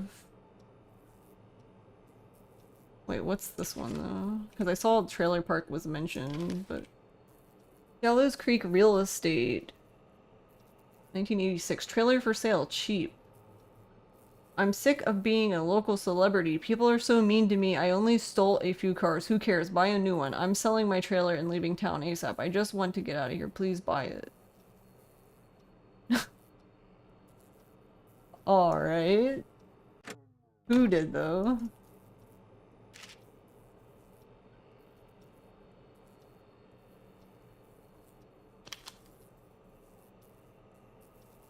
Local legend takes to Manhattan. Infamous author of Tell All book, Diary of a Car Thief, moves out of Gallows Creek for a new life in the big city.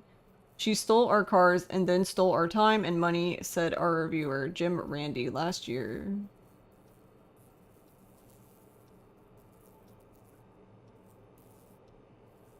What?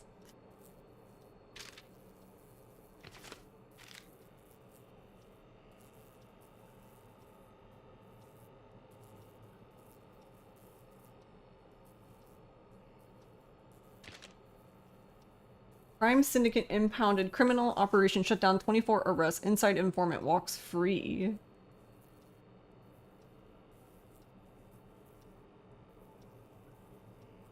Police today have finally put an end to the long-running car-thieving crime syndicate. The arrests were made after a member gave up information to their co-conspirators, investigators.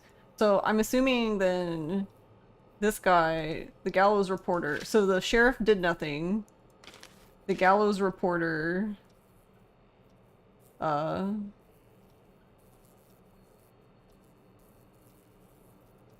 obviously was reporting on all of this stuff, but I guess he also did nothing.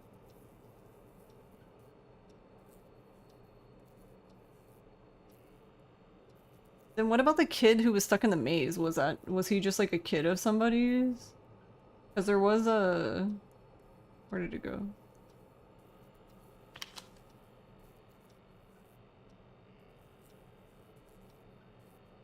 Because there was a marriage announcement, but... Because surely bro didn't just get his car stolen and then everything was fine. It's like, somebody stole my car, I'm murdering everybody. Bim Bam? Zap the Zorp away.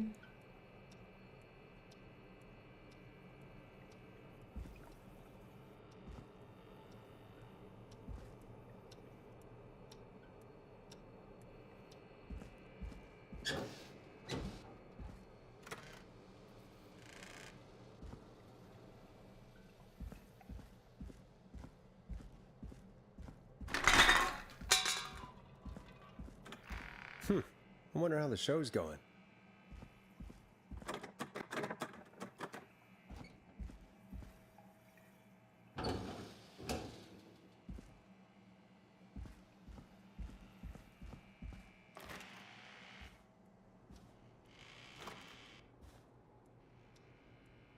Yeah, but we...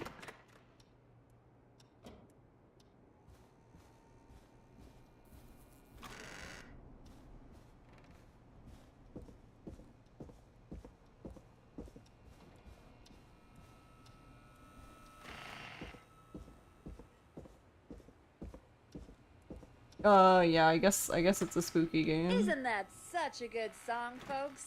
And now for... Jesus, Forrest, you've been gone for ages. I thought something had happened. Something did happen. Clive the janitor might be Clive the murderer. What? I'll start from the beginning. The fire door locked behind me, so... Yeah, but we left the door wide open. Why did you heave that thing all the way up here? Because the basement's creepy as hell, and I don't like standing around down there. Fair. Alright, let's run through this again. We have a creepy board you found in a creepy basement, made by our creepy janitor, who you think is the creepy whistling man. Yep. And on the creepy board are the names Chuck Brody, Kim Walker, Rebecca Allen, and Aunt Williams. Correct. And you think one of these people will be the whistling man's, Clive's, next target. That's right. And we've got to find him. You said there are 4 locations listed there too? The hospital, the power station, the gas station, and the trailer park. Clive must think the target is at one of those locations. Forrest, you're gonna have to figure out if any of the potential targets are at one of these locations tonight. Hit the button if you need any help.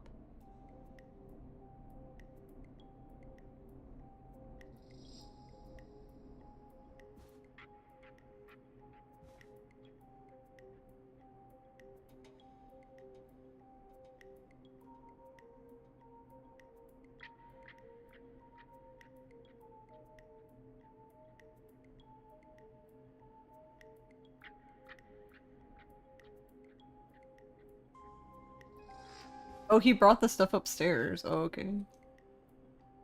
Because for a second I was like, am I gonna have to go all the way back downstairs just to get the paper?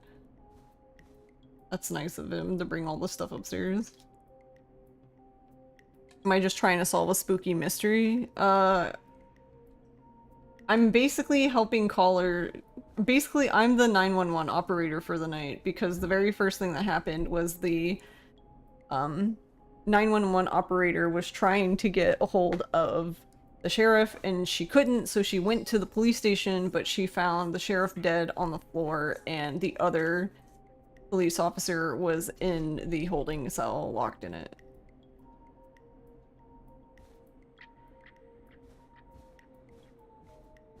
So that was the first thing we did was, yeah. That was the first thing we did was help her carry we helped her get the other police officer out of the holding cell, and then we helped her escape into the car and drive away, but she said it was gonna take 2 to 3 hours.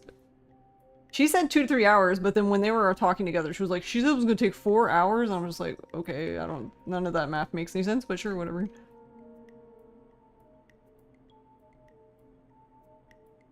Okay, so Ant.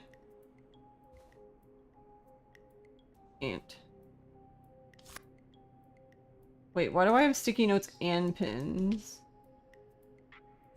Whatever, I don't know. Ant is at the power station. Chuck. Or well, let's just do Kim first. Kim is at hospital.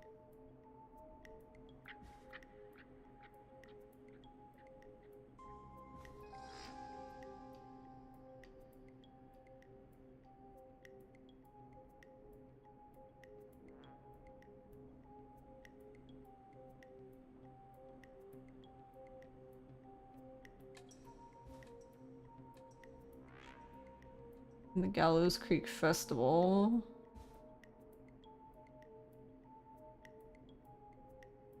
Where is that normally held, though? The field?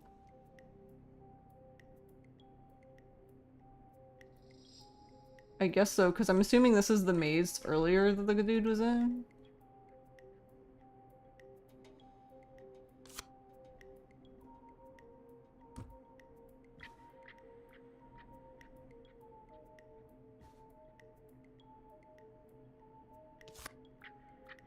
Where the fuck is the hospital? Hospital.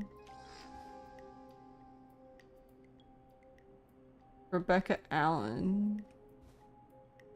Car Club. I saw a thing. There's Christina. There was a... Yeah, there's this car repair place, but... Wasn't there a...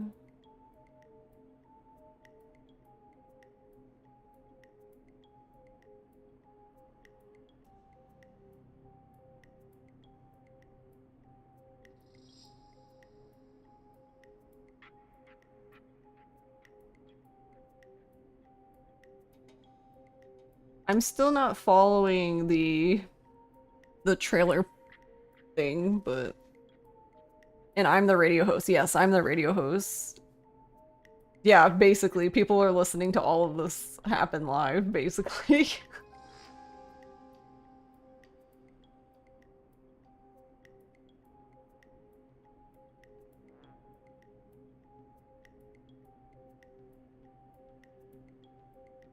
Oh, I see. Okay. That's what I was thinking. Okay. That makes more sense now.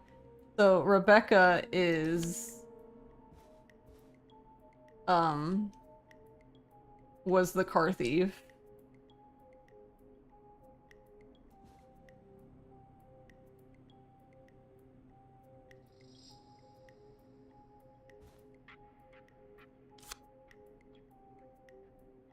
The trailer park is here.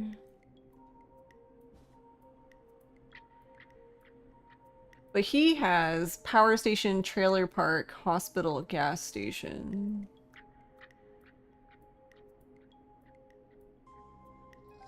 Which is down here.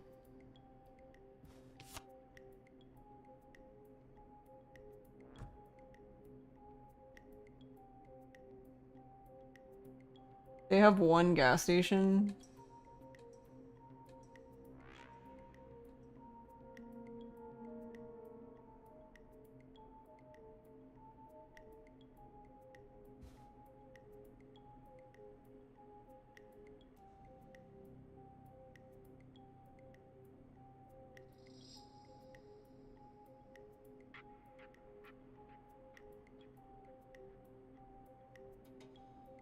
Wait, I thought the thing said...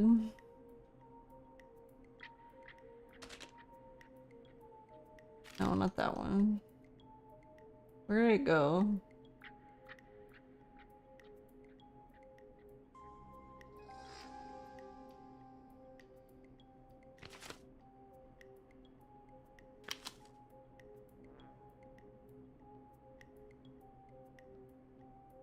Yeah, Christine's gas repair has been sold to a man who won the lottery 14 years ago. But he asked to remain anonymous. Okay. But they bought lottery tickets for Brody.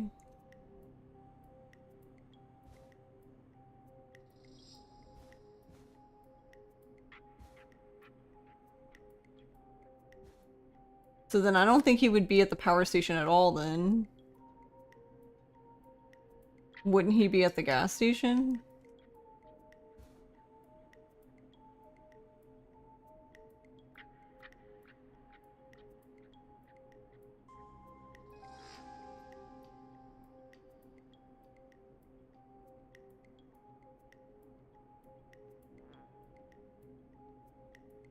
Also, how I like X lottery winner just sounds really fucking funny to me.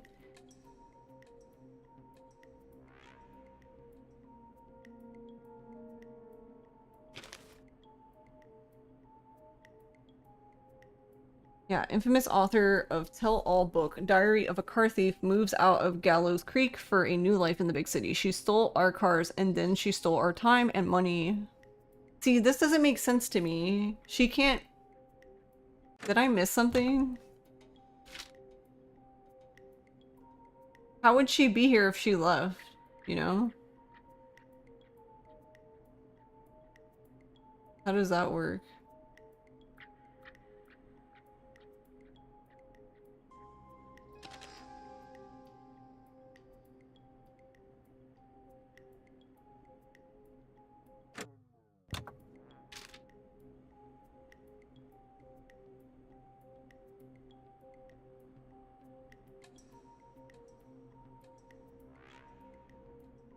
Okay, wait, so then... Yeah, Aunt would be here.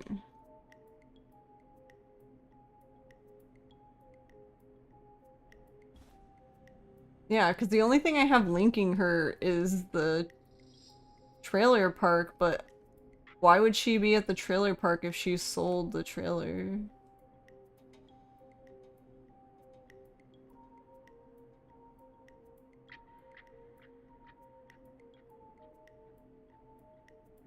Oh, unless no one ever bought it.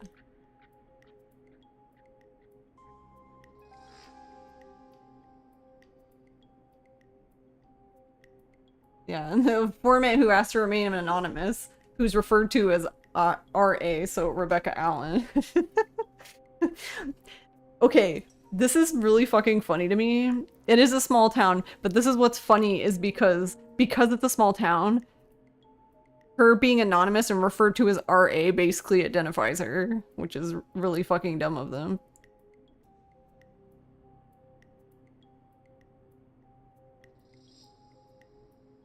Well, that's true. Like Kabi-sama said, the select few who even listen to the radio, because she said there was only like, what, 35 max? Because it was like a school night or whatever.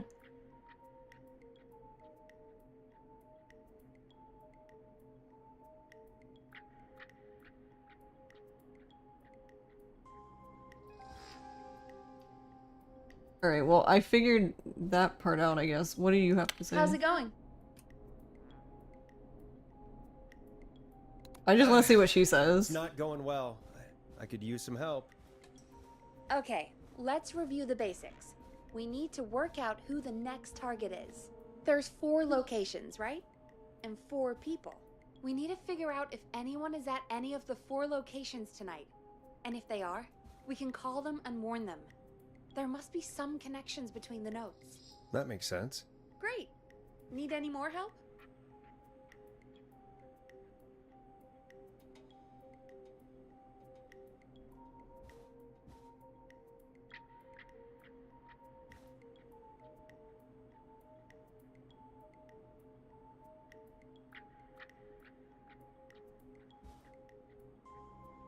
Wait, where was that other one?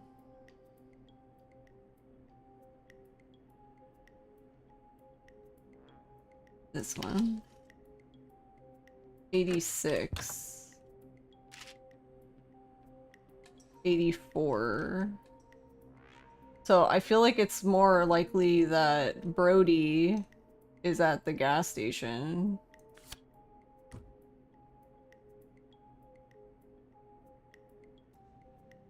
But safety.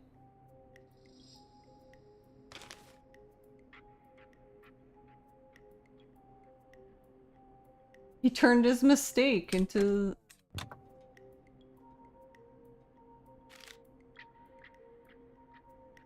Do we know what year it is, though?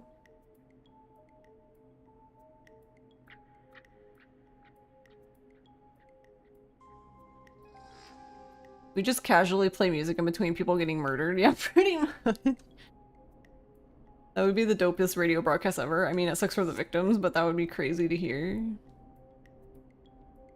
Keep envisioning your friend's dog, Brody. Oh wait, she has a dog named Brody. That's cute.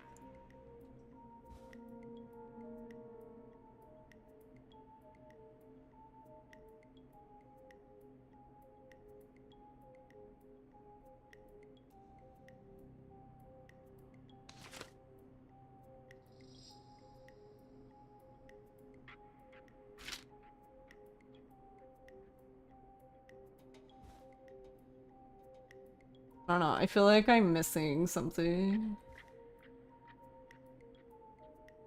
But this is the most recent date, is the safety convention that's listed on all of these.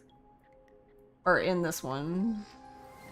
The local legend takes to Manhattan.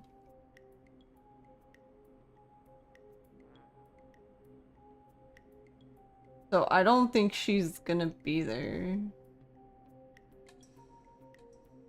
So really, the closest date seems to just be either the gas station one or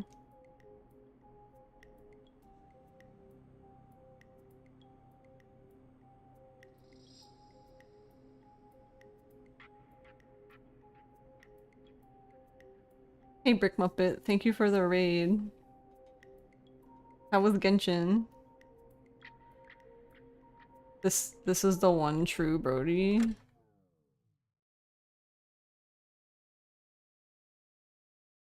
Oh, do they stream?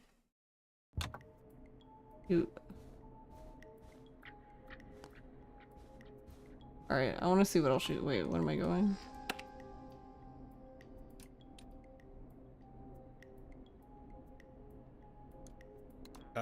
Yes, please.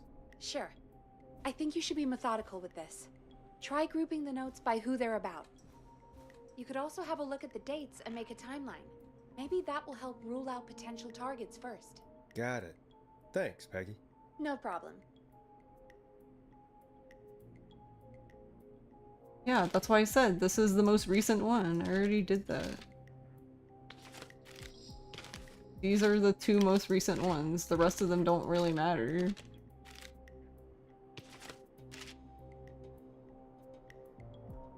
Because the other ones are in the 70s and shit. Like, okay, who cares?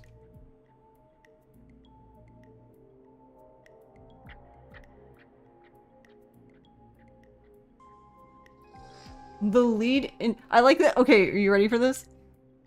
Featuring the special mystery guest, the lead engineer responsible for the Gallows Creek Harvest Festival disaster in 1972. Oh, by the way, there's also this other one that says the investigators blame 2 engineers that were contracted, so Aunt Williams.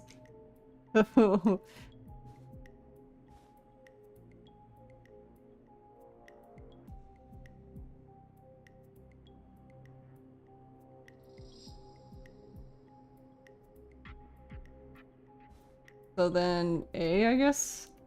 That's my guess. I guess it's Aunt.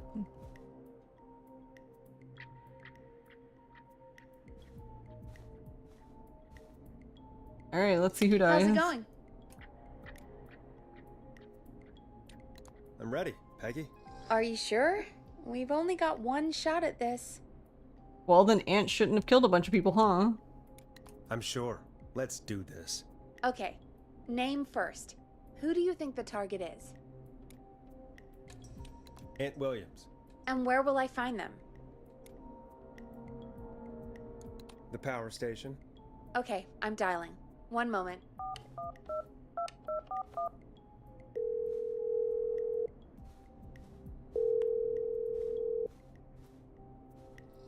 Maybe this is terrible of me, but I'm not... Forrest, I'm through to the power plant, but... they say there isn't anyone by that name there. What? Then who? Jesus! It sounds like something blew up! He's using bombs now? Oh my god. The call board, one moment. Forrest, I'm getting so many calls. Just let me...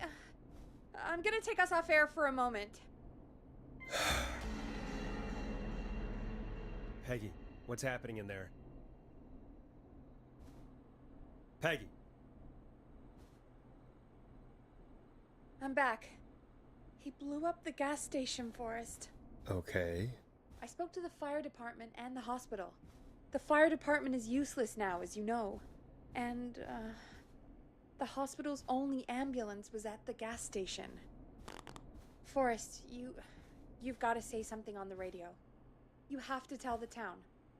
I'm putting us back on air. Now. Gallows Creek.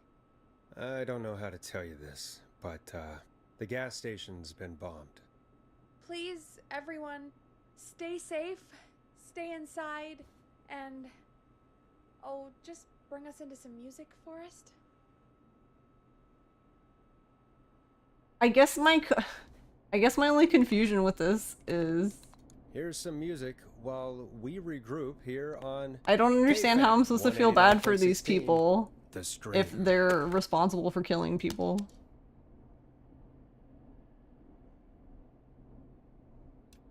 Here comes one of my favorites. You know?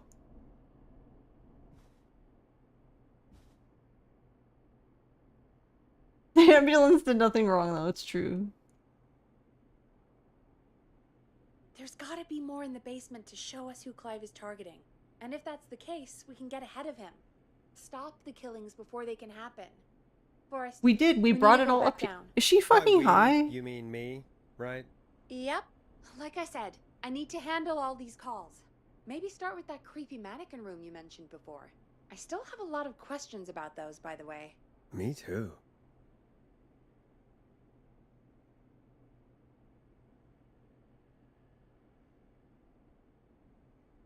It is true that the ambulance did nothing wrong.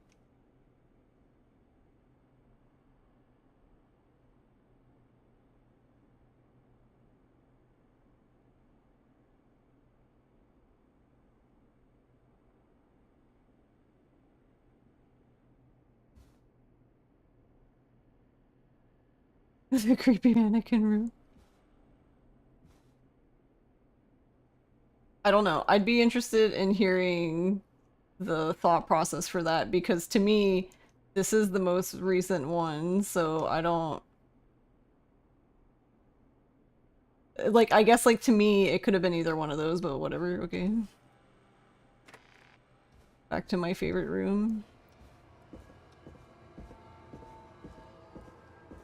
I don't know why, but this feels very, Phoenix Wrighty right now. You used your brain, but we didn't want you to use it that way, so no. I'm sorry, but you're wrong.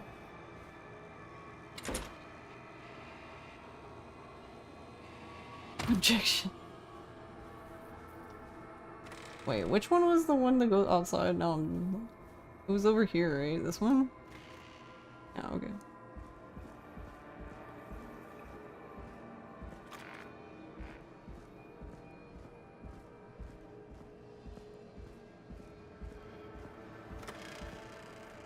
Oh, not this one.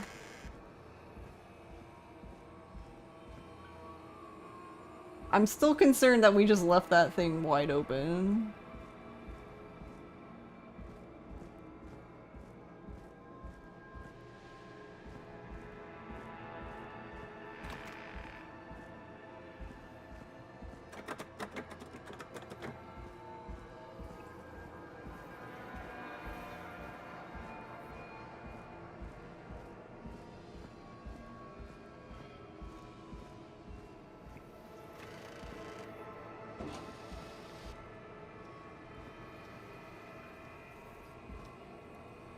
The key? Was this always here? I must have missed it when I brought everything No, upstairs. it wasn't up.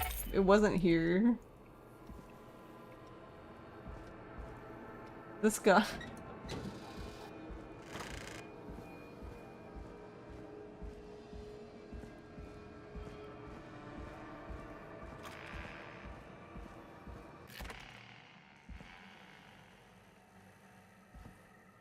Hey, Forrest! Peggy, give me some warning before yelling down the intercom? Sorry. Buzz the intercom when you find something and want to discuss it.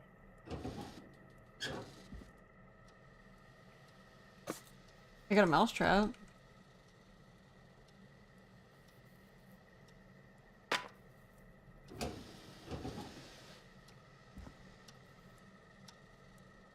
I got a pencil.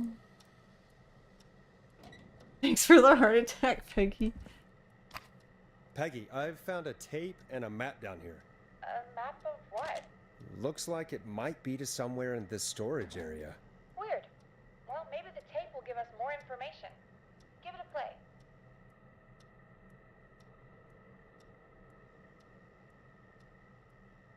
I can't see the eject button. Ugh. George Barrow, 1968. That's when this all began for me. Follow the maps, find the tapes. I'll be waiting. Wait, George Barrow? We all heard that he drowned after a night out drinking. Was it actually Clive? Has Clive really been the whistling man for that long? He says I need to follow the maps and find the tapes. I guess that's what this map is about. I think we need to see what else is hidden down here. Be careful, Forrest. Keep looking. Buzz the intercom when you found something.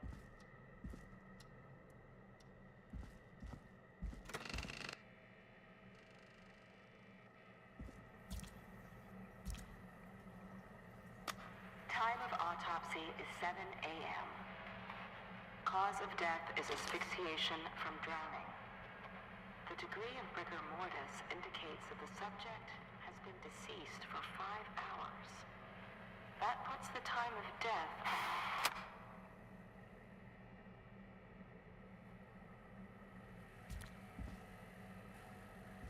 Rigor mortis, our favorite.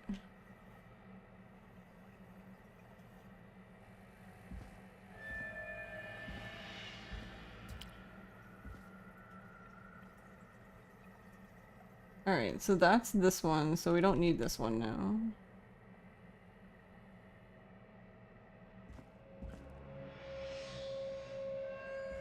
Also, this is kind of dumb, because what are we gonna do? Because he said he was waiting for us, so... Small lacerations to arms, legs, and face, typically obtained by running through foliage. Severe blistering to the feet, as though the deceased had been running without stopping.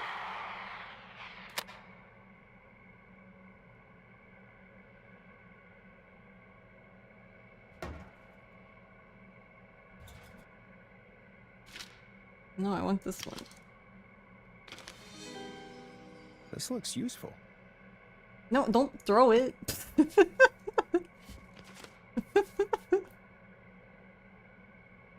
Mortis.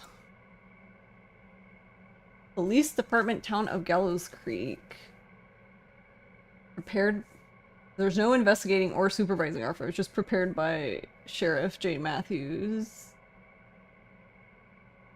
Complainant's name is Sandra Sharp. Telephone call. This was in 1968.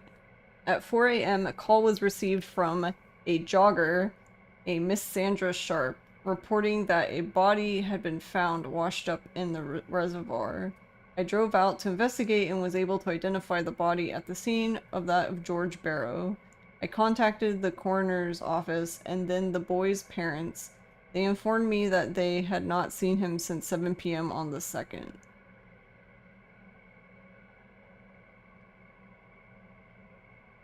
So, yeah, Sandra Sharp, that was the jogger lady.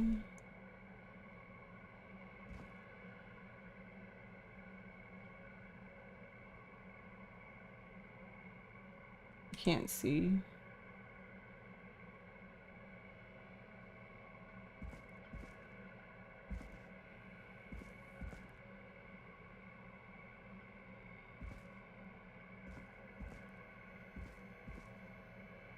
What the fuck? Why does this go so...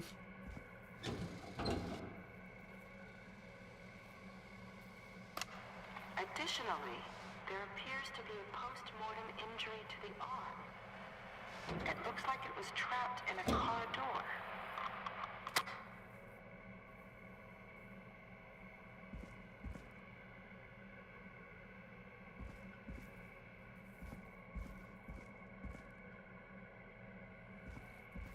Oh my god, bro needs a flashlight.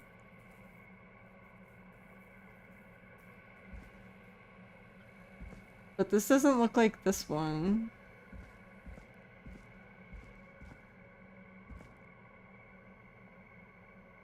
Alright, this is not this one either. But there's a tape here. Okay, whatever. Preliminary toxicology results shows no signs of inebriation. However, a high amount of cortisol Oh, he was stressed. indicating elevated levels of stress That's what I said! in the immediate moments before death. This looks useful to eat, pretty much. Because this one has boxes on top. Am I dumb? I mean, maybe, but...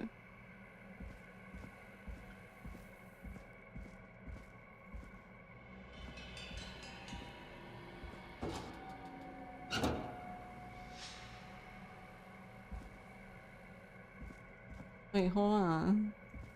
I just assumed it was in here, though.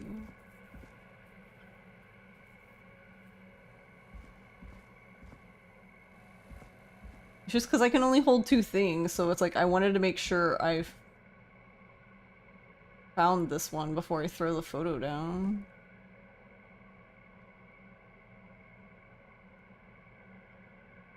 This one looks like the... I don't think I did, because this one looks like the thing is like on the bottom shelf. Did we find one where it's on the bottom shelf?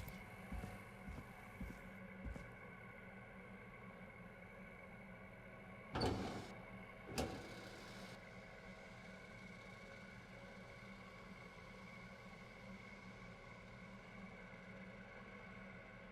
my god, put this down. Sure, right there is fine. Delivery note. Starling Security. Delivery and installation. Security alarm system. Oh, look. At the hospital, the gas station, Roller Ricky's roller rink, Woodside Apartments, and the radio.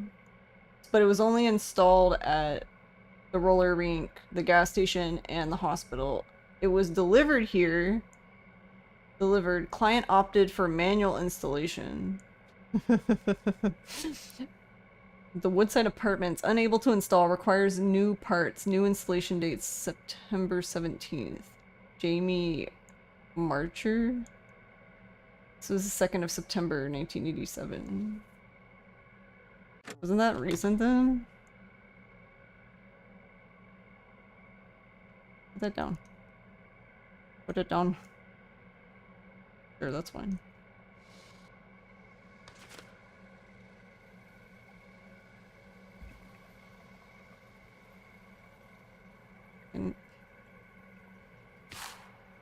Can't read this. It's too dark down here, are there? Alright. When entering codes and commands, sequential key depressions within 4 to 5 seconds of one another. If 4 to 5 seconds elapse without a key depression, the entry will be aborted, and this must be repeated from its beginning. Be sure to observe precaution when performing the procedures in this manual. If you make a mistake while entering the security code, stop, press the pound, or star key, not pound. Press star and then start over. If you stop in the middle while entering the code and then immediately start entry over, an erroneous error code might be entered. Our state-of-the-art security system uses a 6-digit code system. Simply enter the code into the keypad and feel total peace of mind. And there's access codes. So maintenance call code, alarm tests, warning this will set off security measures, alarm test deactivation, entry code. Uh-huh. I mean, yeah, this is the thing, I guess. Just throw shit all over the floor.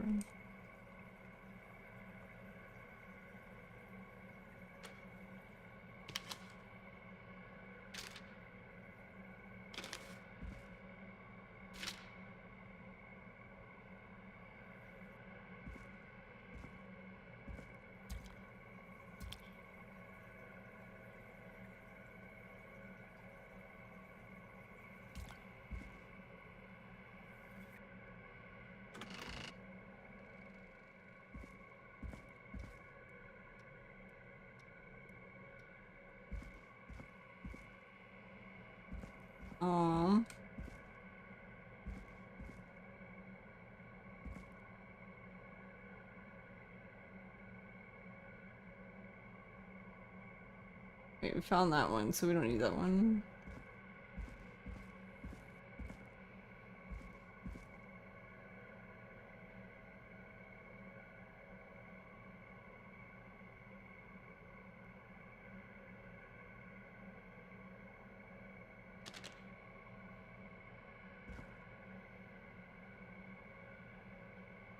This one has a fan on top. Wasn't that this thing? Right, okay, so we don't need this one then. We can drop this one.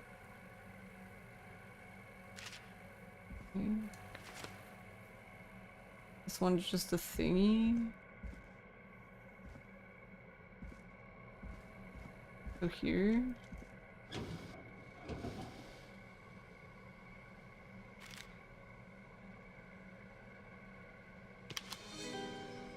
Now this has to be important. Office of County Medical Examiner, Town of Gallows Creek, Iowa.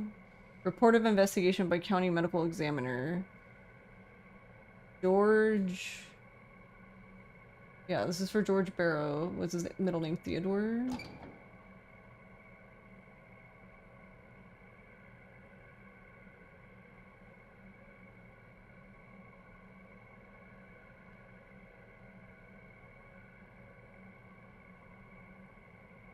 I'm sorry I made you do this, Virginia.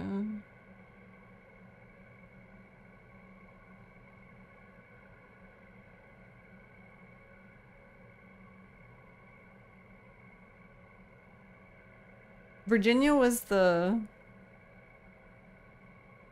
lady that we sent the frat party to, right?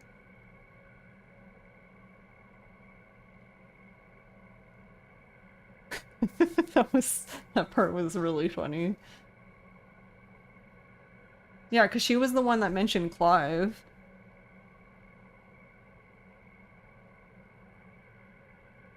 So then I'm guessing, wait, would we not even have gotten this far?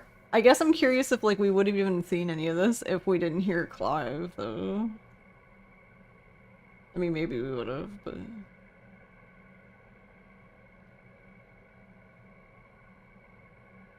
Alright, anyway, the deceased is a Caucasian male, aged 18. The cause of death is established to be drowning as shown by the signs of asphyxiation. See Section 2, Paragraph 4 for more details. Abrasions were found on the knuckles, likely from getting into fights in the past, matches with known history of the deceased being aggressive. No other injuries were observed, and from the coroner's opinion, there is no evidence of foul play. Additionally, the preliminary toxicology report indicates the deceased had a high level of alcohol in their blood. It is of the coroner's opinion that the deceased went swimming while intoxicated, resulting in his drowning.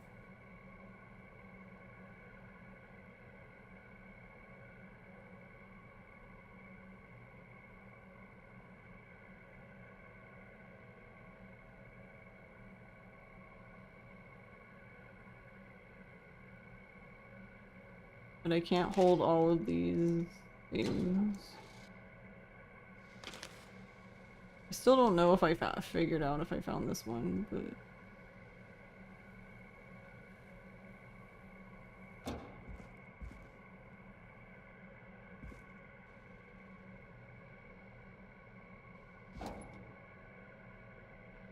Yeah, I just feel like I'm missing one. I'm guessing this is the security thing?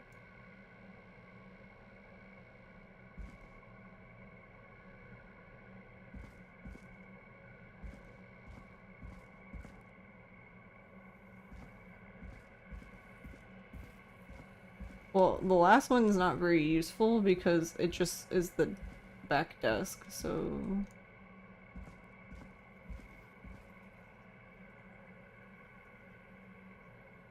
It's on a wall. On a wall. Is it supposed to be this one?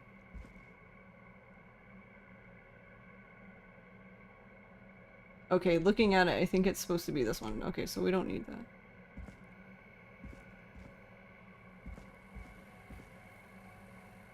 Alright, I want to pick up my things again. My important papers. That was this. And...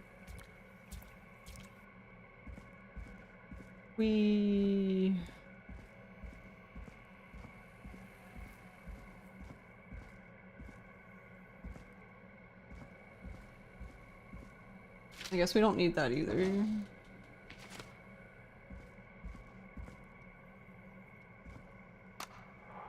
you're listening to this, then I'm probably dead. What the? I'm a man who likes to stay informed. I've got subscriptions to newspapers all over the country. A few weeks ago, I noticed headlines cropping up in those papers, one after the other. Each headline about a murder. Each murder, the death of someone I knew almost 20 years ago. And each one drawing closer to Gallows Creek. Drawing closer to the anniversary. None of us are innocent, but I don't think we deserve killing. All I hope now is that I can save some folk from the worst. And I can, I don't know, do something to make up for what I did back then, I guess. I didn't kill anyone, mind you, but that's past mattering. Now, there's more I could say, that I should say, but my employer made it clear that my family would pay a high price if I ever spoke out. So, hopefully I've said enough for you, listener, whoever the hell you are, to start putting the truth together. What the hell?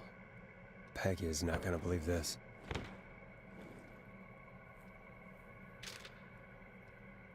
Ooh, a new vinyl for my collection. Yay! I was wondering if we were gonna find that because that was like the only one on the wall I saw that we couldn't listen to.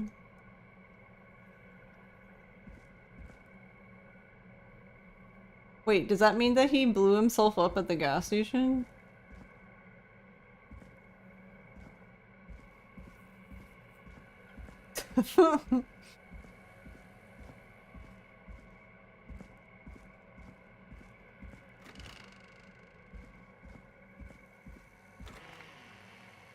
There's still more to do here before I can leave?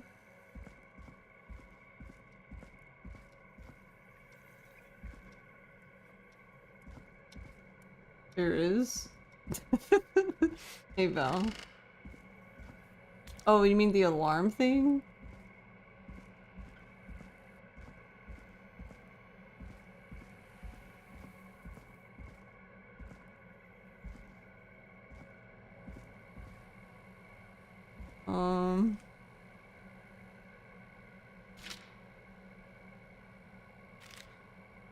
Alright, hold on. I'm gonna put my papers on the floor.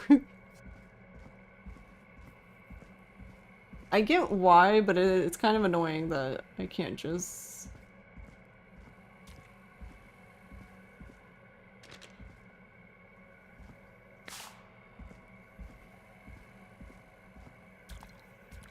This way. Oh, I don't think I played this one, actually. Did I? Oh, no, I did play that one. Okay. I'm just silly. So I'm assuming the person speaking is Virginia then. Because she's the coroner.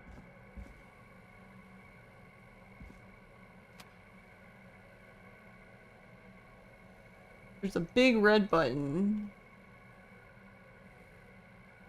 Alright.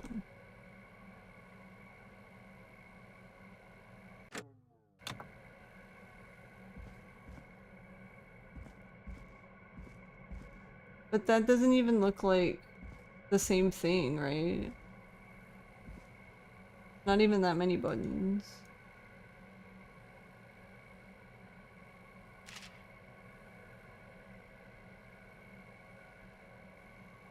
So I wonder if it's in here though. Or not in here necessarily, but it could be out there. Why else would this be here?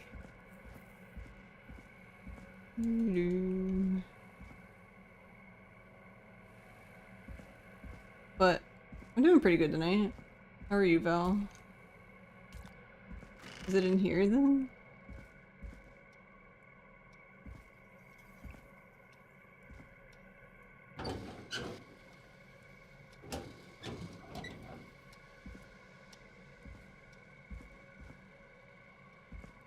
I guess my question is who killed Clive then?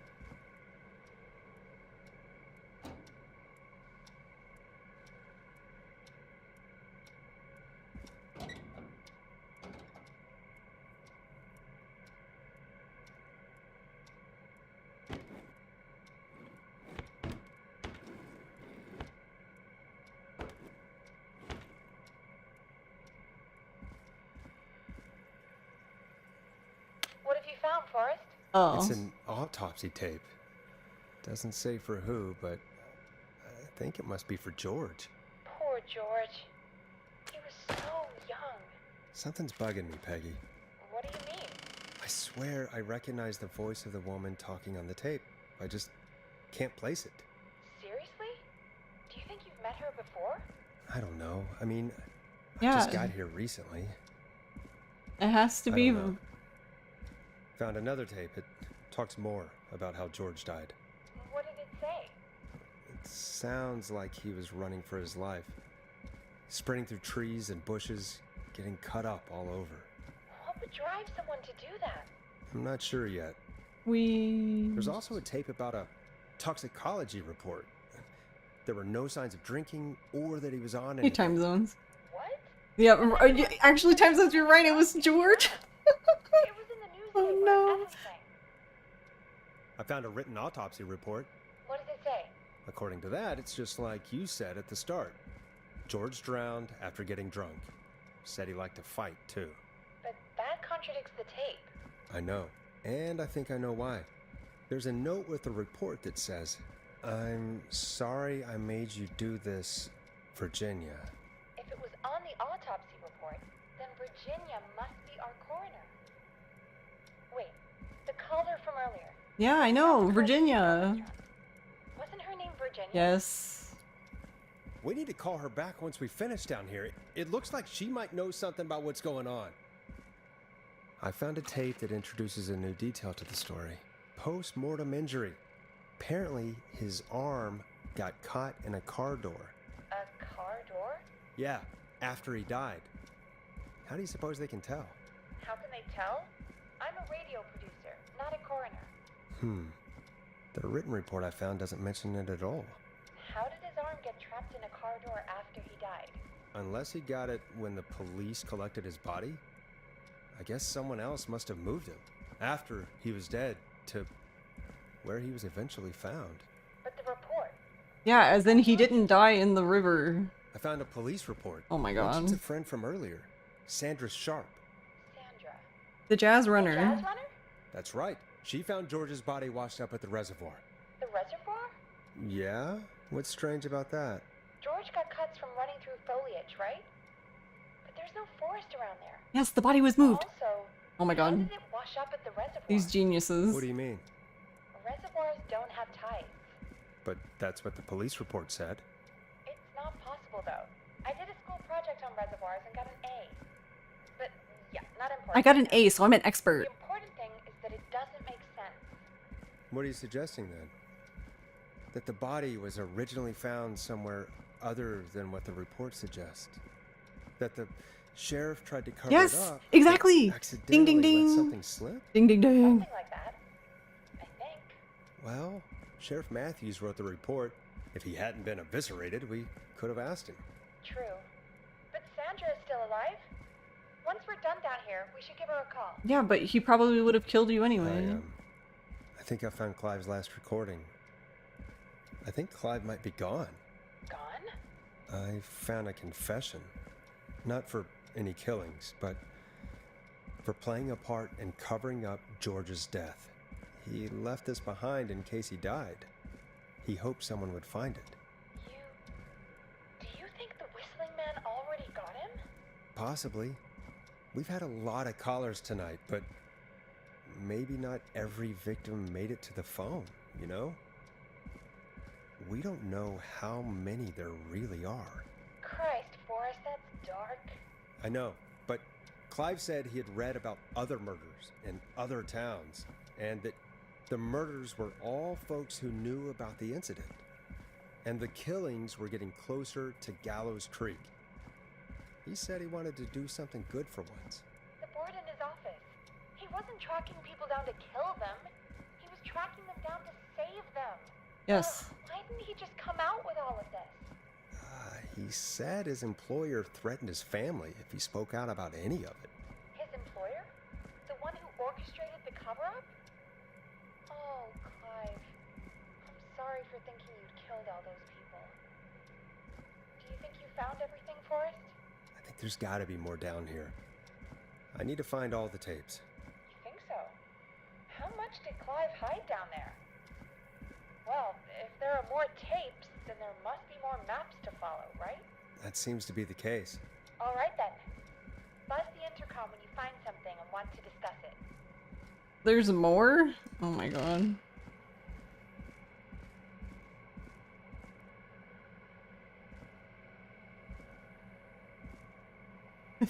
Weird. Alright, whatever. I'm getting my paper. I was actually really mad because I was like, oh no, I'm not gonna be able to go back and get it. No.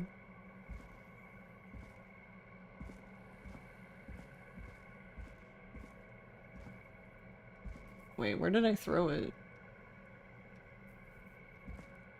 I don't remember. Actually, did I throw it back at the beginning? Wait, but this is the last one. Humpty Dumpty. Gallows Creek High represents Humpty Dumpty, a story of love, tragedy, and betrayal, starring Maisie Cartwright as Dawn, George Barrow as Henry, also with Marie Campbell as Anne. What is this picture on the back?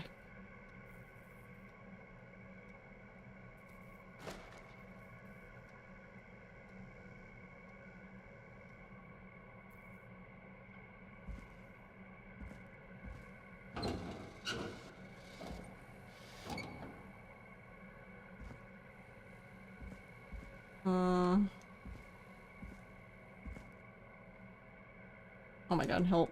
Go down. Wait, no, where did I throw the thing? Oh, they're on my feet, literally.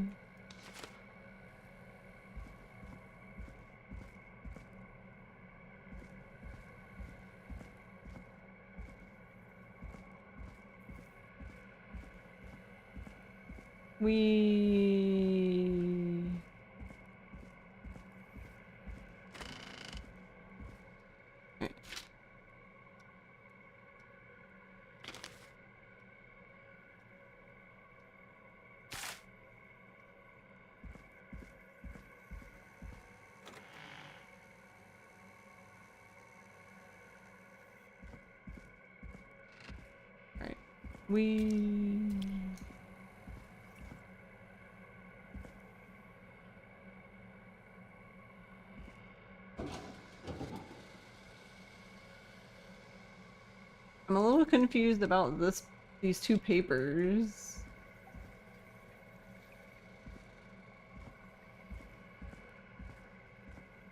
Because I haven't really seen anything that looks like this security system.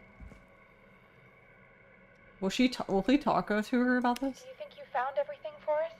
I think there's gotta be more down here. I need to find all the tapes. You think so? How much did Clive hide down there? Well, if there are more tapes, then there must be more maps to follow, right? Is there That no seems way to be to... the case. All right then. Buzz the intercom when you find something and want to discuss it. Is there really no way to skip the dialogue?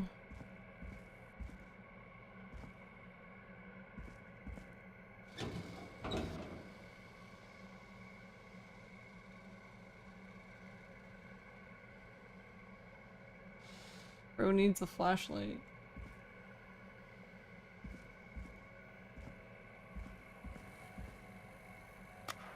Additionally, there appears to be a post-mortem injury to the arm.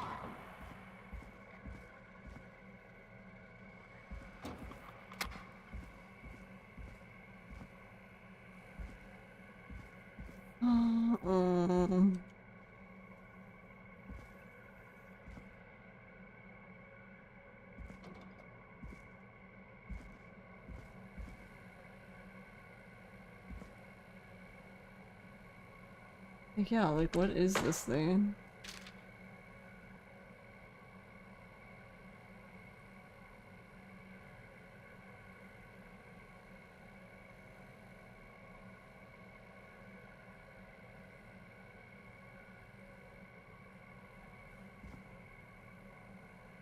There's a mouse trap.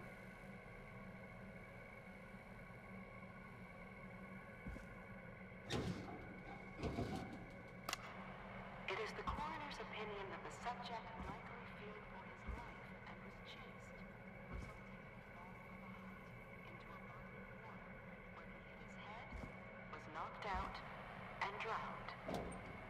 Following that, he was moved. Dr. Sullivan, we need to have a talk. That recording. Shut it off. Oh, that's right. Okay. I was wondering about that. That makes more sense now. So, there was something interesting when we were talking to Virginia, because she introduced herself. Opinion that the subject likely feared for his life and was chased, resulting in a fall from a height into a body of water where he hit his head, was knocked out, and drowned. Following that, he was moved. Dr. Sullivan. Yeah. Dr. Sullivan. She started to say Dr. Sullivan, and she corrected herself into Virginia. So wait, was that the last tape then? Did I accidentally not listen to that one?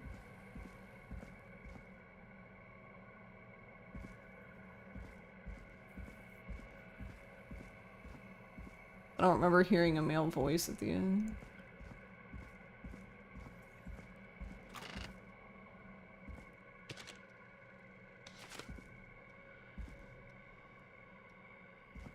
What have you found, Forrest? In another tape, the coroner Yeah, comes I to guess the I same forgot to listen to that one conclusion even though I as found did. it, okay. George was running from something. Maybe an animal? Maybe, but then there's this next bit, where the coroner thinks he was moved post-death. So she agrees with us. At the end of the tape, someone burst in and demanded Virginia stop recording. I think it was Clive. This is starting to make sense now. This is a conspiracy to cover up what happened to George. Do you think you found everything? I think so. Forrest, what's going on here? Someone wanted that boy's death to seem like an accident. And they hired Clive to make it look that way. Come back upstairs when you're ready. We need to figure out our next step. Oh, am I just gonna teleport? Thank God. Oh cool, you're I get to back, keep him. Forrest. I've Yeah. been running out of stuff to pad our airtime with. Peggy, you work in radio. Forrest, I'm stressed. I mean, really. How are we supposed to keep a show going with all You're this stressed? happening? You didn't go down there. Don't make me come through that window. Also, it's kind of insane for you guys to keep working under the... I would not keep working. I would have been like, but... This is our job, Peggy. We gotta do it. You're right. So, what's the plan now? I think we should call Virginia back. All right, I'll get her on the line. This is gonna go great. Okay, Forrest, shut the music off. Who played music? Hello again, Gallows Creek. This is Forrest Nash. We're circling closer to the truth behind tonight's events. To this end, we're calling back one of our earlier callers, Virginia Sullivan.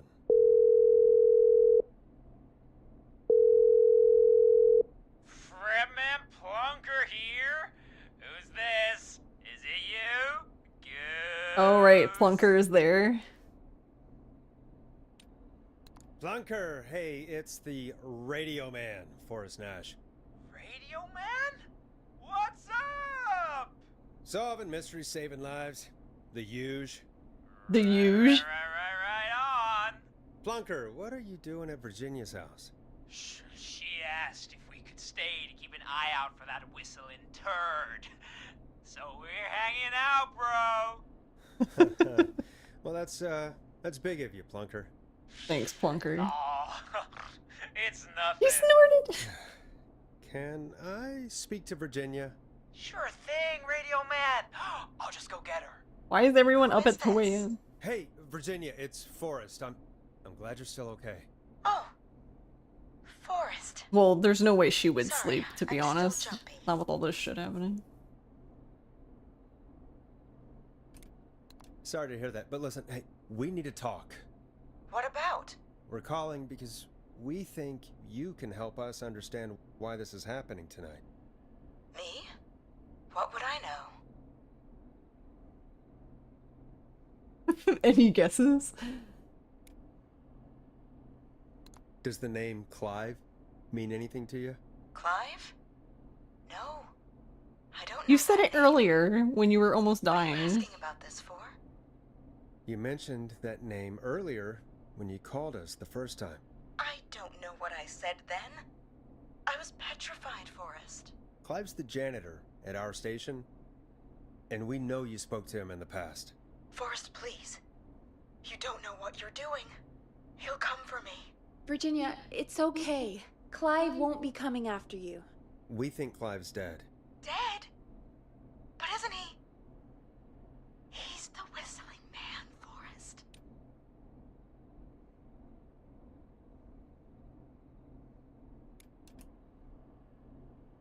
We found evidence to the contrary. But it's true. And we found your autopsy reports for George Barrow. How? I saw him destroy them. Well, he didn't. I don't know if he kept them or made copies or what, but we found them. And we know it's related to what's happening tonight, which is why we called you. What is going on? Why did you write a false report? All right. One day, I came into work to find a boy on my slab. A boy on my slab? Is that what they call it? Oof, that sounds... This man, Clive, he just burst in, and he started making demands to give over the reports, to falsify what I found. Of course I said no, but, well, when someone wants to make you do something, they can use the carrot or the stick. For me, he used both. You see, my sister is sick. She has a chronic condition that's never going away. It's expensive to treat, and it was getting to where I couldn't afford it. And Clive promised me that his employer would pay for my sister's treatment if I did what he said, and that if I ever spoke about this, he'd beat me to within an inch of my life. I don't know why he had me do it, but my sister needed me. You have to understand, she needed me. We understand. Thank you, Virginia. That was brave. God, I just want this nightmare to end. This will help end it, Virginia. Thank you. Stay safe, Virginia. I don't really feel like that helped us solve anything. So, other than just have... is tied up in all of this. Clive threatened her to confession. keep quiet about George's death. But for who? Why cover up these details? Well, we know Sandra was involved in George's death. Do you want to call her? I do. Alright, but before we go asking questions, I think we should know what we want to ask. Is that fair? Yeah, we need to ask her about finding the body. She was the one who discovered it, but something just doesn't add up. 100%. She knows more than she's saying. I wonder what she's hiding. We'll hopefully find out soon. Anyway, just be careful when you're talking to her. Don't push too hard. We don't want her to hang up. I'll be careful. Alright, calling her now. Hopefully she's at her jazz studio.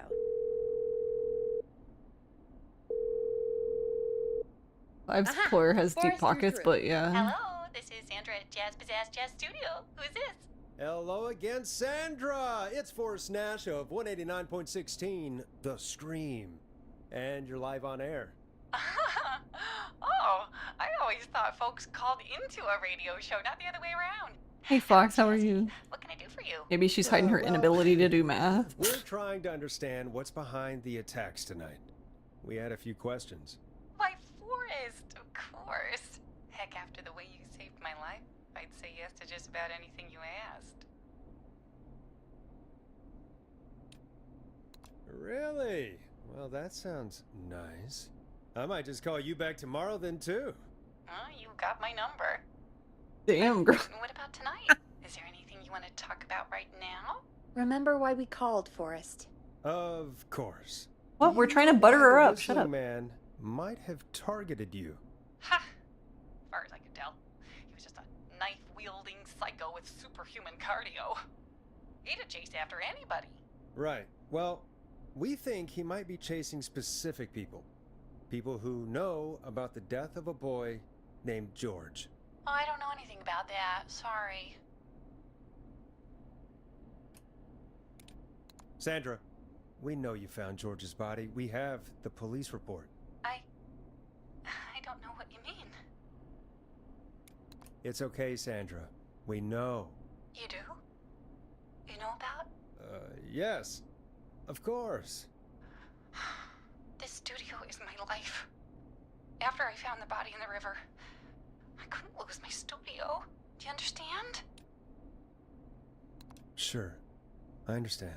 When the rent just kept going up, he said he'd stop if I just needed to keep quiet. And everything would be okay. Sandra? Who was he? He said if I told everyone I found the kid in the reservoir instead of the river,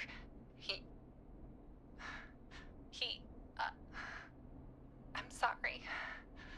I can't do this. And she's gone. I don't think that could have gone any better. You truly did great, Forrest. I mean, well, folks, if anyone all we out needed to there say has was she any found him in the thoughts reservoir, which we on got. So what's going on tonight? we got what we wanted. Please call in. That's good timing. We've got a call waiting just this second. Oh god.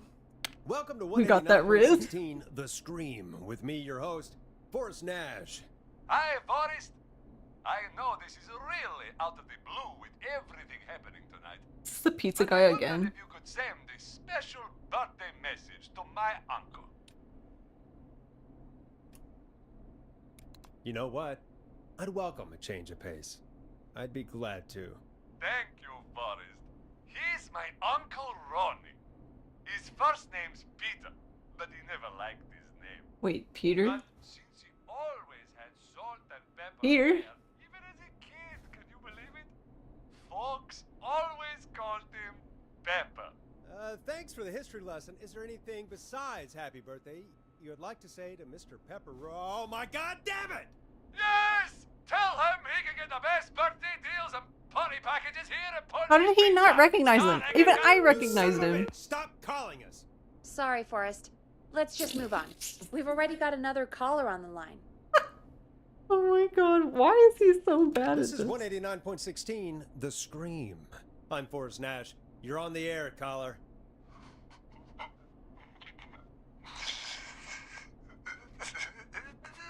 Caller.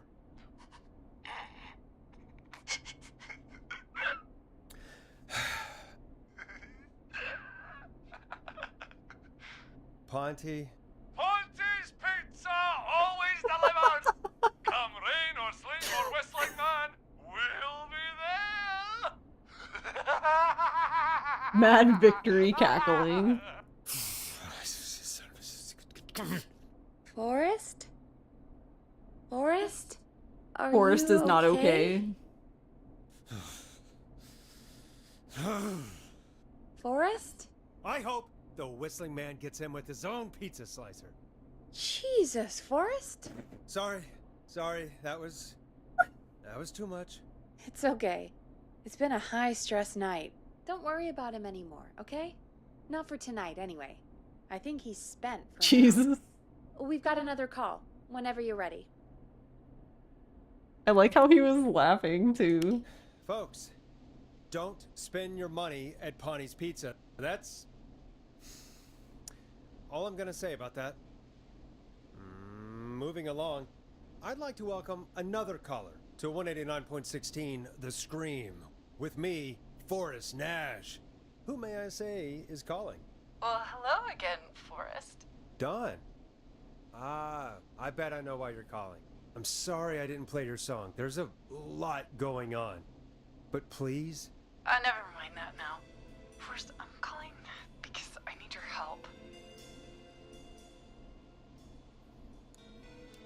Please, Dawn, if you know something, if you know who the next target is... Oh, it's too late for that now. I'll be the judge of that. Oh, fine. Chuck Brody was the next target, but that ship sailed.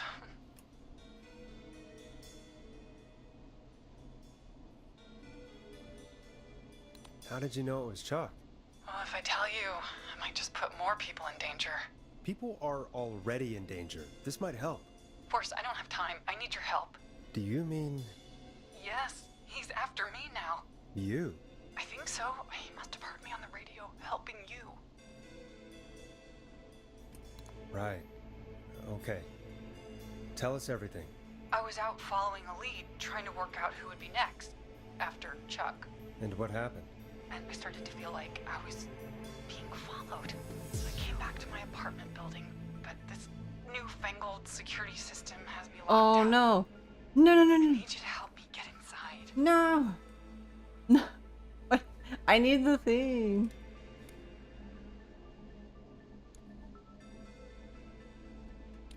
Can you go somewhere else? Well, home is the safest place I can be. Please, the front gate requires an entry code to open. I need that code to get inside. Which apartment block do you live in? Maybe one of our listeners lives there too. It's the New Woodside apartment building between the town hall and the trailer park.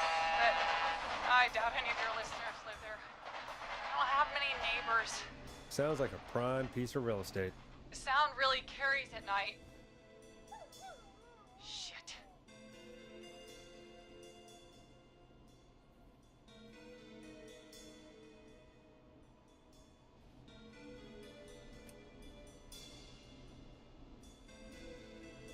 Wait, she's lying.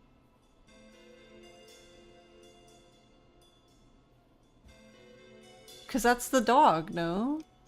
And that was that sounded like a train.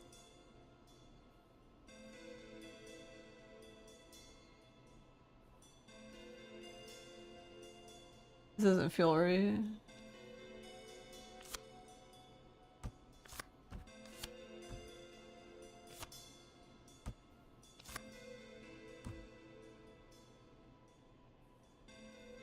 Yeah, because the apartments are over here, and how would you hear the train from here? She's bullshitting.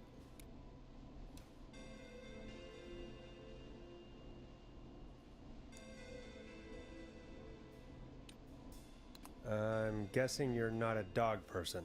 No, I'm not. It's my neighbor's dog. Boy, I wish he'd muzzle that thing in. Oh. And now he's blasting David Scopo out of his window. This night can't get any... The whistling man. He's coming down the street. I don't think he's seen me yet. Forrest, please. I need your help. I need the code for that security system, or I'm gonna die. What's the name of the security system? There's a sticker on the box. It says Starling Security 4000. There's keypad, and it looks like it wants a 6-digit number.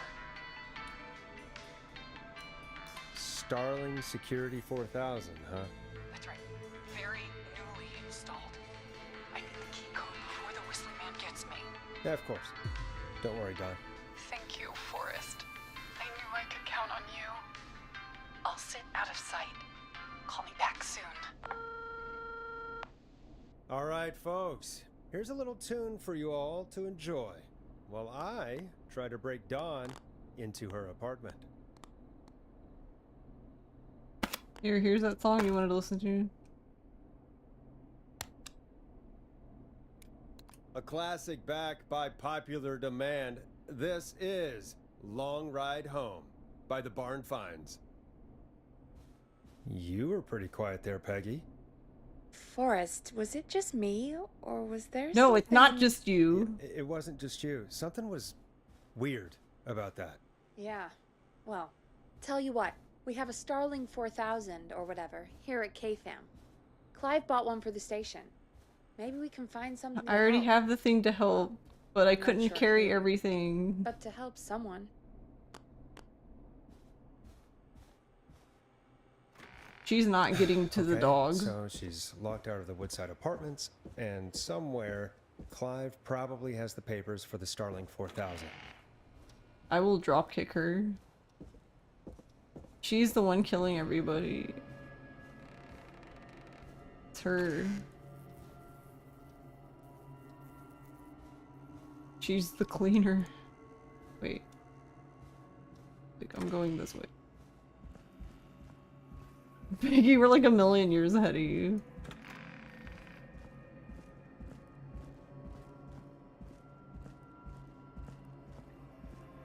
Wait, no, it's in here. Oh wait, no, it's up here. I'm silly. What does it say? Buzz soda?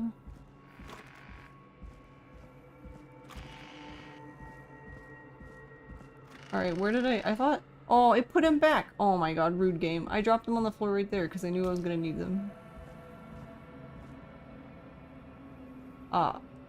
What? Uh-oh.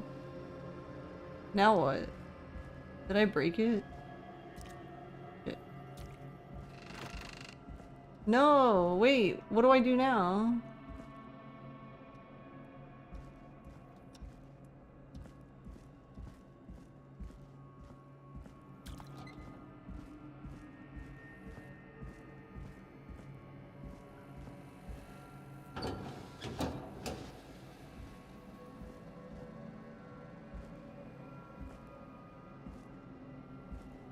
Starling 4000 user manual. Ah, these codes should come Well, see, in this handy. paper Order here- delivery form. Starling must have left this by accident. It was never... The system's not even installed at Woodside. Yeah, see, exactly. Not even installed. So, like I said, she was fucking lying. She's trying to get to the dog, no. Yeah, the roller rink dude had a dog.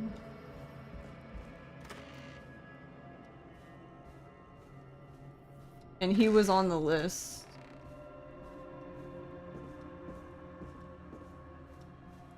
He wasn't like on the list, but he was involved in the thing somehow.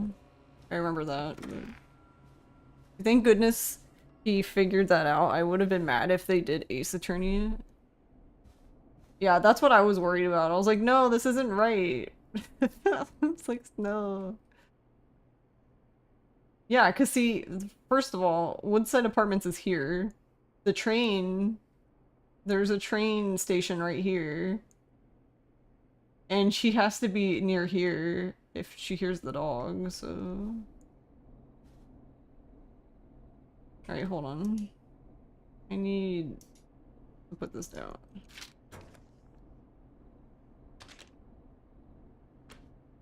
Can I flip it the... Really, game?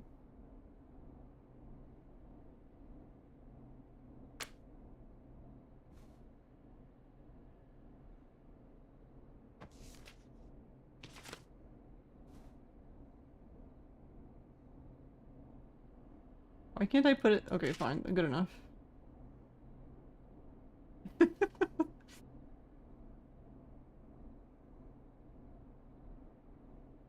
So we're gonna tell her the thing to set it off.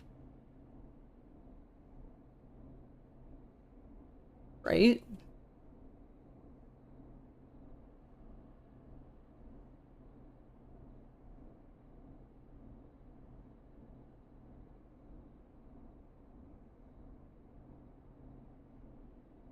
Because we're definitely not deactivating it. Because, like, maintenance call wouldn't be right either, right? That would just be... Welcome back, Forrest. Find anything? The Starling 4000 security manual. It's got a bunch of codes. Good. And did you find anything else? I saw a list of everyone else who bought the Starling 4000. Know who was on there? Oh my god. Roller Ricky! Do you think we should give him a call? Is that crazy? I don't know what you'd say, but...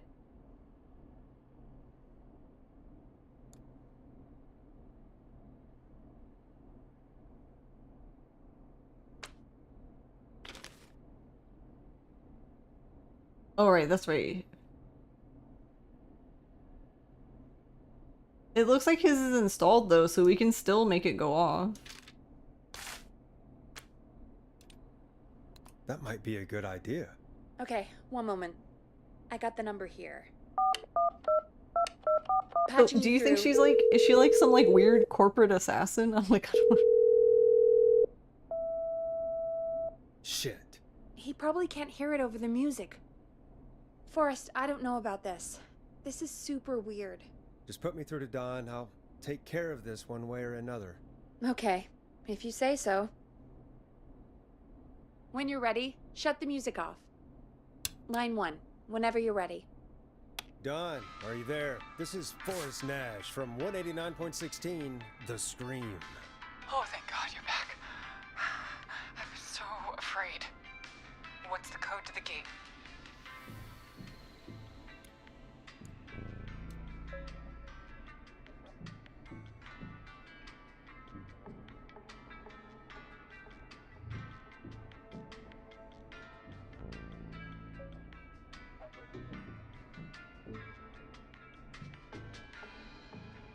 The code is 191519. Thank you, Forrest.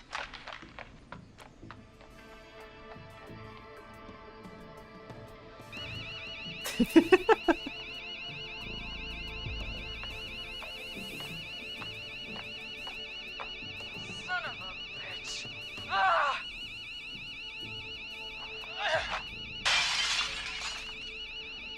Is she?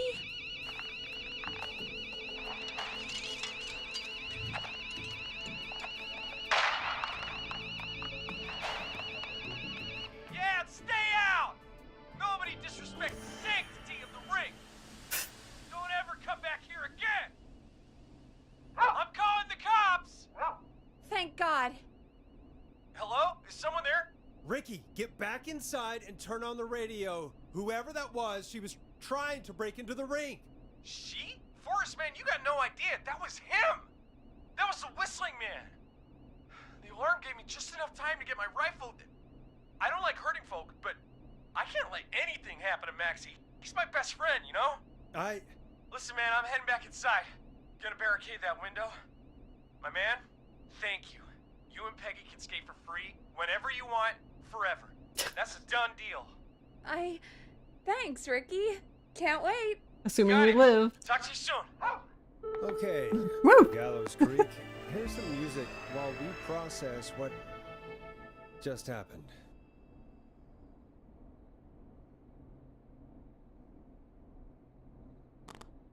Wait, where's the other? No, not that.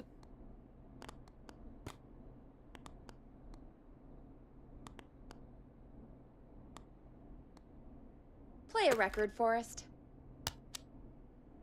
So, the whistling man is a woman? Yeah, I worked it out a while ago. I had my suspicions. Yeah, sure, Forrest. You just never mentioned it. She called up. You spoke to her multiple To be fair, I times. couldn't mention it because it wasn't an option for me to, so whatever. I thought she was just regular Gallows Creek Strange. Really, Forrest? Why do you think she requested that song? To get me outside? Maybe, but how? She didn't know the song was outside to start with. That's right. She never actually attacked me out there. So? What now? I guess I should make an announcement. We do have new info. Okay. But that's kill the not- music what? and you can make the announcement. Is she knew it was out there and called to get me outside because fucking Peggy mentioned on air that she threw it out the fucking window. So she knew it was outside. So what is Peggy talking about?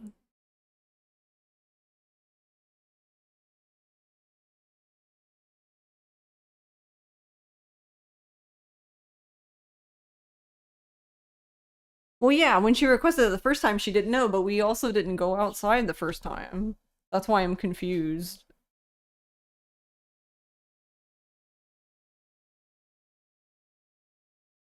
But, I mean, I assume she requested the song.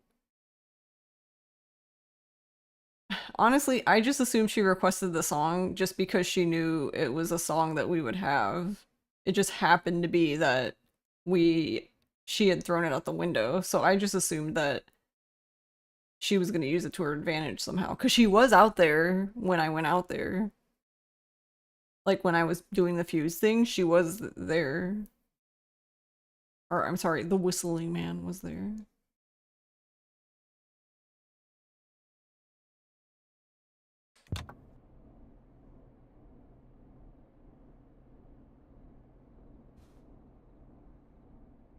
When you're ready, shut the music off. Don't tell me how to live my life.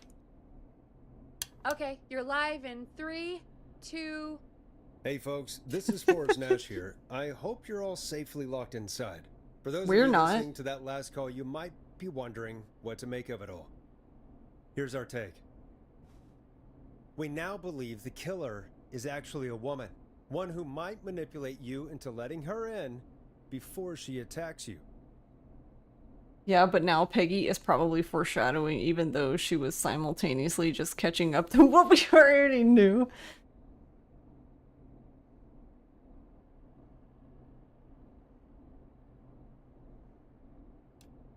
I'm sad to say, but time to trust no one. Sad to say, but it's time to trust no one. The killer was calling themselves Dawn.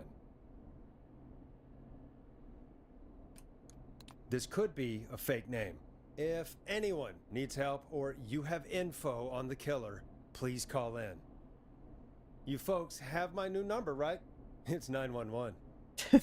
Hopefully, our next caller can help shed some light on our killer. Hey, we had a call come in. Okay, folks, time to take a call. This is Forrest Nash, and you're listening. Please help me. My name is Casey Moore. I'm at 25 Nancy Drive. My best friend's been stabbed. He's bleeding everywhere. I don't know what to do. Please help me. Easy, easy. Take a breath. Relax. Okay. We'd been out at the reservoir. We were heading back to his place when we heard this whistling all of a sudden. He just started freaking out. He screamed at me, told me to hide. I'd never seen him like that, and I just panicked and ran and hid in a bush. Oh no. Forrest. Then what happened? He went up the road and talked to someone. I couldn't really hear or see anything. It sounded like he might have known the person, and they just stabbed him. Casey, was he talking to a woman? I don't know.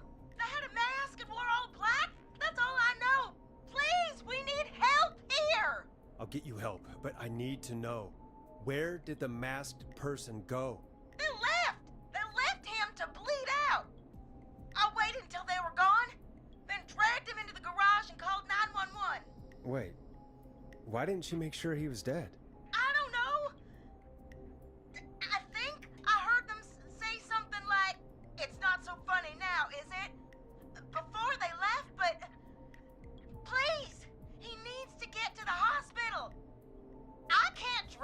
The ambulance has exploded, so he's dead. The ambulance was destroyed in the explosion at the gas station. You should get all the info you can. What's your friend's name, Casey? It's Jason! Jason Parker! Can you tell us where Jason was stabbed? They stabbed him in the stomach, and then stabbed him again in his leg when he was on the ground, and it's... Oh, the knife is still there in his leg! We'll be right back. Peggy, patch us through to the hospital. On it. Phoning St. Wait, Gabriel's the now. knife is there. Switch to line 2. Hello, St. Gabriel's Hospital. How can I help you? Hi, this is Forrest Nash from 189. Why do you have to introduce yourself like that? We have a stab victim at 25 Nancy Drive named Jason Parker. He's been stabbed in the stomach and the leg. He's bleeding heavily. Oh God, I'm sorry. But the ambulance is... well, you know. I know, but please, we need something, or he's going to die. Forrest, listen, you're going to have to get him here. We need to see him, and we can't get there ourselves right now. We don't have any way to drive him right now. And even if we What did, about the kids in the he's van? bleeding out fast. All right, listen. We need to buy him time to get here. That means stopping the blood first, and then finding someone to stabilize him. To stabilize him, you really need someone with first aid training. Do either of you have any? No. Me neither. Damn it. I'm really sorry about this, but I have other patients who can't wait. All I can do is talk you through the procedure as quick as I can, and then leave the rest to you. You think you can handle that? I mean, we don't have much choice. Don't really have much choice. Hit me. Okay, from the top. If he's bleeding out, then you need to get him comfortable and try to stem the bleeding. Lay him down. Apply continuous pressure directly to the affected areas. When the bleeding slows, get a clean cloth of some kind and hold it over the wounds. Get them comfortable. Apply pressure. Clean cloths when slowed. Got it, I think. You said he was stabbed, right? If the object he was stabbed with is still in him, don't... Yeah, don't take it out. It's stopping the worst of the bleeding right now. If anything, you should Apply directly to the stays forehead. where it is. I wouldn't have thought of that. It makes sense, though. God, that was a lot of info. But I think we can handle this. Glad you got it so far, because there's more to go.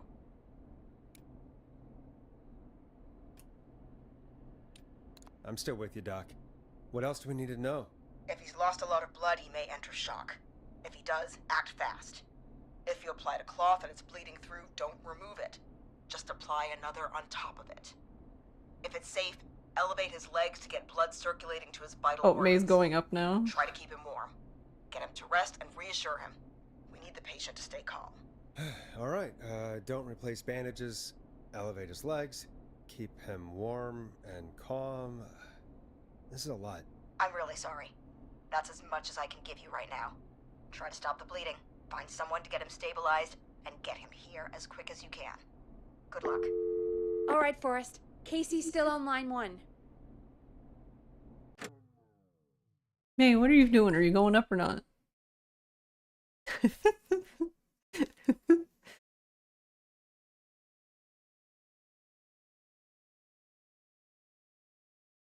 You'll finally get to see her on the webcam that's been there all night waiting for her.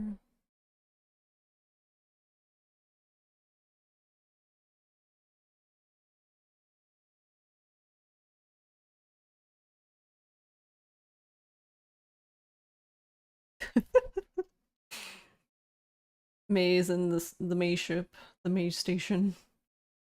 She's assuming control of the May station. May, what are you doing?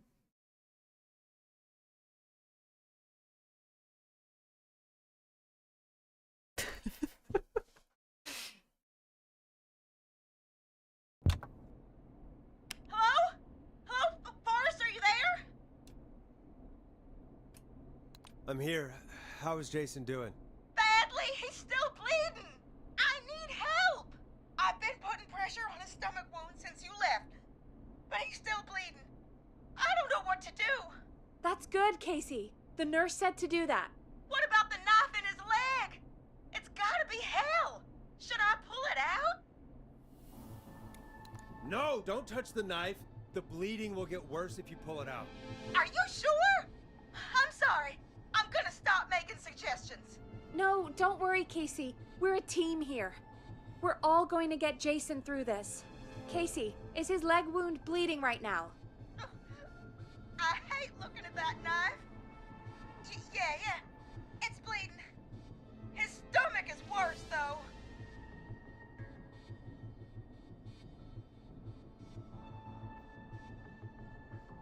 Wait, did we need to secure the knife? I thought we were supposed to leave it alone.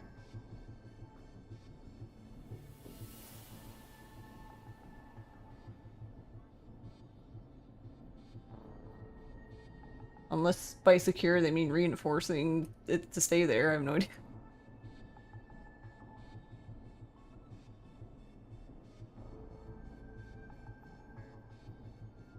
Push it in further.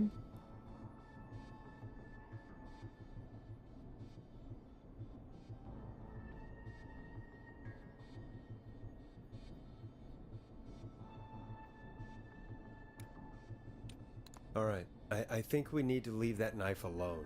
Alright. I'll just keep putting pressure on his stomach for now. Forrest, can I have a word? Now isn't the best time, Peggy. Can it wait? Forrest, it's kind of important. Alright, give me a second. Casey, I'm gonna have a quick word with Peggy. Keep putting that pressure on, and let us know when the bleeding is under control. You're doing great. But what if something happens? We'll still be here. Just shout if you need anything, and we'll be there. I promise. Okay. I'll wait. Jason, please be okay. What's up, Peggy? We can't stay on the line with her all night. Dawn is still out there. What if other people need us?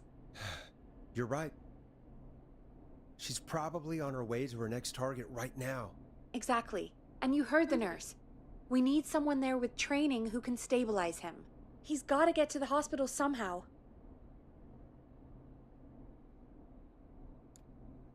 Could somebody nearby help them? Maybe drive Only them been to like the 30 hospital? seconds. You know, that's exactly what I was wondering. The Do you kids, have the anybody in van. mind? I might.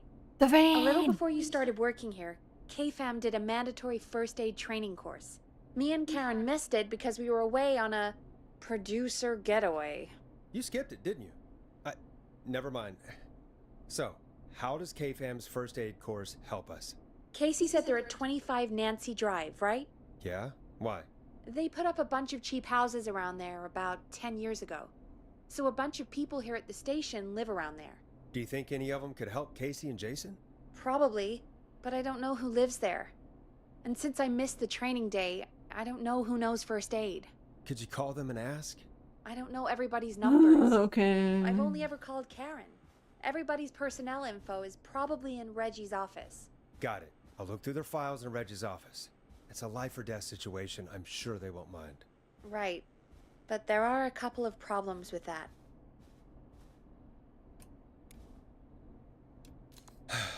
It's sensitive information, so Reggie probably locked it in his safe. Great. Great. Do you have any idea what the combo for the safe could be? Oh my god. Not a clue. Reggie's a serial note taker, though. Maybe something in his office will give it away. Right. There is something else.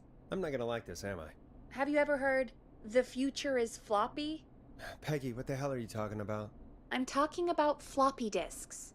Floppy disks are like these futuristic things that have information on them. You put them in a computer and they do something. Oh right, the time period. I'm like, Peggy, floppy disk I is know what a future. I was floppy like, oh disk wait, is. never mind. Anyway, Reggie decided that the future is floppy and started phasing out our physical records and replacing them with these floppy disks.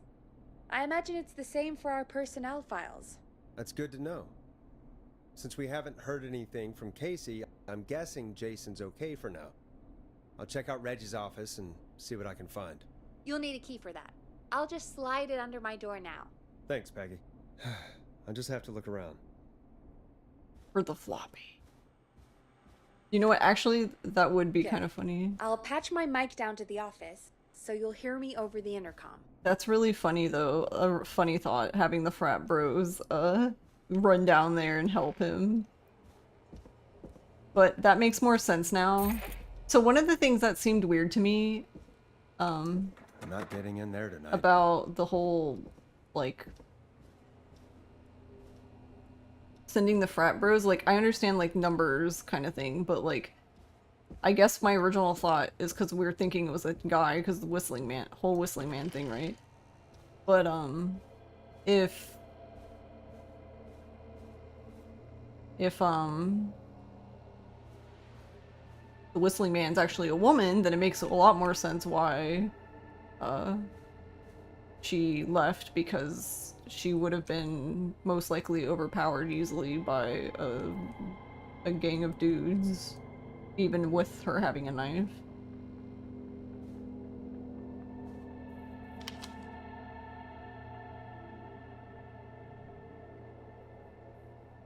Wait, this is interesting.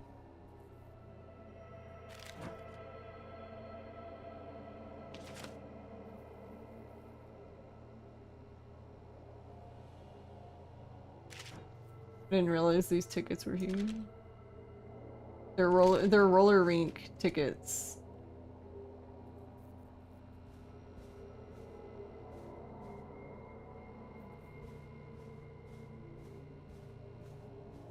How are some of these people calling us given the time period? My man was in the middle of maze.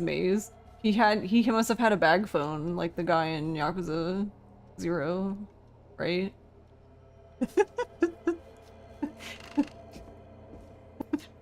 No wonder he got so tired.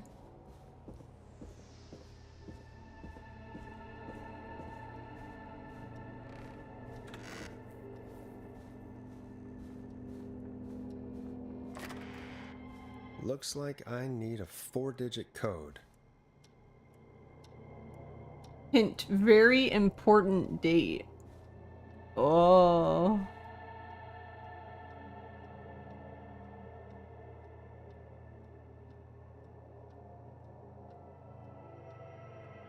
Okay, so Reggie did it.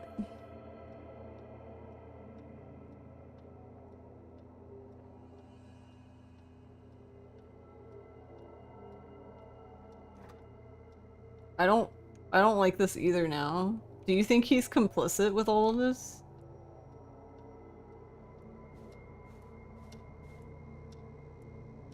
Why do I feel like Reggie's involved?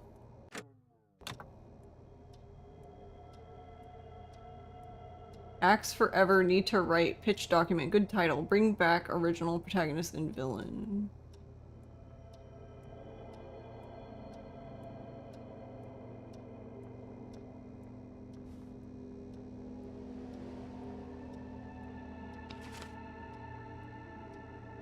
Oh, he had chalupa cabras, a taste of Mexico. He got 2 sodas, nachos, 2 chalupas, churros, salsa dip, tomato salsa. What the fuck? That's a lot. Maybe it's not, but that seems like a lot to me.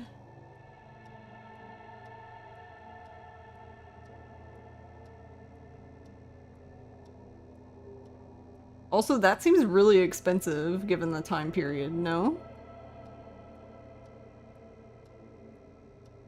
Like, the total was $25? Why were chalupas, like, $7.20?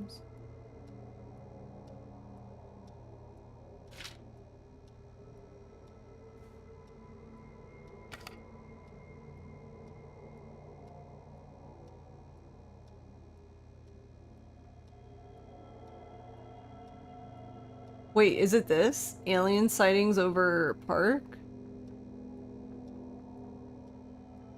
So 10/18/85?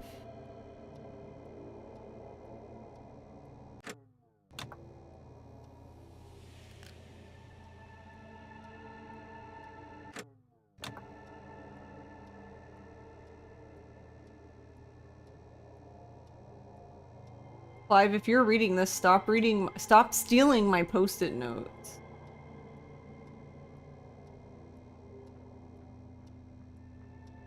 Ask Jeannie where those tapes are. It's been weeks now. Overdue.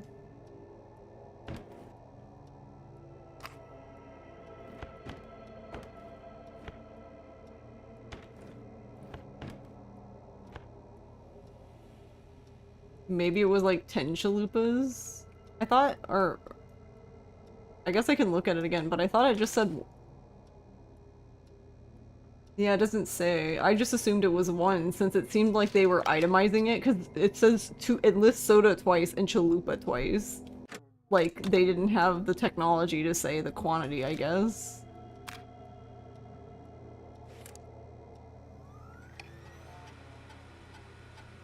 Could this be it?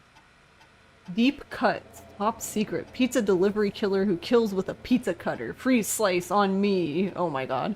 Terrifyingly, there is never any pizza. What happened to the original delivery guy? Maybe write him in as Final Girl's boyfriend. Protagonist is college student Megan, surname to follow. She's smart, beautiful, resourceful, and lactose intolerant. Amplifies the divide between her and the pizza killer. What? Takes place on 11/07. Very important date for the town. Great Goose Gathering. No, it has to be 7/11. Event where a large number of geese appear suddenly and save the town from starvation. Try to link this into the great story. Need to kill off Megan's support network throughout the movie. Like Acts 3, but even scarier. Maybe partner with Ponty's Pizza for the launch.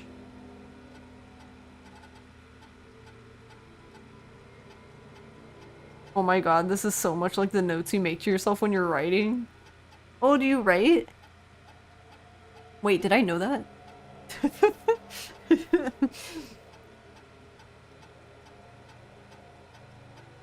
Orders... So orders just receive a pizza cutter and tickets to the movie?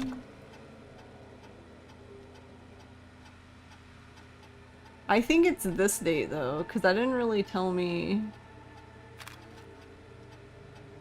So, October 18th, 85.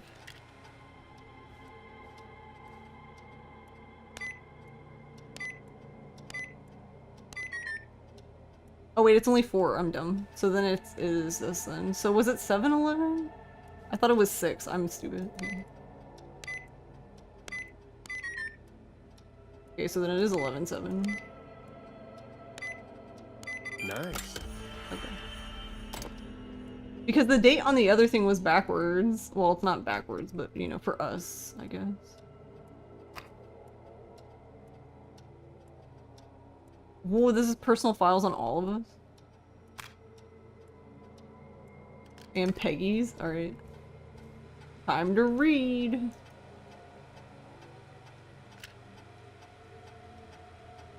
How do I eject? Wasn't it in this drawer? We totally never went through here. There we go. Hey, Peggy. I think Reggie's on to you and Karen. Maybe don't bring those little drink umbrellas into work for a while. What? Why are you reading my file? You need to find someone who can help Casey. We already know I can. Don't waste time. You're right. I'm sorry. I need to focus on possible candidates. Whatever, I'm reading. I can read the rest of this later. No, I can't. Peggy Weaver, producer, May 23rd, 1959. Apartment 17A, Wayland Road. I've never seen somebody gel with everybody as quickly as Peggy has. Her, Karen, and Barbara have really become a little family already. Maybe we need to run this station on girl power. Hopefully it's cheaper than electric. Oh my god. Sometimes I wonder if Peggy secretly wants her own show. She hasn't been shy about getting involved in the calls on the screen. Sometimes it feels as though Horace could just leave a coffee mid-call, or leave for a coffee mid-call, and nobody would know. Peggy and Karen have missed another work event, this time first aid training, because of their training sessions. Their collection of cocktail parasols grows after each session. Why are they doing training sessions at a bar?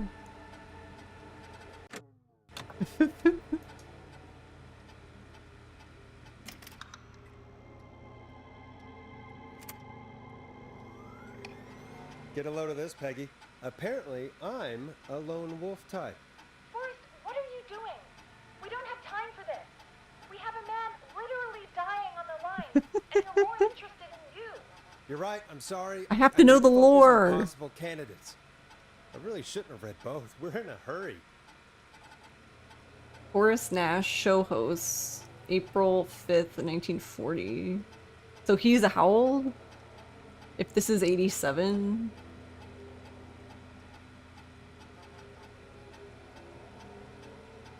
God, he's old as dirt. I can't believe we actually got the Forrest Nash here in Gallows Creek. His motivation may be low, his demands are a bit beyond our means, and he's currently blacklisted from any reputable station, but honestly, we don't have a reputation to lose. Forrest isn't really integrating with the team, seems to have this lone wolf thing going on. Heard him call Janine, and Brenda in his first week. Hopefully this changes when he gets settled. I've paired Forrest with Peggy for his show. They seem to have developed a relationship of sorts pretty quickly, which is good because we sure don't have the show budget to pair him with Karen. So Karen's pricey.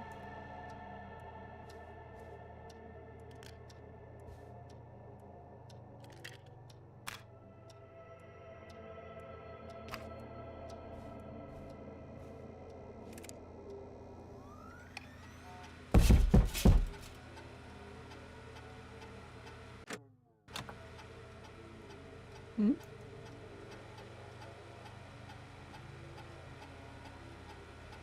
Oh wait, I'm sorry. I'm silly.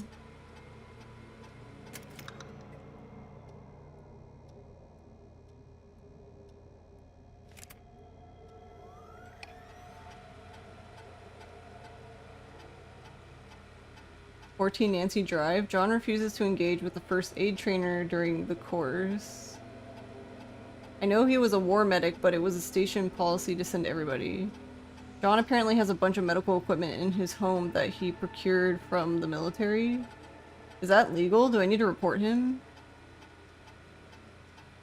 Spoke to him about the free samples that Brad gets sent for his reviews. He said he'd stop, but he said that the last 3 times too. Is it un-American to reprimand a war vet?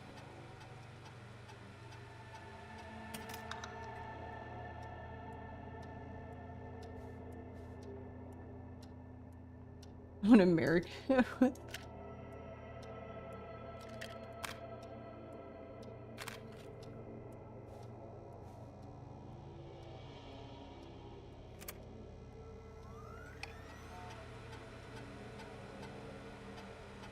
Food critic, 31 Axdown Lane. When I hired Brad, our station's food critic, people said I was crazy. We only have 3 food takeout places and a diner. What's the point? To them I say, you can't be afraid to explore the darkest reaches of the unknown, or Henderson.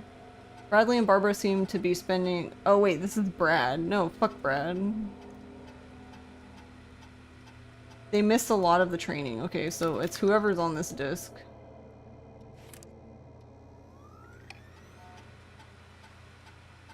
So Barbara? Barbara's really getting on well with staff.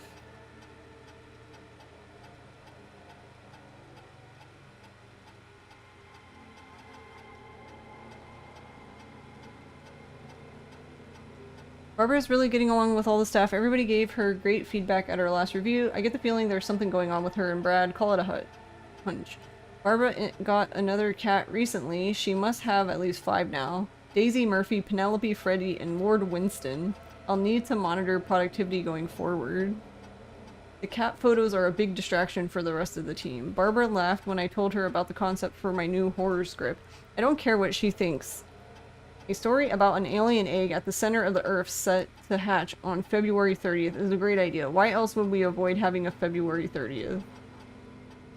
Okay. Killer frequency. Nice.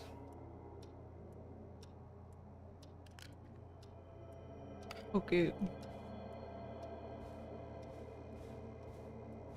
Hey Peggy, you there? Yeah, I'm here. Did you find what we need? Right, now That's a very large... It's just because I'm really close to it, I guess. It's not normally this size.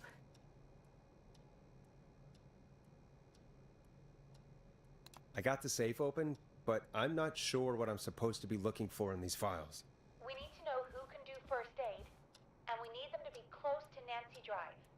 Anything further away than a street or 2 is probably too far. Anyone who our best bet. Got it. I'll take another look at the files. I'll let you know when I find something, or don't. This guy would be so dead. Where is Nancy Drive?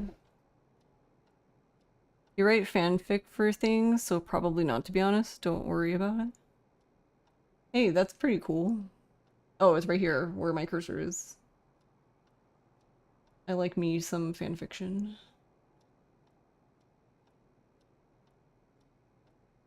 Wait, wasn't... Oh no, I feel bad calling the War Vet dude, but I believe, didn't it say he was on Axedown Lane? Shit.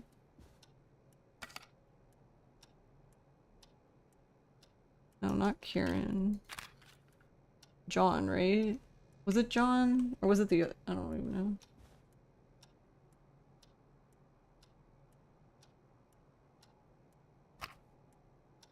Yeah, I guess it's this guy.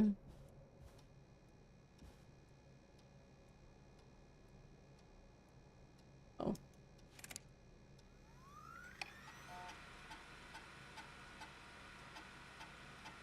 Yeah, he's on Nancy Drive.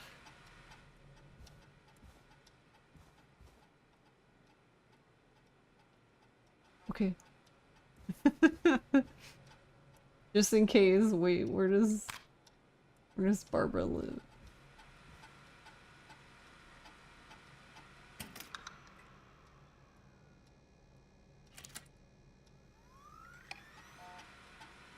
Craven Street?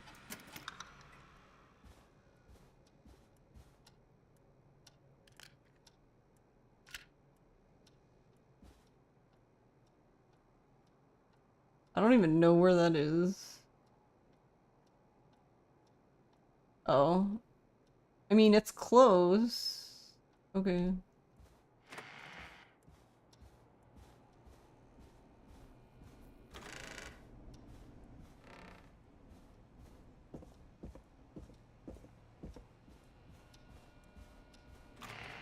Oh wait, was I supposed to call her on the radio first? Shit, I think I might have to go back down.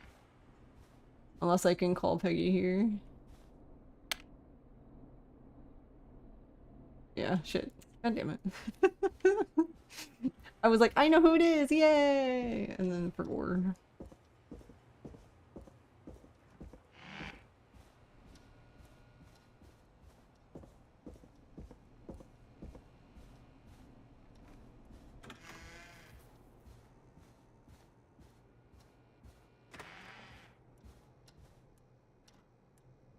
Oh, Spin, if you don't mind, what series do you Hey, write Peggy, you there? for? Yeah, I'm here. Did you find what we need? I think I know who our best bet is to help Casey and Jason. All right, good work. Who should I... Hello? Is anybody there? Please pick up. Casey, I'm here. What's wrong?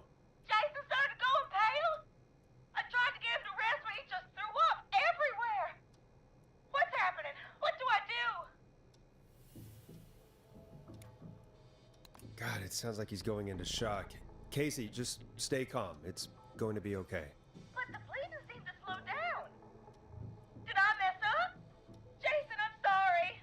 Casey, calm down. You've done everything right. I need you to listen to me, okay? For Jason. What did the nurse say to do about shock?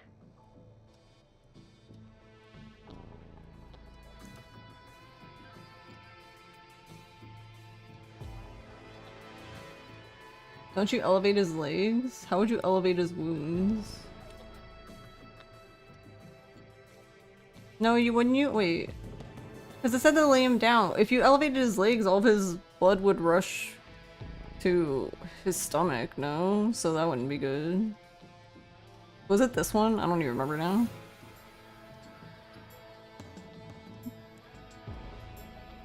Mostly you're right, like plotty case fix for murder procedurals, which is why you get wound up and write so many notes yelling at yourself. Oh, I see. You're trying to write Yakuza fic right now, but you're not making me any promises. That's fine.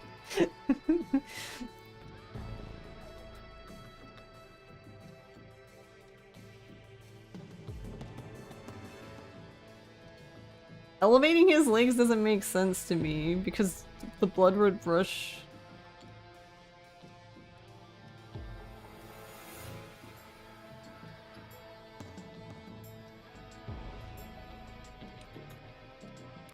I don't remember. If I realized this game was gonna be like this, I would have just like fucking like had something open to take notes at every like 5 seconds.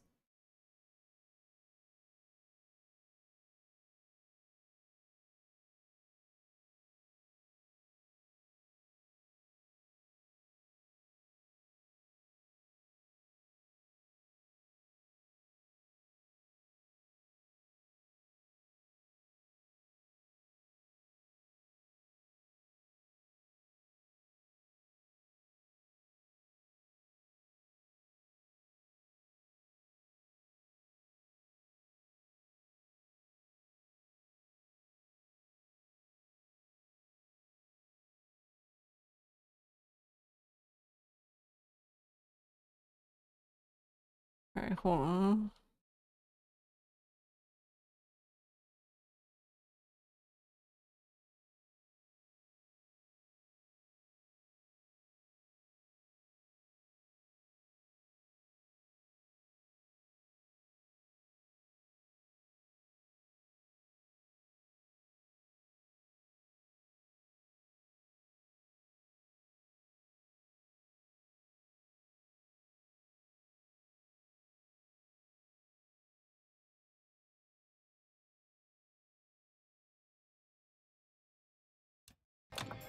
Do you do elevate his legs? It just seems weird to me. But... Casey, I need you to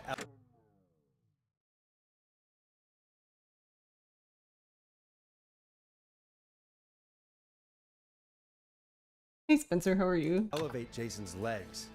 We need to get the blood flowing to his vital organs. Got it. Jason, stay with me. I'm just gonna move you. This might hurt. Okay. I propped his legs up on some boxes. I'm looking at my notes. We need to get Jason as warm and comfortable as possible. Do you have anything you could use nearby, Casey? Yeah. I still have some laundry next to me. I'll wrap him in some blankets. Just give me a second. Sorry. Sorry.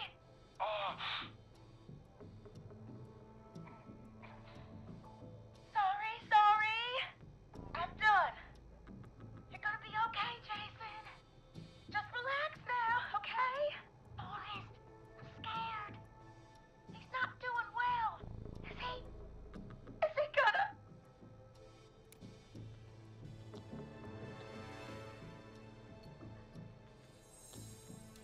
Casey, I need Yeah, you just- to be strong for Jason. Sit with him and reassure him that everything's gonna be okay. Okay? Okay. But please, I can't give him what he needs. Please send help. I can't lose him. All right, Forrest, we need to hurry. Jason doesn't sound like he's doing too well. I know, that's what You said I've you been needed trying to to give call you the earlier? person to Who call. was it? We need to call John Hedges. He lives on Nancy Drive. He didn't really participate in the first aid training, but he's a former war medic. He's probably the most trained person we have. Really? I never really spoke to him before. A war medic, huh? Yeah, and according to Reggie's notes, John keeps all of his old equipment at his house. He's something of a hoarder. All right. What's his number? 54207. Okay, I'm glad that they just put that in automatically because I'm like, I don't fucking know his number. Who the hell is this calling me at? What time is it? John, it's Forrest Nash here at KFAM. We have an emergency and we need your help. Forrest, if this is a work emergency, then it can wait until the goddamn morning. Just leave me a note like everybody else. A man has been stabbed by the Whistling Man, or... Never mind. He's lost a lot of blood, and he's passed out. We need you to help him. The Whistling Man? What kind of joke is this? John, we're not kidding. A man is gonna die if we don't help him right now. Seriously? I haven't been called on for over 10 years. Where's the patient? What's his condition? He's at 25 Nancy Drive. I think we got his friend to stem the bleeding, but he's gone into His shock. condition He's is not passed out good. right now. You say he was stabbed? Do you know the extent of his injuries? From what we were told, he has 2 major stab wounds. One to the stomach and one to the leg. The knife is still in his leg, and the stomach wound is open. Understood. Let me grab a few supplies and I'll head right over. Damned if he dies on my watch. Thank you, John. We'll let him know you're on your way. Good luck. Hello, Casey. Are you there? How are we doing? Bad. Jason seemed really weak and then just started thrashing. What about now? Is he still thrashing? He's passed out. Please tell me you found someone to help. Casey, help is on the way. My colleague will be there soon. You hear that, Jason? Someone is coming. You're gonna be just fine. Just hold on for me, okay? Just hold on. Come on. Hello, Casey. This is John Hedges. I'm here about Jason. Please let me in. I'm guessing that's Jason there. Casey, I'm gonna need your help. Forrest, Peggy, don't you two worry. We've got this from here. Okay. Forrest, we'll call you back later. I have to go now. Good luck, everyone. God, I hope he's gonna be all right. And with that, the show moves on. We're sending our best wishes to Jason.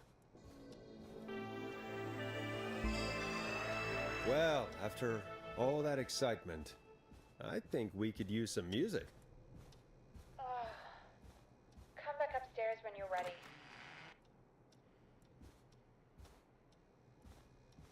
Oh, I think that popped up because I was... Okay.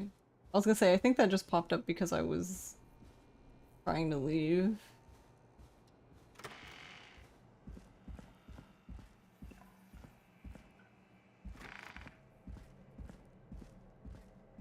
Also, I forgot about...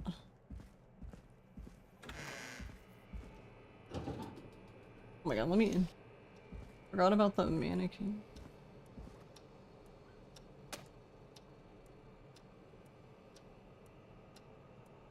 Can we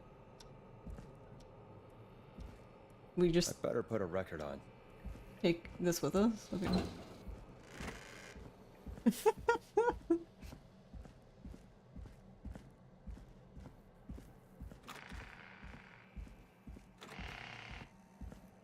Oh wait. Supposed to turn.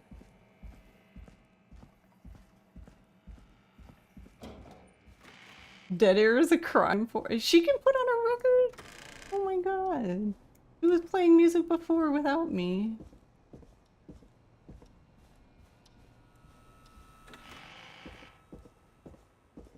Look, I brought a present. Come on, Forrest. Put some music on already. Got a new friend.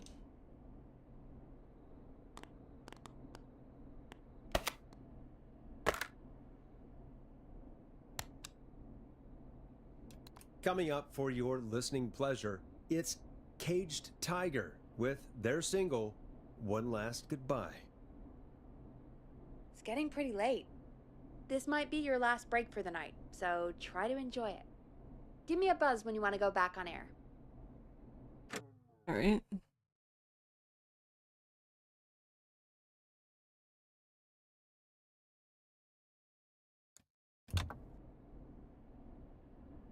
Oh, wait, hold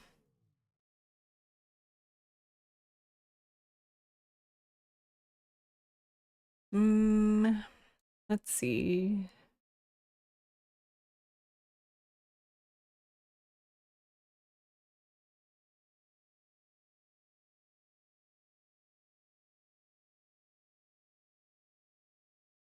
Alright, I guess we'll just continue then.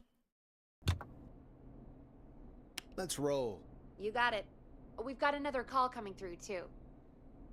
Okay, Forrest, shut the music off. Welcome back to 189.16, The Scream. I believe we have another caller on the line. How are you tonight, caller? Forrest, it's me, Roller Ricky. Oh, and Maxie's here too. Are you okay? Not under attack again, are you? Oh, we're good, man, thanks to you. You're like our guardian angel. That wouldn't be a bad look for you, Forrest. A little White Wing Halo number? Maybe something for the K-Fam Halloween party. All right, everyone, let's calm down. Ricky, I'm just glad we could help you and Maxie. Is there anything else we can help you with, Ricky? Actually, I think I have some info that might help you. I'm actually... Oh? What's that? You see, man, me and Jason know each other. You know each other? Yeah, we went to Gallows High and played on the football team together. He was a gnarly offensive linesman, and I was our star wide receiver. Runner Ricky, they called me. All right, and what does that have to do with tonight? Well, because George, the guy who drowned, he was on our team too. Okay, wasn't expecting that one. Tell me about him. What was George like? I didn't know him for long, man. Sad to say. We had our first team party on the night he drowned. He seemed like such a good dude. Ricky, were you there when George drowned? No, man. Once the party turned, I beat feet out of there. Turned? Man, I remember George and his girl there. There was a whole lot of love, man. I could see it, you know?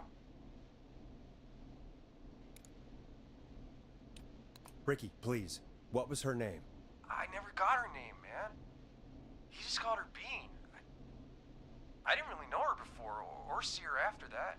Then what did she look like? Please, tell us anything you remember. I just remember a pretty girl, man. I'm sorry. Ricky, you said the party didn't last long. What happened? Bean? We were just having a good time, and then the next thing I knew, everyone was running for their life. I looked up and saw a goddamn whistling man in the trees. And I never ran so fast in my life. I ran straight home. Didn't know about George until next morning at school. I'm guessing it was whistling night, wasn't it? That the whistling man was just another kid. Yeah. I don't know how George died, but I always felt like if anyone deserved to die that night, it should have been me. And Ricky, it wasn't your fault. You're not a bad person. I know that now, man. It took a long time to learn, but yeah, just thought I'd tell you all what I know. Thank you, Ricky. This helps. Thank you. You got it, man. Anyway, I think it's time for me and Maxie to free up your phone lines. Thanks for listening, man. I'll let you to it. Night, Ricky. All right, folks. Looks like we got a new lead in the case. If anyone has any info about this mysterious bean, please call in. If she was George's girlfriend back then, she's probably in her mid to late 30s now. Huh. Oh, we have another call coming in, but hang on.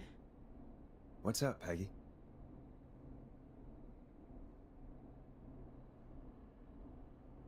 Peggy? You're gonna want to take this call off the air. Who is it? Just do it. All right, folks, it's time for another track. Here's one to help you sit back and relax. We'll be right back after this.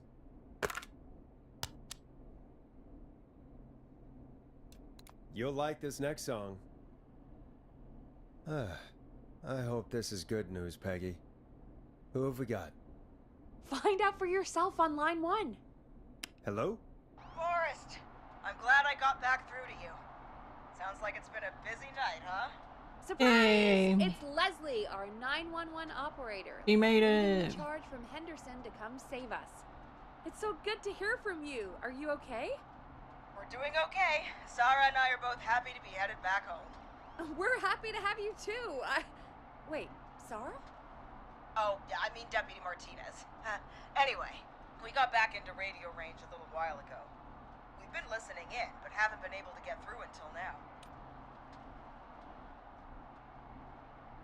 It's been non-stop since you left. Please tell us you're bringing help. You bet! I'm leading a whole goddamn squad towards Gallows Creek as we speak. Turns out somebody had cut the phone lines. They had no idea what was happening. That's great news. That's crazy about the phone lines, though. Do you think the Whistling Man cut them? I'm guessing so. I don't know how the Whistling Man did it. But that doesn't matter right now. Listen, we're coming in hot, but we need your help. I know Gallows Creek isn't a big town, but if we don't know where the Whistling Man is, we can't get him. Her. That's where you come in.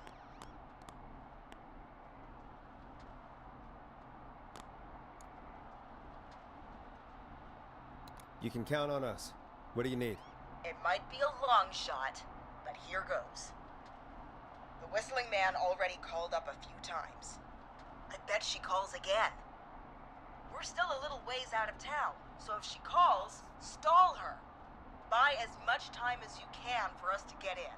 And while you're talking to her, try to figure out where she is. We'll be listening in, so once her location is known, we'll head straight there and end this nightmare. I'll do my best. I know you will. Heck, I can see the headlines now. Forrest Nash's interview of a lifetime. Anyway, I'll radio the other cars and tell them the plan is a go. Hopefully the next time I see you, it'll be with our killer behind bars. Take care now. We'll see you soon, Leslie. Thank God. It has to be It sounds Dawn, like right? This is almost over. Dawn We're nearly was the through girlfriend. this.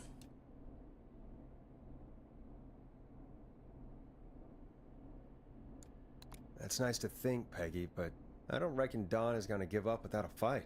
She probably won't give up without a fight, no. But neither will we. Now, let's get you back into the arena, champ. Time to turn the music off. Bringing you back live now. Welcome back to The Scream with me, Forrest Nash. The line is lit up, but before I get to our next caller, I just want to say, things are looking up. It's almost over. But for now, let's bring in our next caller. Evening, caller. This is Forrest Nash. Hello, Forrest. This is John Hedges. I'm here with Casey. I wanted to give you an update on Jason. John! Is he gonna be okay? He's a fighter. He'll be fine. We've got him stabilized and resting in a bed. We're preparing to move him to the hospital. Thank you so much. Yeah. You hadn't been there, then? God, I don't even want to think about what would have happened. Of course, Casey. We're just happy he's okay. John, Casey, you two did all the work. Tell Jason to get well soon from us, whenever he's up for it. Well, why don't you tell him yourself? Is this Forrest? Jason, we meet at last. It's good to hear you, Jason. How are you? Oh, well, you know. I got a hole in my Got stomach. a hole No. in my stomach, and there's a knife in my leg, but John gave me something to take the edge off. So, I might feel even better than either of you. Oh. Take it easy until you get to St. Gabriel's. I will. But, before that, I needed to call you. I'm guessing the Whistling Man is still out there?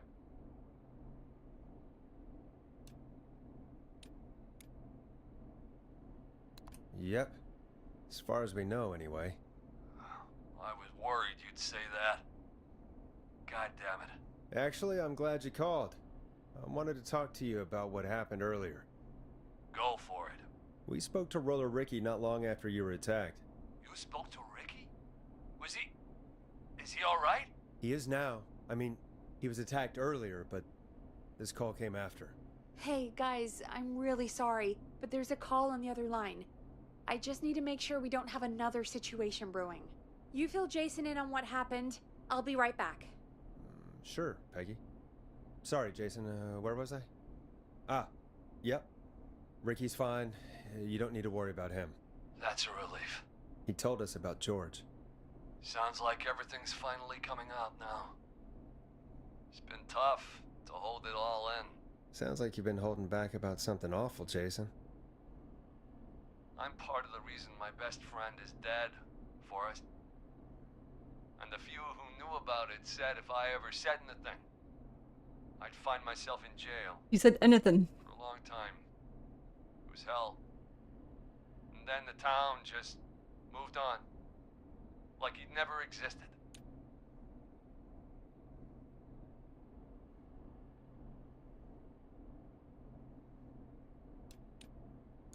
What happened that night? I went along with the stupid prank, that's what. Whistling night. Some of the guys on the football team had an idea for a way we could haze the newcomers. Alright. I guess we'll wait for the end. So, I guess... So, I'm guessing hazing gone wrong, which ended up in George dying. But then I'm guessing whoever is like actually responsible was somebody's. Do you think it's a politician guy? Like they're related? Like something like because it has to be somebody with like with clout, right? Like somebody who had a lot to lose reputation wise.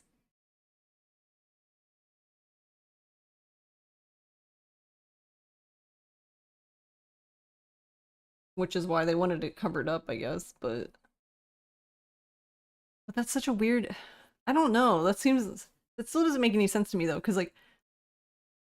Because then it seems like the whistling man, like the actual like murder whistling man, clearly only came out because to cover this thing up, but then he ended up killing like 12 people.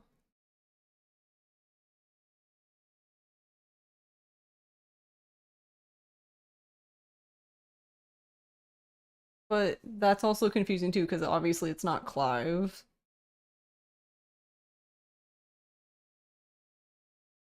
Well, it didn't seem like Clive ever killed anyone, so whoever did the original murders, I don't know, I guess it could be the same person from both times, but... Nah.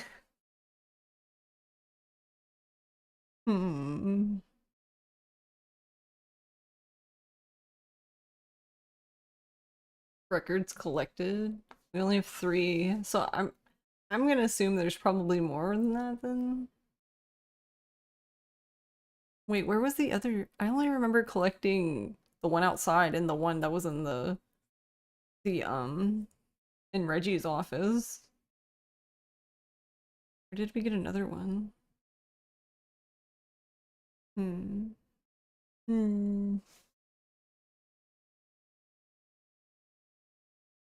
Yeah, I really don't remember picking up the other one. Was there like one in reception or something? I don't know. I don't remember one being in like the cafeteria or something.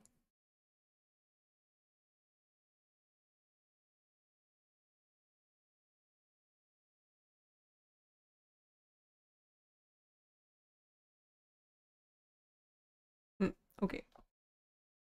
We decided to plan a party in the woods and have the whistling man crash it. It was stupid. We each had a role. I was the stabbed friend. At the party that night, I left the group for a second, met our whistling man, pretended to get stabbed in front of everyone. Started an almighty panic. Those screams. That was the last time I saw or heard George alive.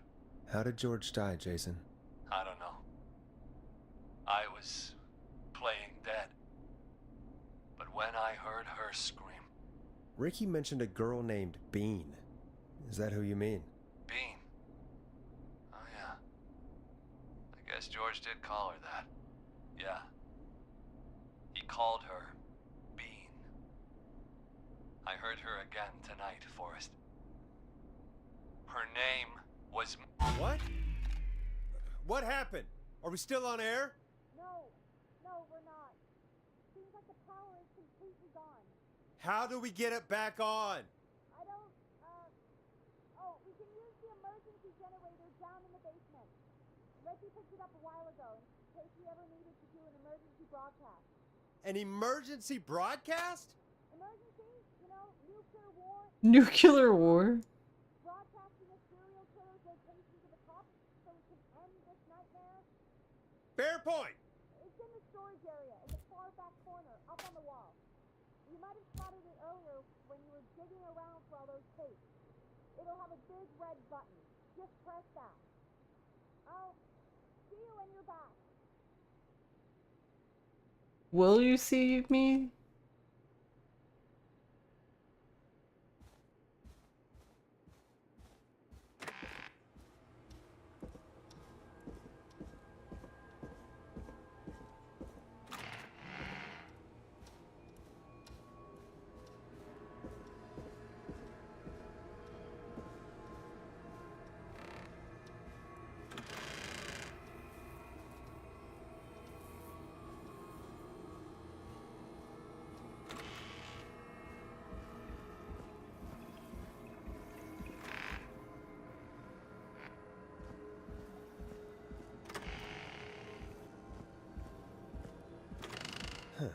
Far back corner. Why is this station so big?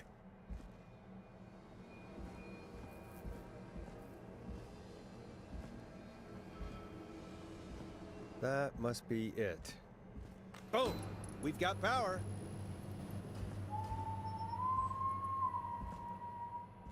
The Whistling Man. I need to warn Peggy.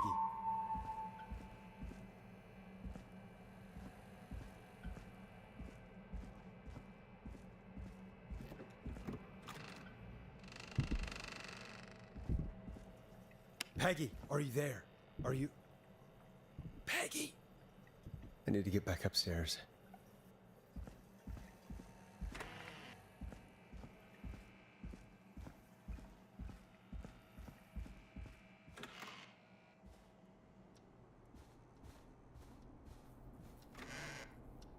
What the hell? Hmm?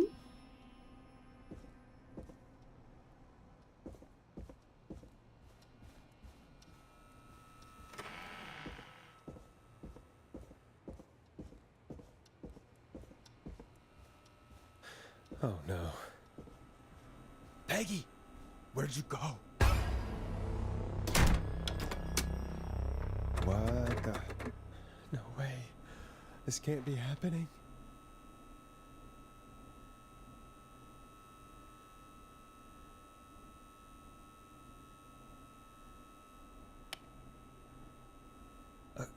A call.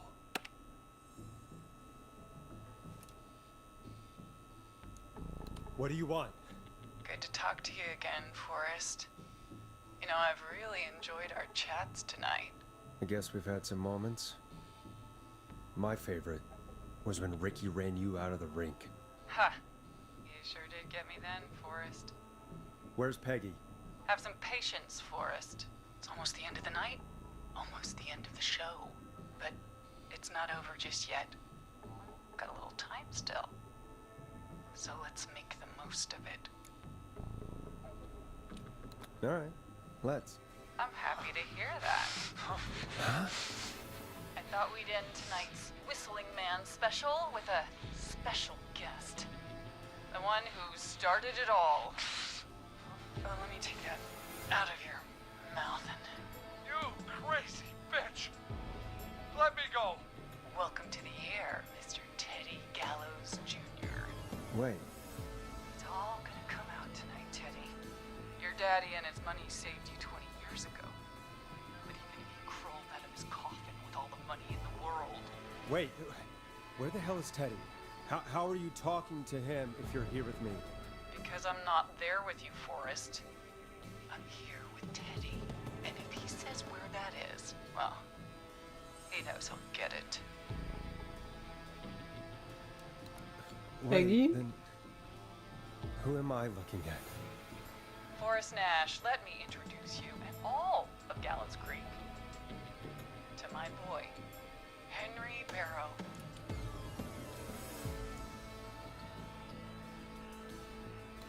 Your son? You mean you... Wait, Okay, so I was right that it was Dawn. Yes, Forrest.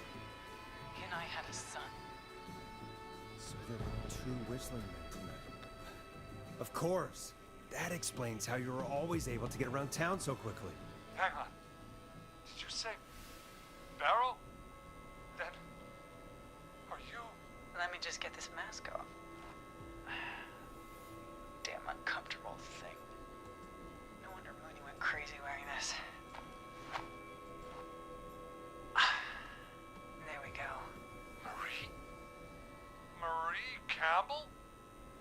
George's old girl.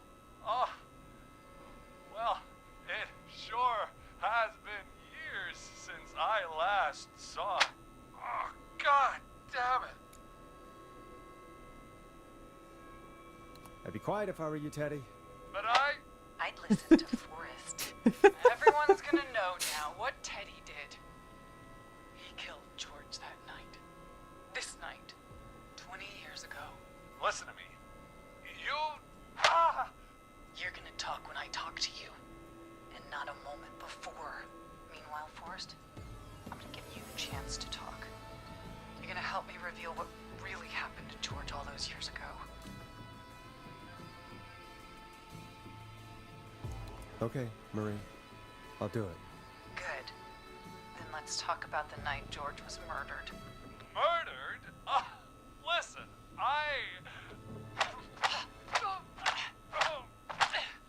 Jesus. I said you speak when you're spoken to.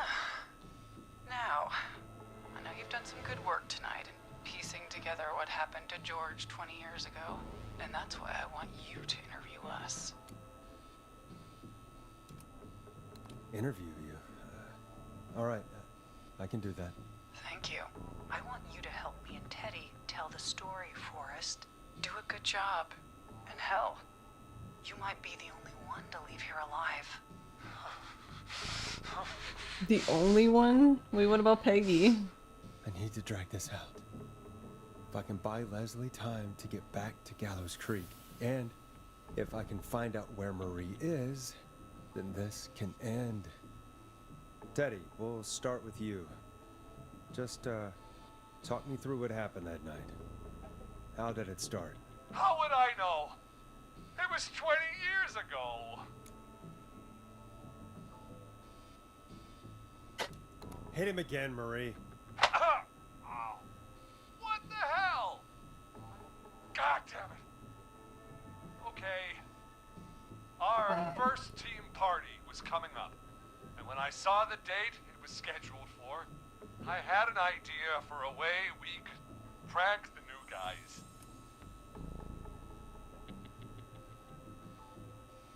What made that night special? That was the night Mooney went missing. We couldn't pass it up. I was just surprised no one had ever thought to do it before. Wait. You mean this was the first whistling night? Keep talking, Teddy. We went up near Whistling Point. God, who was there? Me, Jason, and George, of course. But George didn't come alone. He brought Marie. And Roller Ricky. He was there too, wasn't he? Yes, Ricky was there too. Runner Ricky, our wide receiver. I helped him off the bottle, you know. Because I'm a decent man. Is that so? Yes, it is. He came apart. Oh, this guy's such a one day. fucking, Some people do. like, narcissist. He had some issues. Wasn't stable. I didn't want him to hurt his chances in life. So, I helped him keep himself together.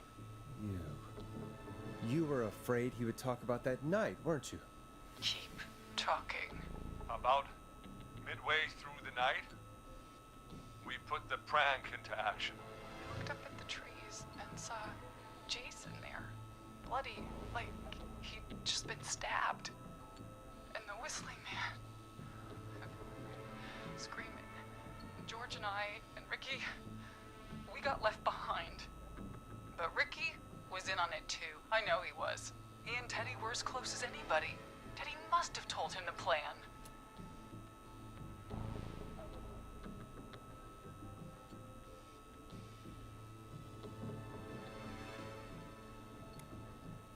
No, Marie, you're wrong. Ricky didn't know. What? Did you miss that part of the broadcast? I spoke to him earlier. He had no idea what was happening. He said he was as terrified as anybody. Isn't that right, Teddy? You didn't tell him, did you? Ricky never could keep his mouth shut. Hmm. If we told him, he would have given everything away. But he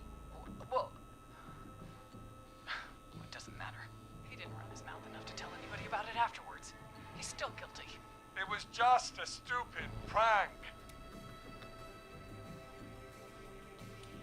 Hit him again, Marie. God damn it! You made George think Jason had been murdered. He thought his best friend was dead. And so tonight you stabbed him for real?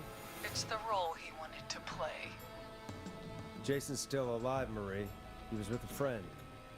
We talked her through how to stop the bleeding, and got him professional help just in time. Oh. Well, shame he didn't have the good sense to die earlier. Just a prank. Yeah, bro, someone died for a prank, right? It wasn't just a prank then. Me and George took off running, but somehow we got separated in the woods. I ended up near the bottom of Whistling Point, and when I noticed George wasn't with me, I panicked. And then, I don't know how he snuck up on me, but Whistling Man grabs me. I scream, and he starts laughing, telling me it's just a joke. I can stall for time here.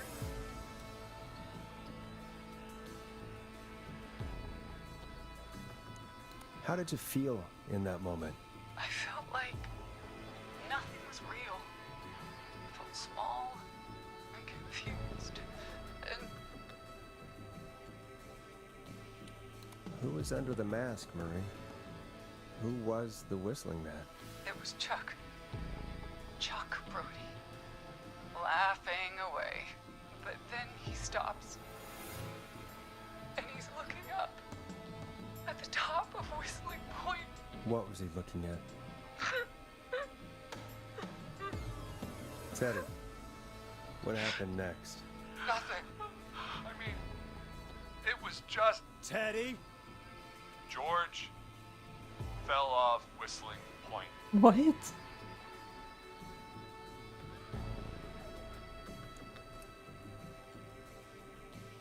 Why'd he fall, Teddy? He just... You pushed him. You were up there. You were dressed as the Whistling Man too, and I didn't push him, god damn it! I just chased him up there and he kept backing up. When I saw he was about to go over, I reached out. That's what you saw. You liar. It's not my fault. He didn't know it was a joke. What? If he'd had any brains, he would have realized. Ugh. You bitch. No one's going to believe this. After all you did.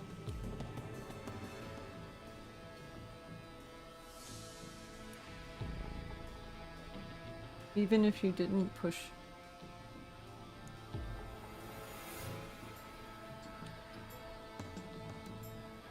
If she's lying, why the cover-up? My future was at stake, Ash. You know what it's like. People like us are bred for bigger things. Oh my god, save it. I'm going to be the mayor of this town, Forrest. I threw your tape in the And trash. then governor. And then, who knows? What happened that night was tragic. It should never have happened. But it was a mistake. It was just a stupid joke gone wrong. So my father sent Clive out to clean it up. Why should a blip ruin my future? What a disgusting man. George was a blip?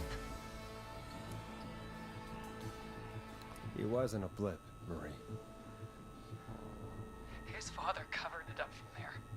I searched for George's body all night, but Sandra found him the next morning while out jazz running. she found him in the river, but she lied about that to protect Teddy.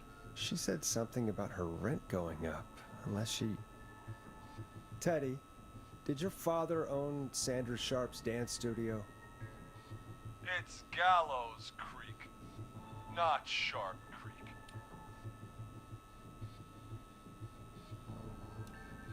Hit him again, Marie. Damn it. Yes. Okay. We own most of the town. That's it then.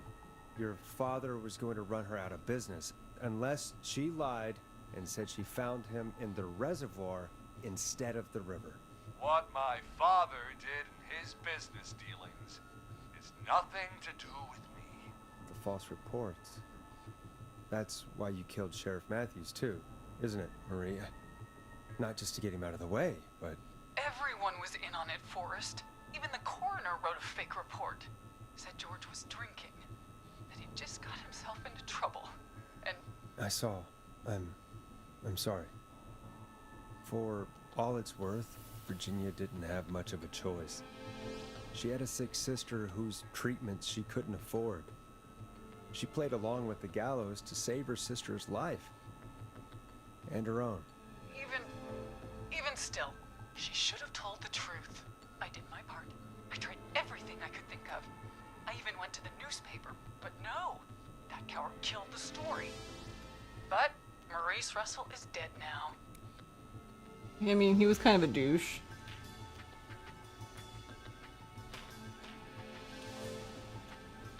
You've been through hell, Marie. I'm sorry. You've got no idea.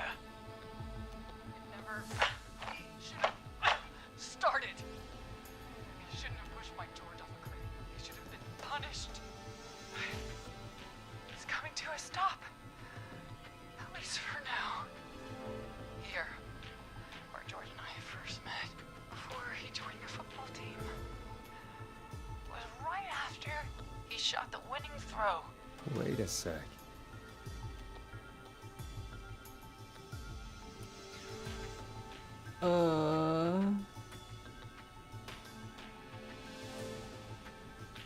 Why are you pacing now? How am I supposed to...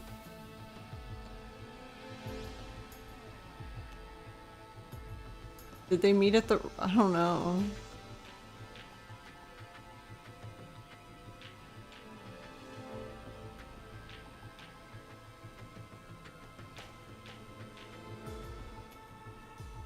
Well, she said right before you did the winning throw, but it wouldn't have been the football field then, right? Wouldn't that have been weird? Because wouldn't it have happened before the football field? Was anyone paying attention to this? I don't remember...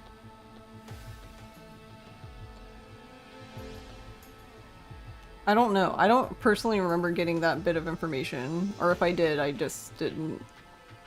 Yeah, no need to be sorry. I just don't remember. I honestly don't even remember coming across this bit of information.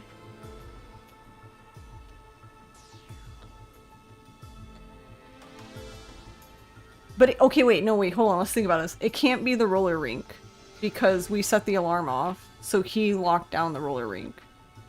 So it can't be that. So we can rule the roller rink out.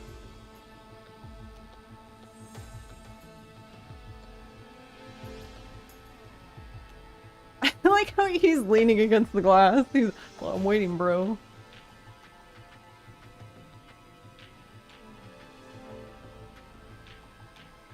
Okay. To me, I guess it has to be the football field. I don't know, the school gym doesn't make sense because, okay, when I remember looking at the map, the school was like on the bottom of the map and the football field's on the top. So how would they have gotten to...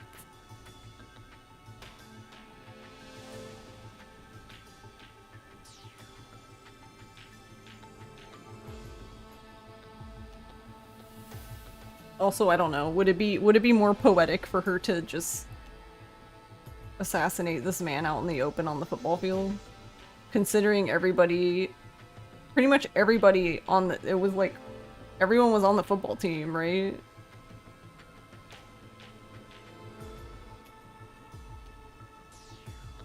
Well, I guess it's 50-50.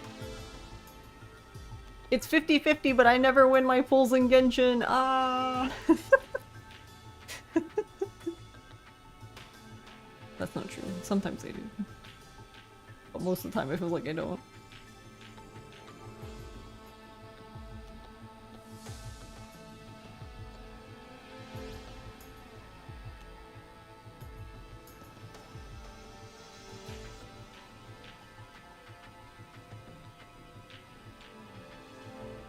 I would just say football field because, like, I don't remember anything about the school gym, like, this entire game. I don't even remember them talking about the school, other than, like, they played football for the school. Like, it was the high school football team, and they were high school students. That's it. That's, like, all I know about the school, I feel like.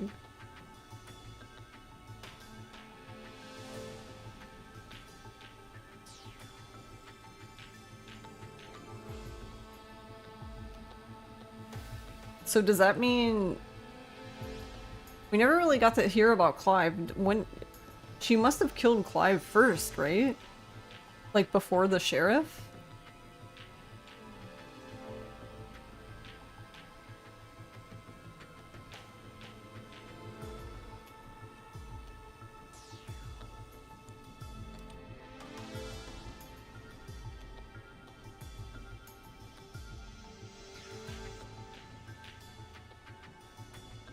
And I don't have anything. We don't have an inventory. I don't have anything to help me, and the map is over there.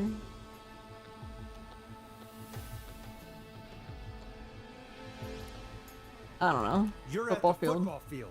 Jesus Christ! Forrest, you idiot! We're in the gym at Gallows Creek High! I can't feel bad for him. Wait! He's dead too now, isn't he? He is. Anyway, I think that about wraps up the interview with Teddy. So... Marie? Where? Oh my god. Peggy! Teddy! Peggy, it's been so long since I've seen your face. I worried you wouldn't come. And here I was, thinking you'd forgot me. I'd never forget my own sister. Sister? Peggy, what's happening? Why are you even there? Wanna explain, Peggy? Earlier, while you were speaking to Jason, I got a call. You remember? Well, it was from Dawn. She said that my sister Marie was there that night George died, and that I should come to the gym for a reunion. And when you walked in, you found out. That my sister is the Whistling Man. Good to see you too, Peggy. Why didn't you tell me any of this? She said that it was my last chance to see my sister. I knew if I told you, you'd try to stop me or come with me when we need you on the radio. And I just... I'm sorry. This has to be a lot for you. I just... What happened to you, Marie? You just disappeared one day. Disappeared? I was thrown out, Peggy. I begged Mom and Dad to do something about what happened that night, but did they care? No, they told me to stay quiet. They only cared when they learned I'd been with George. And Marie, I'm so sorry. I never knew. it's not your fault. Really, it's Mom and Dad I should be seeing right now. But since they're dead and gone, well, I'll have to settle for the next best thing.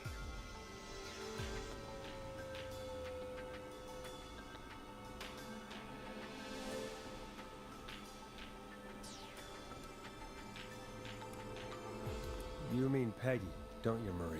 Someone has to pay for what they did. Marie, please. Mom and Dad are gone, Peggy. Besides, you forgot me.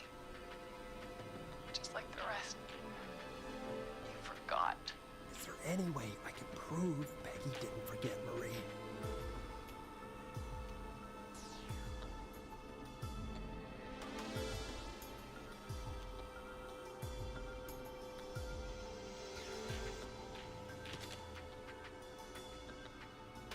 Marie, Peggy never forgot about you. Keep your mouth shut. She kept a card from you. She kept it here on her desk. What card? The card you made me for my 8th birthday. What does it say then? Happy birthday, Peg. Now you're great and 8. Love, M. I Henderson police! Freeze! No! Henry! Get out of there! Oh shit. We have one wounded, one dead, and we're in pursuit of the suspect. Henderson police! Freeze! Forrest! Leslie, how's Peggy? She's been cut pretty bad, but we're here now. I'll be okay. God, Marie. I can't move. Hey, Zara! I need you to look after Peggy. I mean, like, Help. I can't move anyway. Like, I can't leave this Nick of building. time. Where's Marie? She bolted right as we got here. The police are right on her heels. It won't be long now. It's over, Forrest.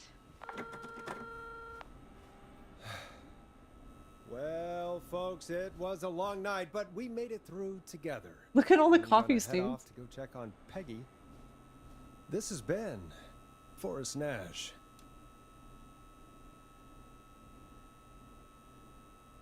It's been a scream. And it's been a scream.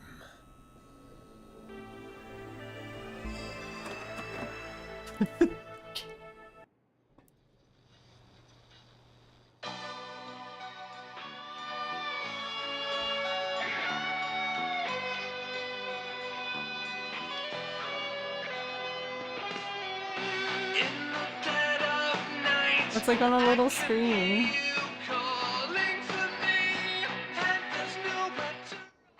Officer Trout, come in. One suspect is in custody. Trail the other suspect into the nearby woods.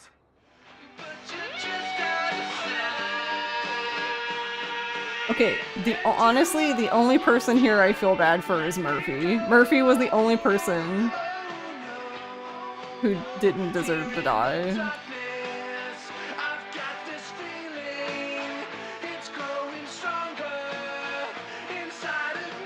And I guess technically you could even argue that some of the people we saved didn't deserve to live either, but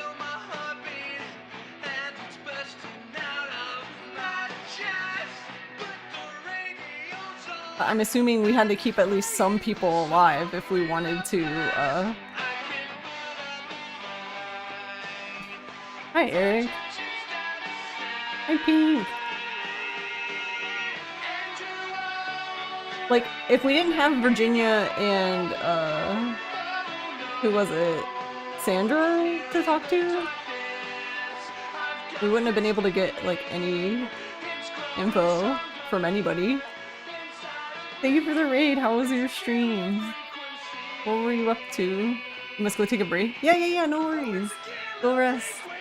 Thank you for the raid. I hope you're doing well, Eric. Dojinshi, nice. I hope it's going well.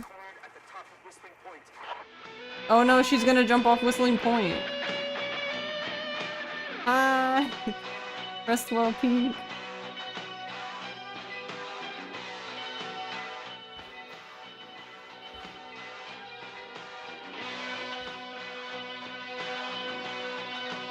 Isn't that kind of... Why would she do that though?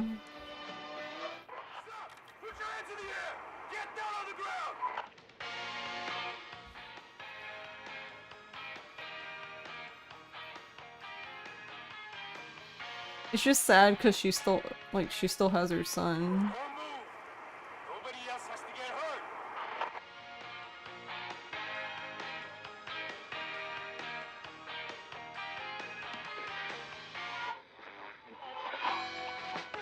No, stop!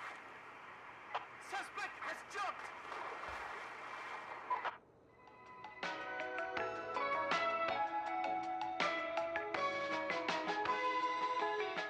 Officer Luco, do you have a visual?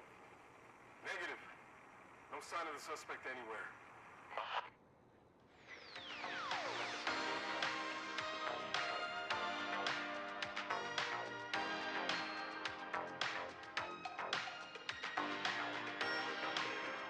Not Dave.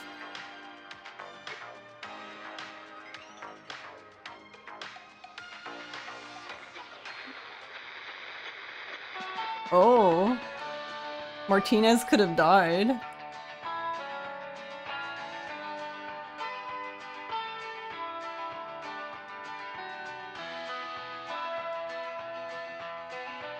Interesting.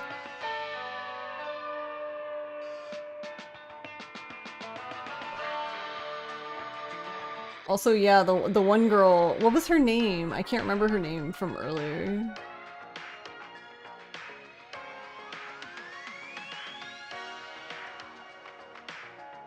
The girl who called me with the school kids, because she's not even on here, right?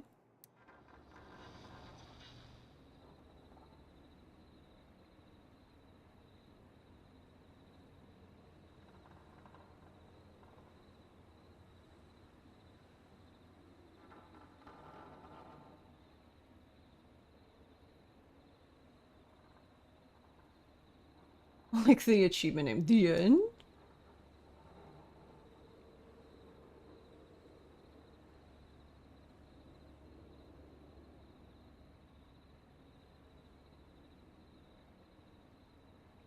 Alright, hold on. I'm looking at the achievements. We have 16 out of the 27. We had the end, question mark, reach the end of Whistling Night. We had the man, the myth, the scream. Forrest Nash survived the Whistling Man. We have a tale of two sisters. Peggy Weaver survived the Whistling Man. Let there be light. Restore power to the station after the blackout. Jason lives. The master of unlocking all the doors in the station. Okay. An alarming development. Roller Ricky survived the Whistling Man. From beyond the grave. Uncovered Clive's research. Let me in. Let me in. Gain access to the station after being locked out. Not so stupid teens. All teens except Jimmy survived the Whistling Man. Child of the Corn Maze. Eugene survived the Whistling Man. Somebody order a savior. Virginia Sullivan survived the Whistling Man. Sound Blaster Master. Play a sound on the soundboard during a call. Oh, did I? I couldn't even hear it. I kept mashing them sometimes, but I could never hear it. So I was just like, oh, I guess he don't do anything. Keep talking and nobody dies. Sandra Sharp survived the Whistling Man. Dead air. Don't respond when prompted for 30 seconds. That was that only happened one time, and that was with that was just something Peggy asked me. It didn't involve anybody. And then a shocking turn of events. Deputy Martinez survived the Whistling Man. That's so interesting that she could have died, but I'm guessing the reason she would have died, I'm guessing how she would have died would have just been, because it seems like Leslie can't, like, it seems like Leslie always survives.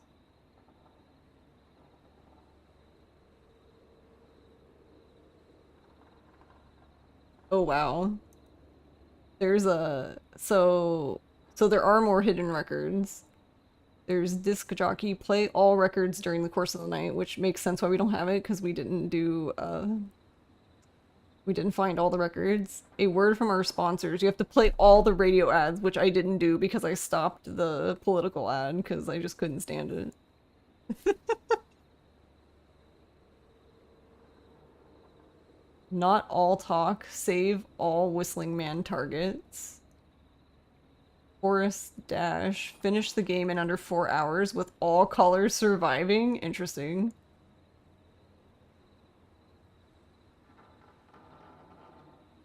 Oh, you watched Otts. Okay, he got everyone except for Teddy. What did he pick?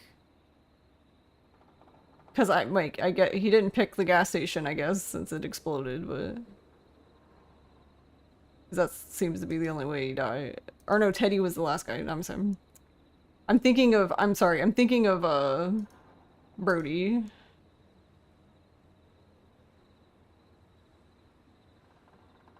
Honestly, I don't know. I can't really be. I'm just kind of like, meh. God, I guess got what he was coming.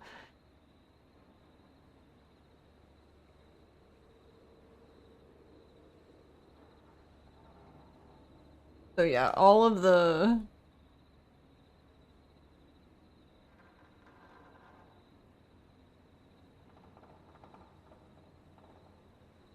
Okay, I don't know the significance of that one. Is that just something silly? All of the achievements make sense to me except one, which is place the mannequin head into the fridge. It just says fridge horror.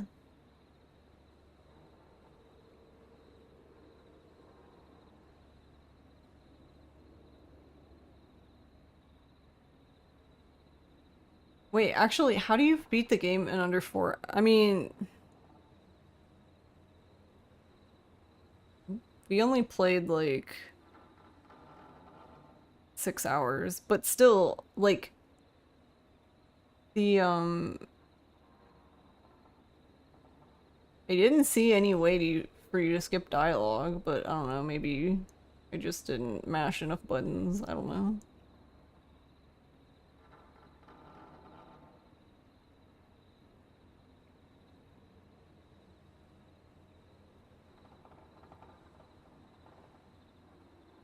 It's also interesting that there's just individual achievements for everybody, like each person surviving.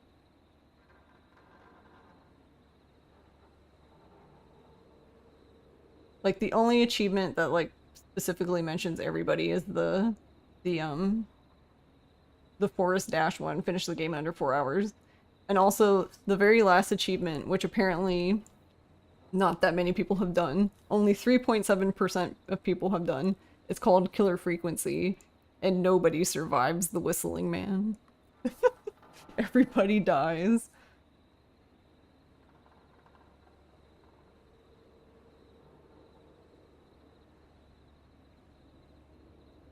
To skip dialogue, yeah, just smash your head into the side of the wall, yeah. Or I don't know, it could also be something like, you can't do it until after you've played, kind of thing. Kind of like some games do that, where like there's an option after you've played the game to skip cutscenes, but sometimes they don't let you do it like the first time around.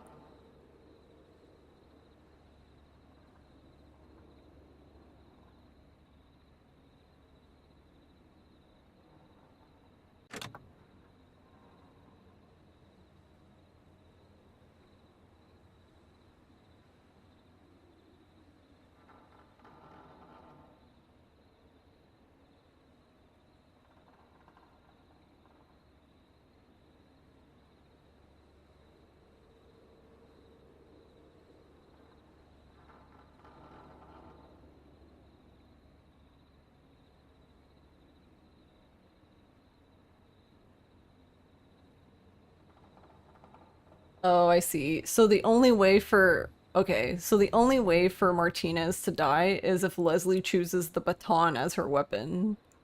Which, to be honest, doesn't make any sense. Sandra, you have to have her twist the wrong wires, which I assume she... But then wouldn't she just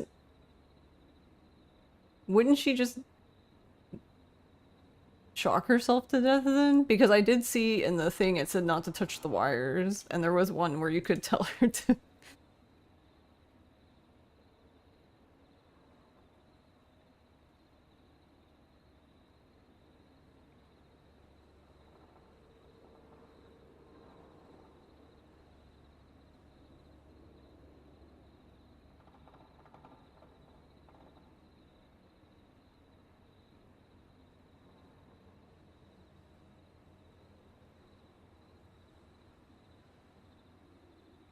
I like how there's a guide for doing it. Eugene's is funny because it's just like, to end his quickly, just tell him to go forward then backwards.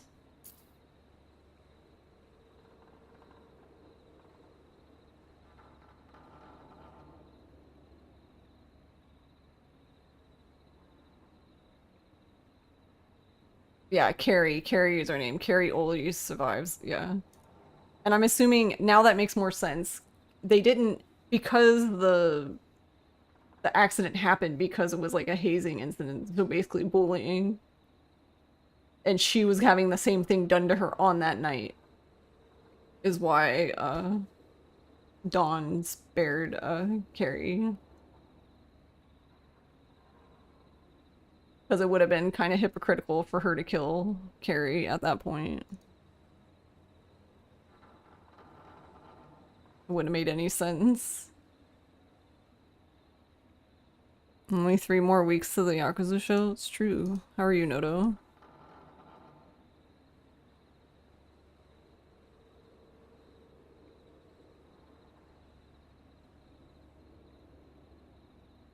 When you heard the winning throw, you just thought of basketball? It could be, but they all played football, that's why I was just like...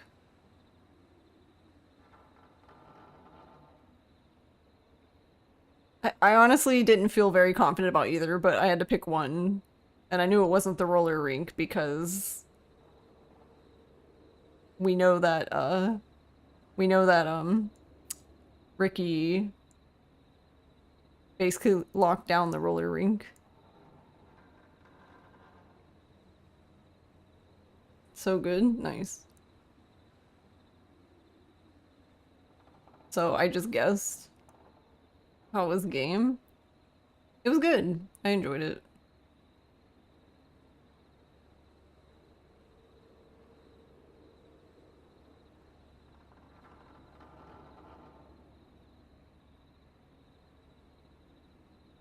No, I feel like we'd have to like mute the game for that. I'm interested in an all death run, but whoever wrote this guide put a warning for Ricky's death. Give Dawn the entry code, but warning, this is probably the hardest one to listen to. No, Max. How could we betray the dog?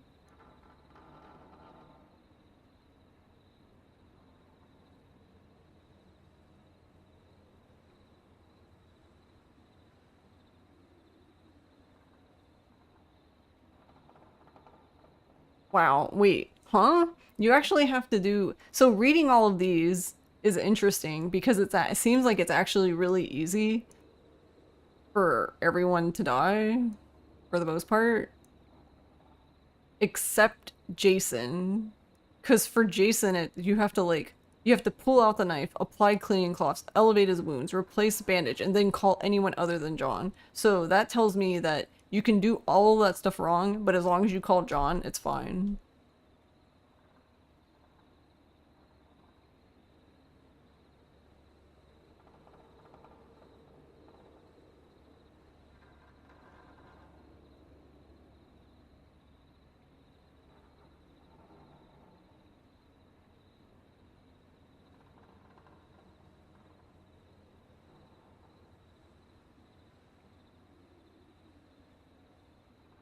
So what tapes didn't we...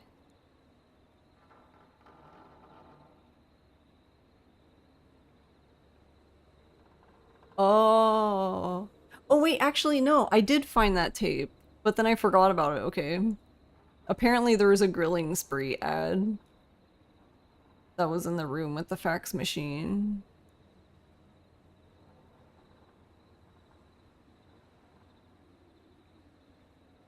I've confirmed that you don't need to be prompted by Peggy to get credit for playing the radio ad tapes. You can pop them all into the player, you just need to listen to them in full. Oh, I see. Pretty sure Peggy only prompts you to play 3, but you'll need to play 1 just at some point. Interesting. Records list?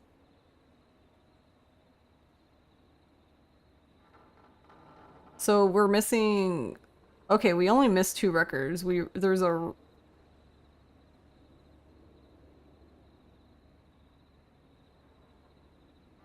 I know we did get that one. So we only missed 1 record. We missed Vice, I'm Coming to Getcha. We found the other 2 that were hidden.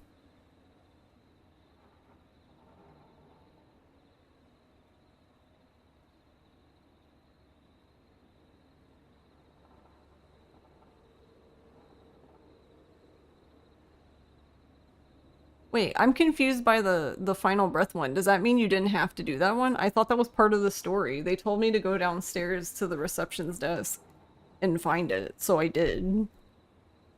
Like, they prompted me to go look for it. So I don't really know how that one's hidden, but I guess it's hidden in the sense that it's optional, as in you could just ignore it, I guess.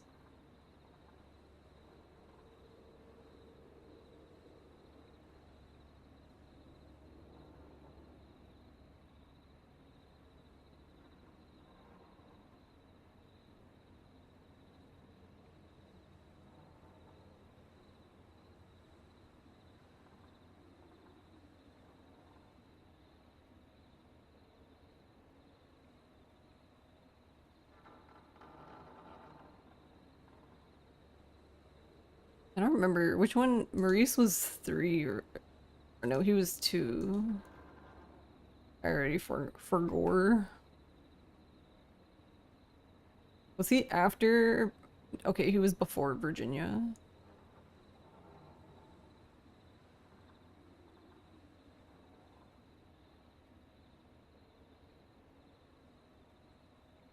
Yeah, see, because that one was honestly, that one's annoying.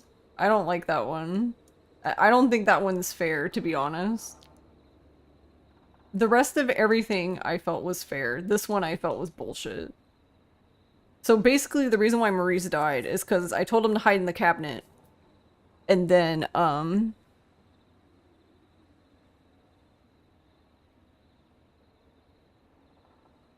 basically I had to wait. I had to wait until he was hidden to say anything. But because it has the timer, it makes you think that you have to choose before it's up, but you actually had to just let it run out.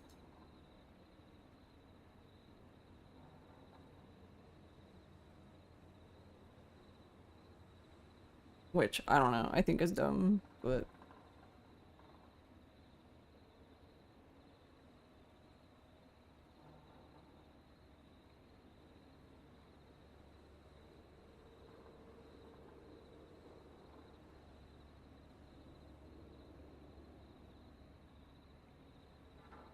Yeah, the only one I'm like...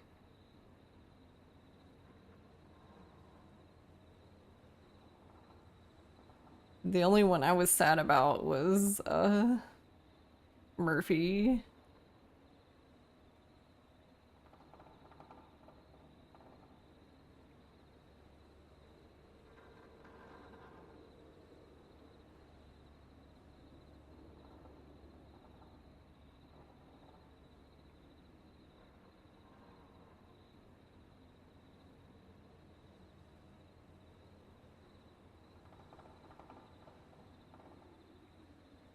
Yeah, Rip Murphy. But yeah, it was an interesting game. I don't know if it would be...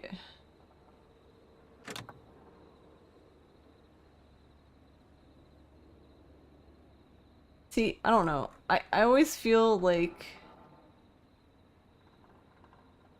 I don't know, what's the word? Like... I just realized, can you see, if you look in the camera in the top, you could see May has her head against the front of the thing. But, I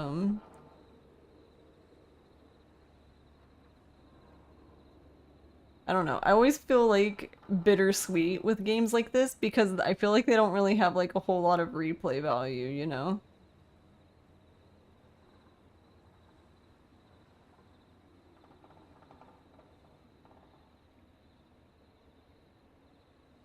Live May reaction, yeah, she's like, this game is boring.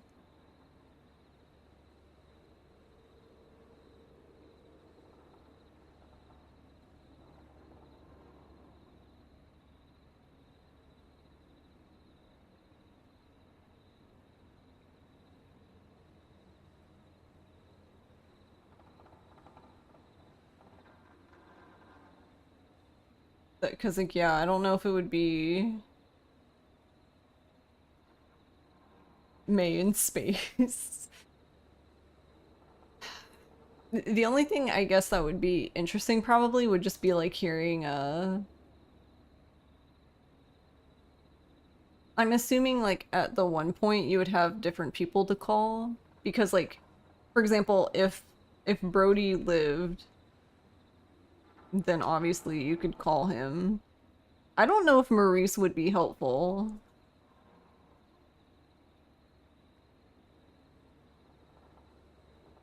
I feel like Maurice, he would just survive and then whatever.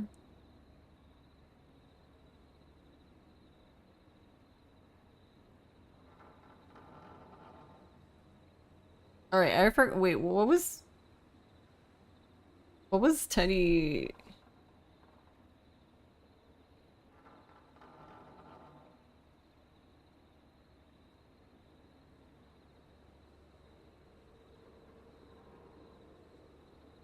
Yeah, actually, that's I forgot about that. Why did they go after? I feel like most of these make sense, but why did they go after?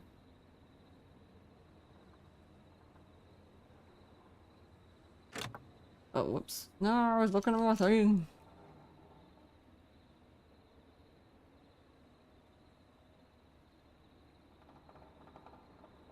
What was his name? Eugene.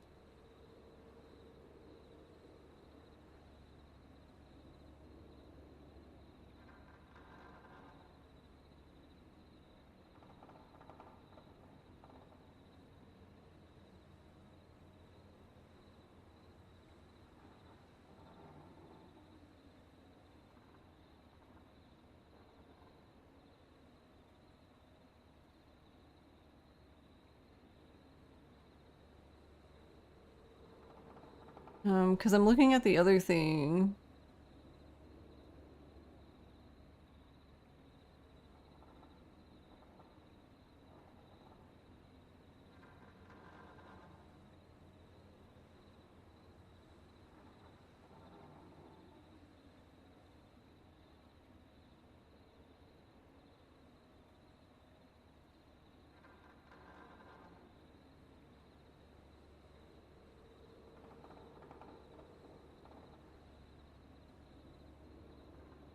Um...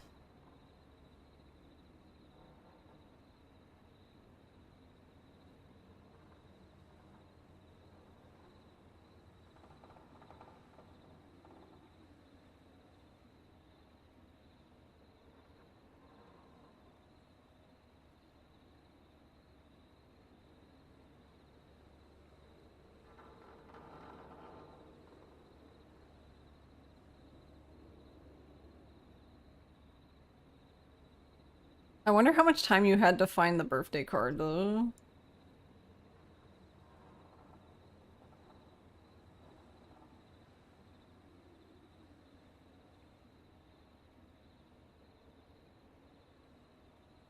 So, according to this thing, there's only 4 endings.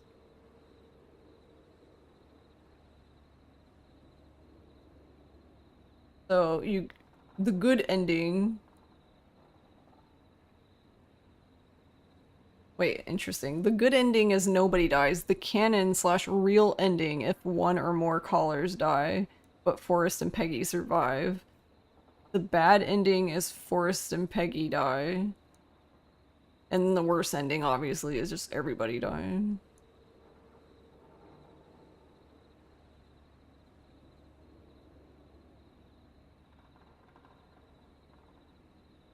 So yeah, you can do everything right, but if Peggy and Forrest die, then you just automatically get the bad ending. The good ending for you is everyone live except Teddy, yeah. So we got the real ending. Yeah, according to this.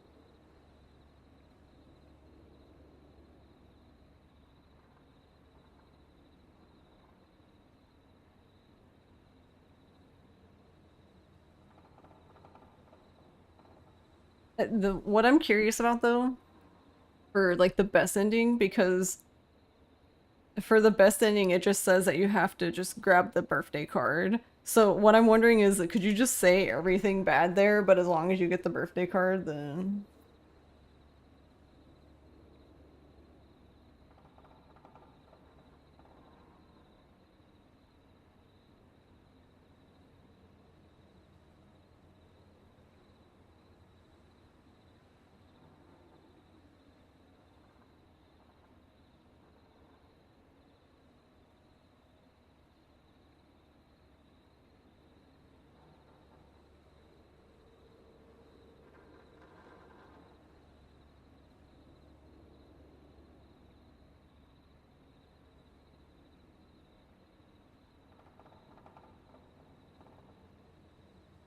Also, that's such a fucked way of looking at...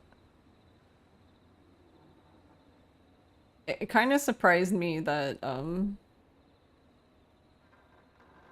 Marie was just, like, ready to kill Peggy.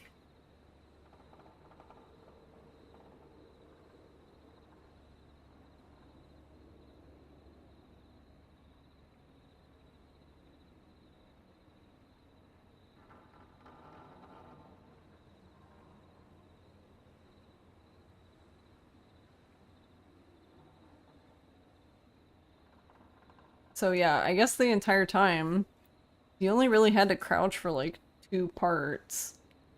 And I guess otherwise crouch was just to help you get stuff if it fell on the floor. Because honestly, when I saw crouch, I was like, okay, so at some point... That was the thing I was confused about, because I was like, at some point, right, they can't... They're not gonna, like...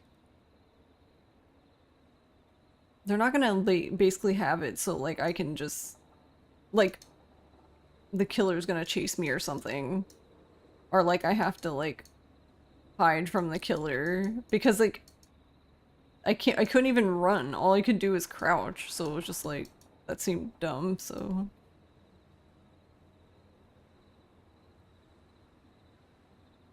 it's interesting that the real ending isn't the best ending. Most games that they're the same.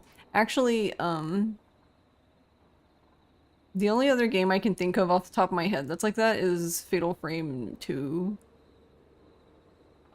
The ending you get just by playing the game is the canon ending. All the other endings, including I guess what you could argue would be the best ending, are not canon.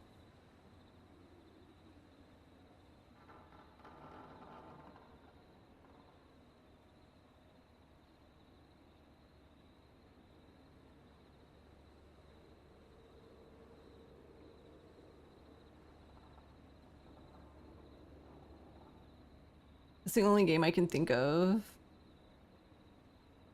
To be honest, there could be more games, but like, for example, like when I think of like the ending for Sekiro, but it's like if a game doesn't have a sequel or some sort of other media where it's mentioned like in official capacity, then it's hard to know, right? If it's like the only reason why you know the ending for 2 is canon for Fatal Frame is because of Fatal Frame 3.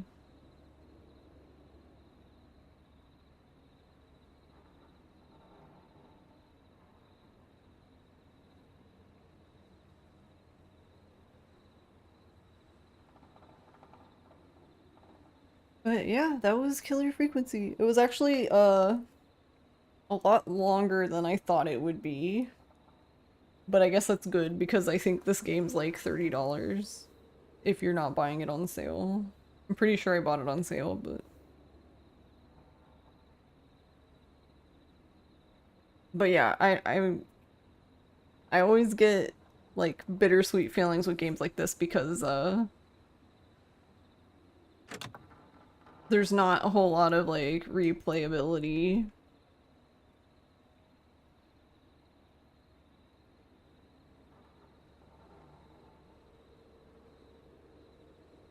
Part of me is curious. I'm curious to see the like everyone dies ending basically, but like I'm worried it's just gonna be like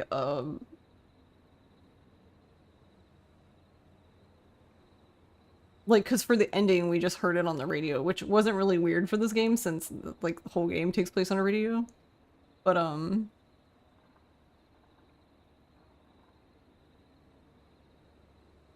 yeah, I feel like it would just be like Heavy Rain. I don't know if anyone's ever played Heavy Rain. Basically just like, without spoiling like plot and anything like that, it's just like at the end, basically it's like a news report kind of thing that like tells you the ending. Like, it's not that simple, like you still see other things, but yeah.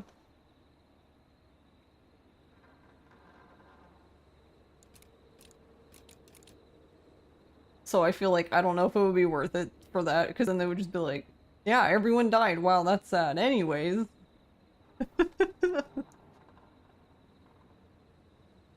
Hey Con, did we speedrun a game? No, not really. I feel like we took our time, or took my time playing this. How are you doing? But yeah, I don't know. I don't know if it would be worth it to put chat through again. Especially because, wait, I don't know. Let me see. Am I just crazy?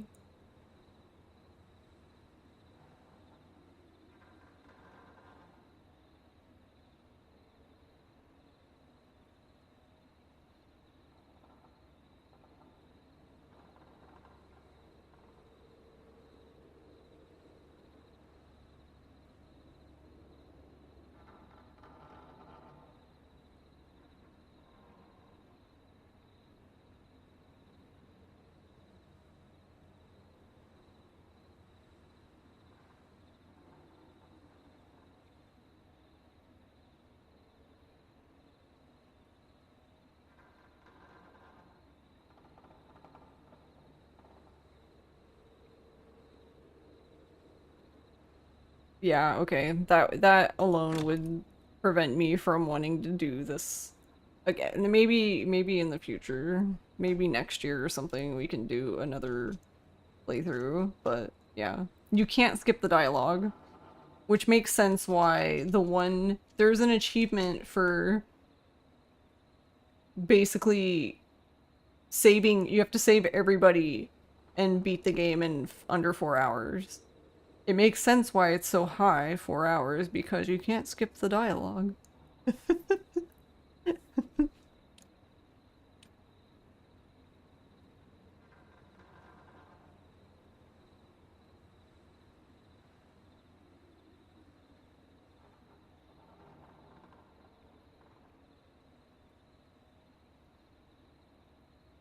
Alright. Neat.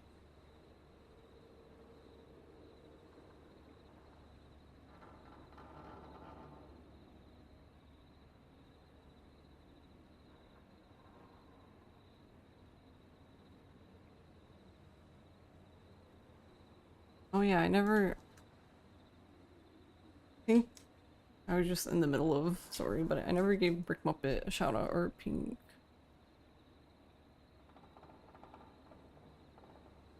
For Monday, I don't know. I don't know. I don't know what we're doing.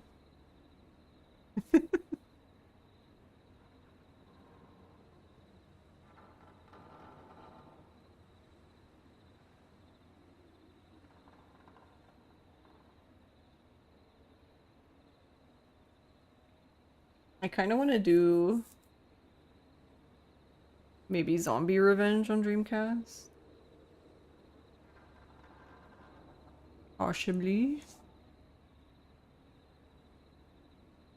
I don't know. I kind of wanted to do... another, Yakuza game playthrough, but I don't know which game. I haven't played it for a week, and now I'm sad.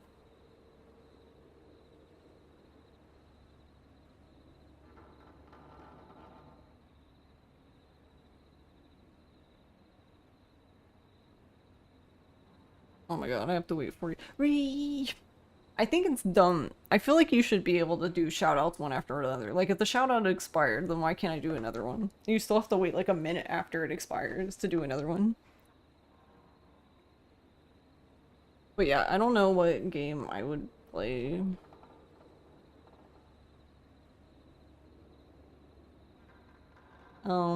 Actually, maybe Zero?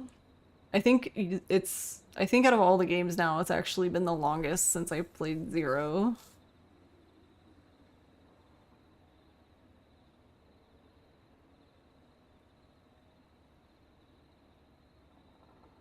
Zero is reasonable, yes. Because I've played... Yeah, we played what? Yeah, because I didn't get to do... I normally have been doing like one playthrough of Zero a year. I didn't actually do a playthrough last year, so yeah, Zero has definitely been the one I haven't played. Because I did all the other platinums somewhat recently. Recently as in it was after I'd played Zero. That was in like 2022. Zero, but it's a fresh save on Legend. I've already done that. I don't know if I would want to do it again.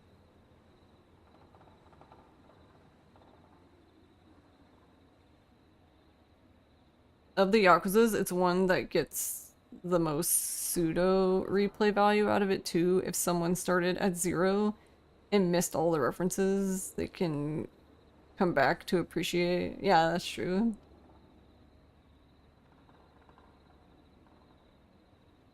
You're gonna start your first ever playthrough of Zero soon once you finish 3. Oh, you haven't played Zero? Did you start at Kiwami then?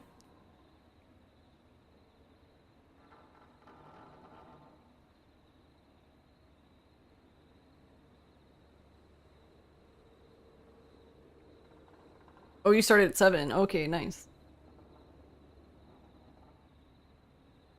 So did you do Yakuza 7 and then Kiwami 2 and then 3?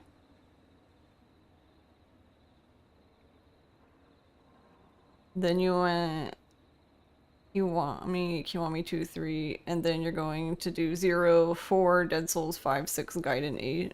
It's an order for sure. I mean, I think the order makes sense given what you've played.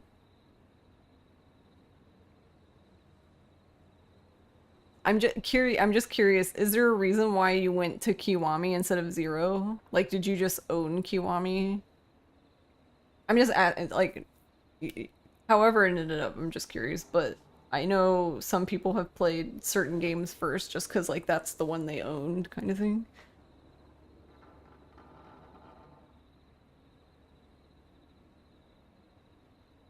Like, they got it for free or something, or they just had it. You started 0 on your PS4 and didn't finish it because of the alcohol task, but you went back. Oh, where you have to get alcohol for everyone? That one?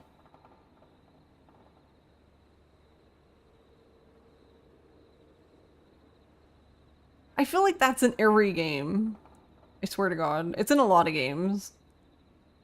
Because don't you have to do that in, like, K1 as well?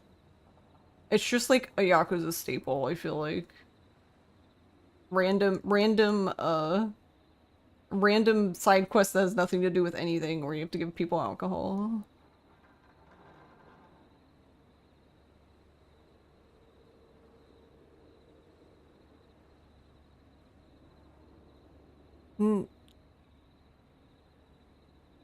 Oh, I see. At the time, you were like, I'm equally cool with going 0, Kiwami, or Judgment, but you weren't super worried about playing in order, and you flipped a coin about it? Ah, okay. But then you got into Kiwami, and you started writing a fic, and you were like, fuck, I need to continue in order now, because I need information. Ah, okay, yeah, that's fair. That makes sense. It wouldn't have made sense, most likely, for your fic to go to 0 unless you were trying to do a flashback or something.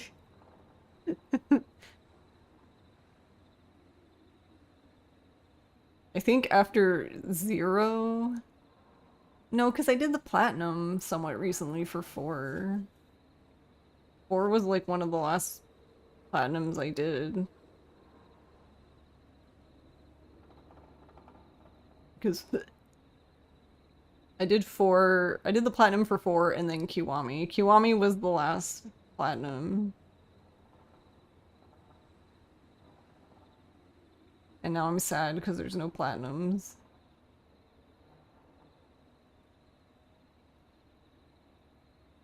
There's no more platinums. What do I do?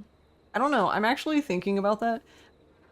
I would have to look and decide, but yeah, not until February.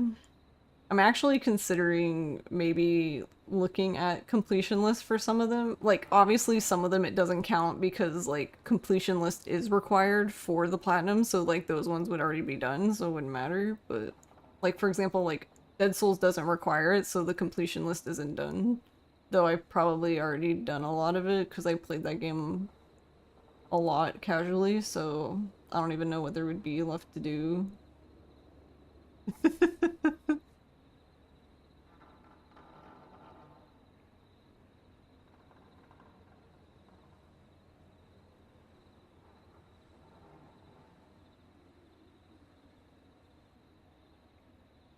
Your friend is now a big otaku for Yakuza games and is writing fics as well. Nice. I can only draw picture. Only picture. I can't write. Like, I can, but there's way too much organization that has to happen when you're writing.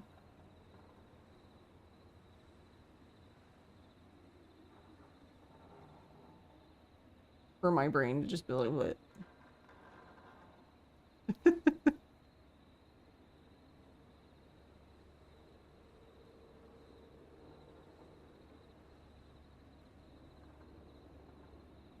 Hub is doing a true 100% of every Yakuza games before the end of the year. I don't... That's why I said completion list, because I personally don't... I don't know. I personally don't like 100% of games.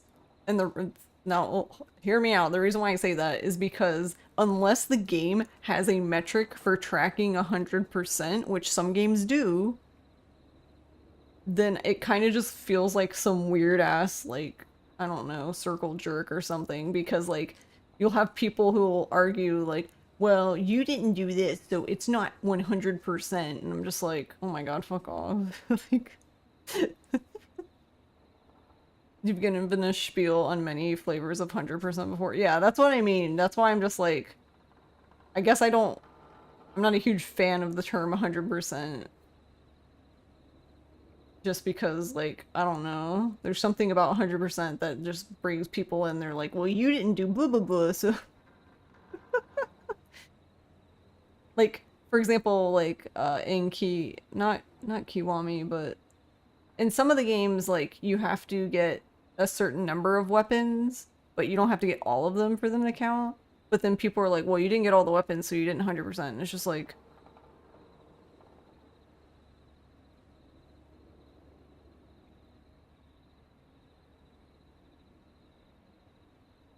You always say fic writing brain is the opposite of speedrunner brain, though you're sure there's people who do both.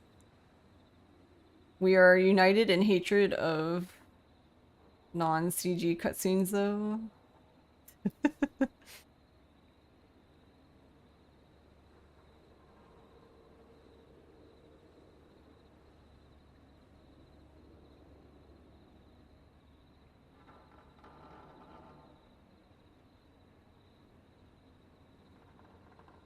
Oh, you mean like hatred of non-CG cutscenes because like they're just like in the middle of like gameplay kind of thing. Like you can't just... That's one thing, like if you watch like a Yakuza movie like on YouTube that basically has the cutscenes together, I feel like you miss so much shit because like a lot of stuff just takes place like in-game rendered scenes, so they wouldn't be included.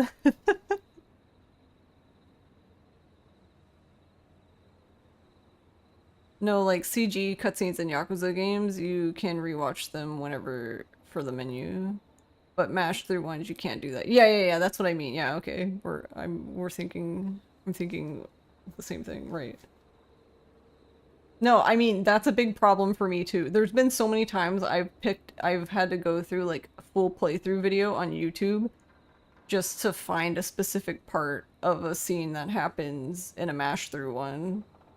And it can be really hard to find because like if it's, yeah, depending on what it is, it's just like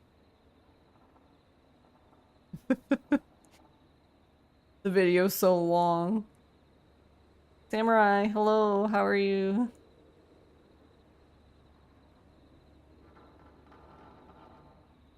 All achievement / trophies, all content, some sort of in-game metric for 100% that may not match the other two. Yeah.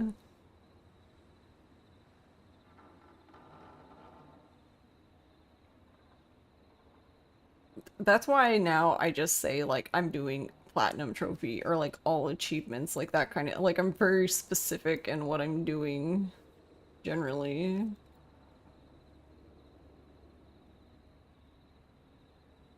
Sleepy and lurking kept us all good.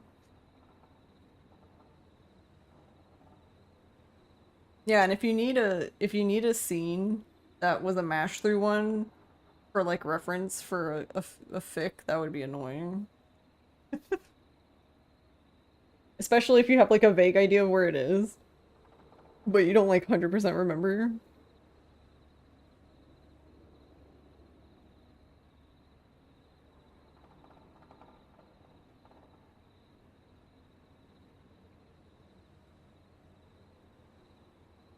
Oh wait, does that mean Spin, have you played Ishin, or are you gonna play that later? Actually, that's not true. Now that I think about it, Kenzan might actually be the game that it's been the longest since I played.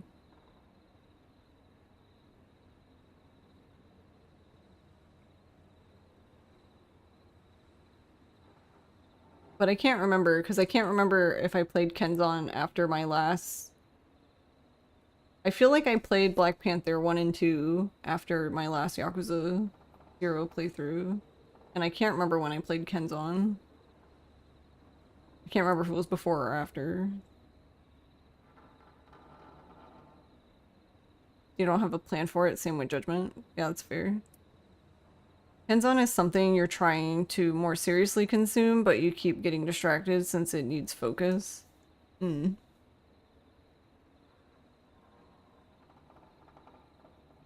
Yeah, there's more extra work involved if you don't know Japanese, because there is somebody though. I think I saved the bookmark somewhere, but there is somebody who made not the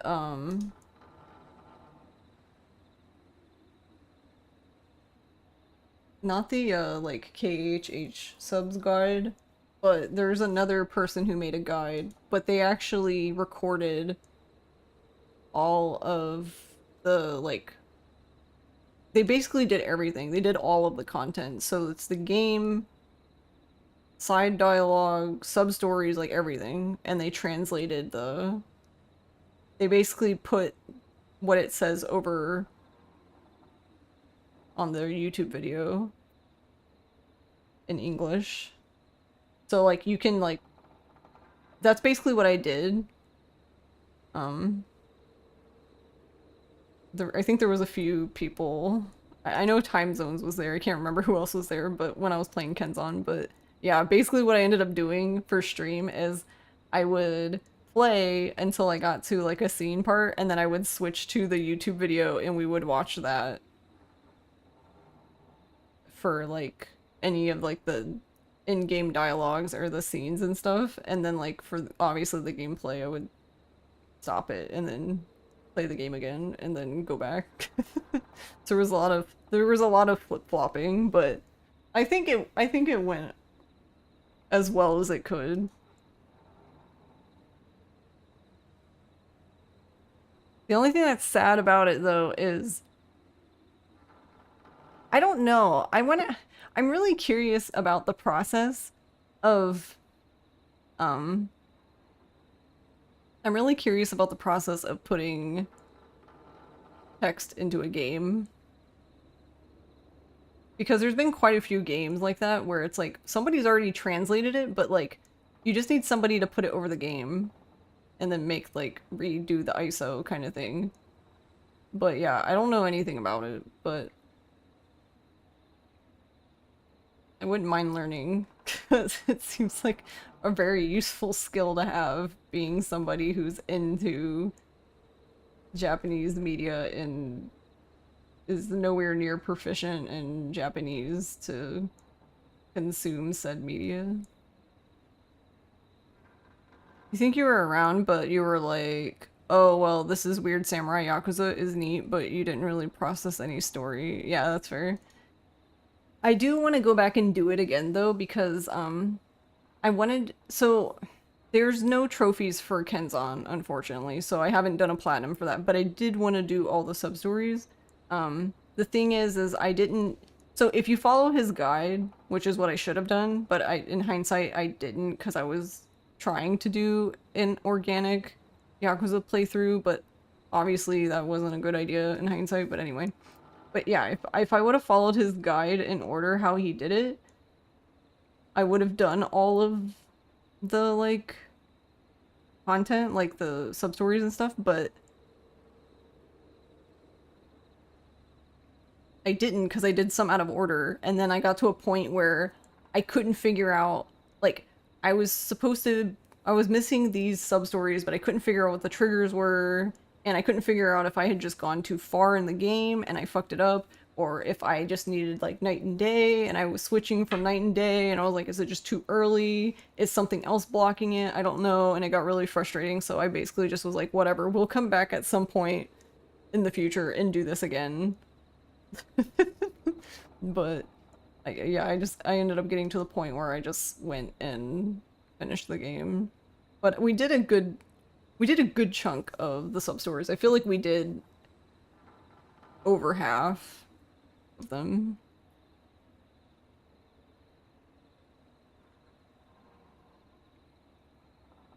The era of missables, yeah. 3 and 4 had missable shit. If anyone ever wants to do the platinum for Yakuza, OG Yakuza and OG Yakuza 2, you would have to play the Japanese version, the HD remaster for PS3. Oh my god, that was so stressful.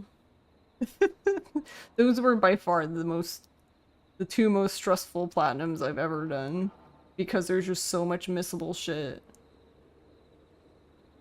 OG2 is the worst though, by far. OG2 blew OG1 out of the water in terms of how stressful it was. KHH is the middle of redoing his guide for Kenzan to make it as good as his Asian guide. Ah, I see. Yeah, but that's what I, like, I just wish somebody could translate it.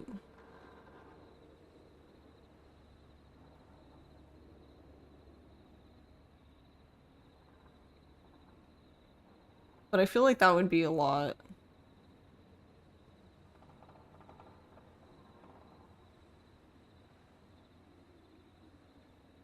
Like, it would be something that's really cool to do, but like, I don't have, like, I'm not fluent in the language enough to translate something and like give it to people, but, and I would never have time for it, but it would be neat.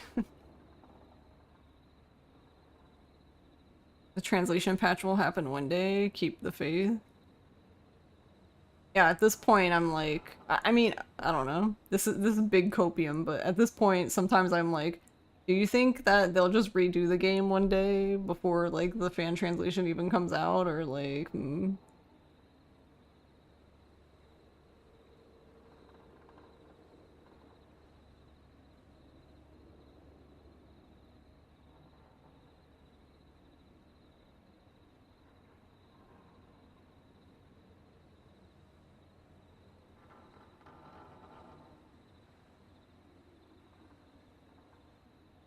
Every RGG summit, it's what you're hoping for. You feel like it's not unreasonable to think that? I mean, the reason why I don't, honestly, the big reason why I don't want to discount them not doing, like, I don't want to just say they'll never do it, because I never thought they would do Ishin either. You know, I never thought we would get Ishin here. And even though it's not my favorite version of Ishin, it did allow me to enjoy the sub-stories. At least. Even if it's not my favorite version of the gameplay or my favorite version of the game, I was allowed to enjoy one of my favorite games in a different way that I've never been able to before, since, you know, generally I would have to read everything extremely slowly, and I would have to stop a lot and look up a bunch of stuff, and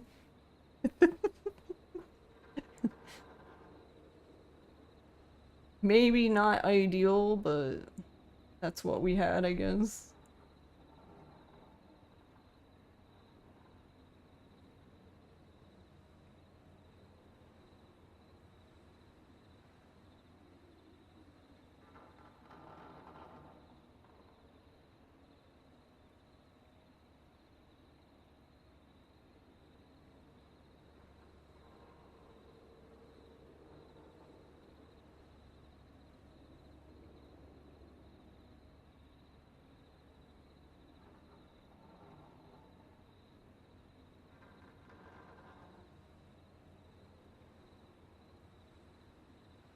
Yeah, that's true. Kenzan and Dead Souls got a mention. And even, didn't they pretty much mentioned every, like, spin-off, as far as I know. Fist of North Star. I feel like Fist of North Star PC port's probably more likely out of Dead Souls and Kenzan. But I don't know, maybe that's also Copium, but that makes more sense to me, I guess.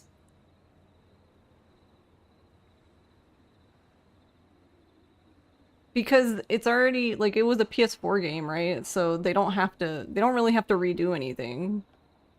Like, maybe make textures nicer or something and just, like, dump it. Like, I don't know.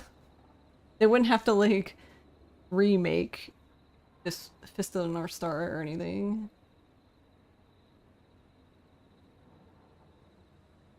Yeah, you're a little less optimistic about Dead Souls remake, though, because Come Out of the Dead minigame. But that's the thing. That's why I think that they pretty much have made Dead Souls, which is why I feel like it would be easy for them to make Dead Souls, because all the models, they've already put all the models in Dragon Engine. Like, all of the zombies are there, all of the bosses are there, even the final boss. Like, they're all there. So...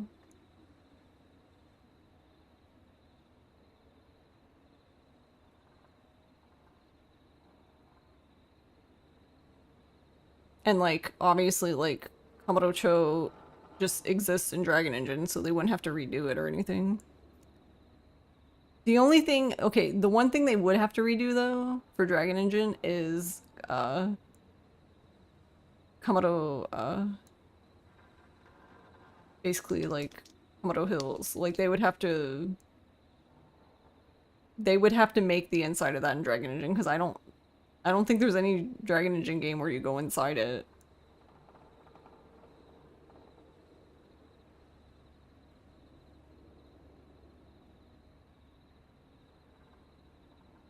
And to be honest, like, other than, like, the time you run through it and, like... Don't you run through it in 4 and 5? But, yeah. You bought a PS3 specifically for Dead Souls, so you need them to hold off on remaking or porting it, at least for a year or two, to spare your feelings personally. I feel you. It goes in-game now on emulator? Yahoo! Daigo in that one story on Dragon Age.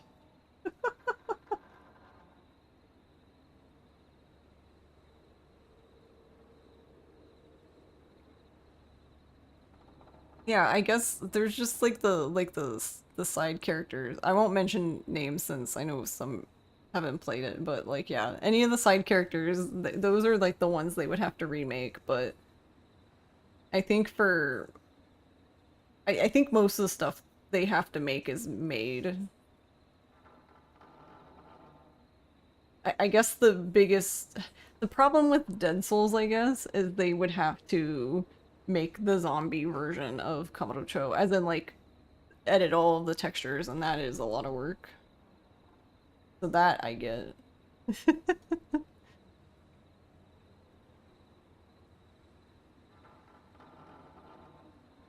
But yeah, I'm gonna go ahead and end here. We will play a game. I don't know, I'll think about it. I'll think about what I want to play. And if I just can't decide, then maybe I'll just leave it up to chat. But so far, I've been able to decide what I wanted to play.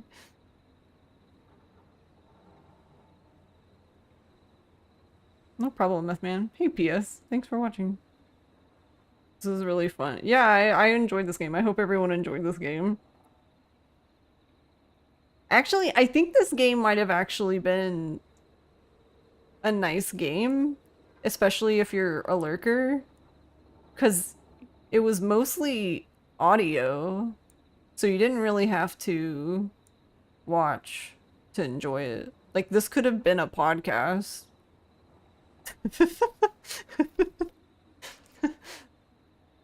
And I feel like you still would have gotten the same thing for the most part. I'll play games, I know. No problem, Lagmaster. No problem, Val. No problem, Con. Yep, very good audio stream. Sometimes it just be like that.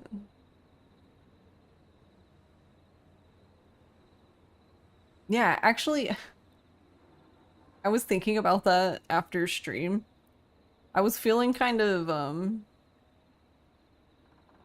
after I played the Typing of the Dead, I was feeling kind of sad after that stream. And I couldn't figure out why, and then I realized why. Because I really like interacting and talking to chat, and it was really... it was pretty much impossible while playing the Typing of the Dead to talk with chat.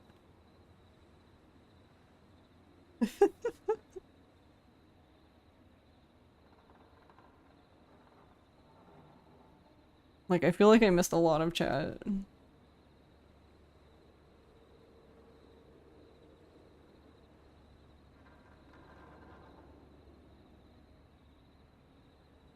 Thank you for the head pat.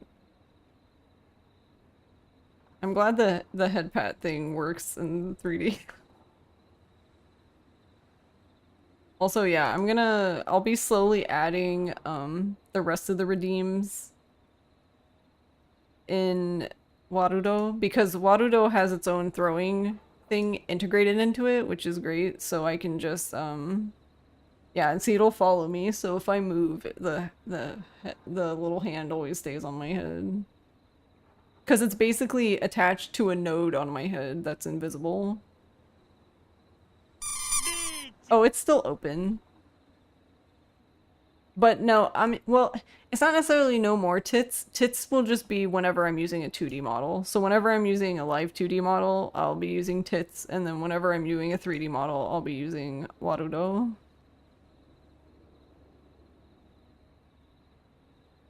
Because there isn't any way, so like pretty much the only thing I can do, because I did some research on it, the only thing I can do with it's with the 3D model is like, because there is, or here, I think you guys can see this. You see the little guy? So whenever I'm using a live 2D model, it picks up the model in VTube Studio and they become an outline around my model. This is the default guy that exists when it can't detect your model. But I can, like, it's possible for me to position him over me so that it'll look like it's hitting me, but there won't be any interaction with me. Like, I won't she won't react to being hit or anything. It'll just be, like, over top of her. That's stuff just being, well, thrown at her.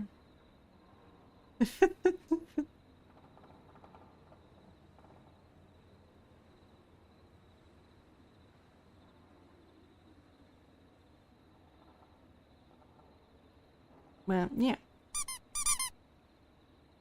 Yeah, and that one I was able to figure out.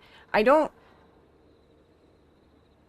So the throw 4 things works now, but it's only using like the default models that are in Warudo. I don't know how to import things yet, because I think some of the ones I have I can directly import, but some of them I don't know. I might have to do extra stuff that I will have to figure out how to do. Let me get a boneless pizza with a I think the good thing though, I'm not 100%, but I think because the way, hey Kaju, the way Warudo works is you make blueprints, and I believe you can save the blueprints out, so I should be able to at least import all the blueprints I make for her, and then just import them for the larger 3D model, I think, instead of having to remake them. If I have to remake all of them, that's gonna be kind of sad, but I guess, oh well. I can't do anything about it.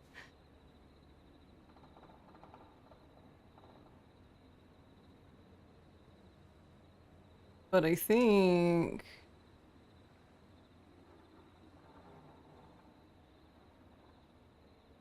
yeah, there's an import and export, so yeah, I should be able to just export them.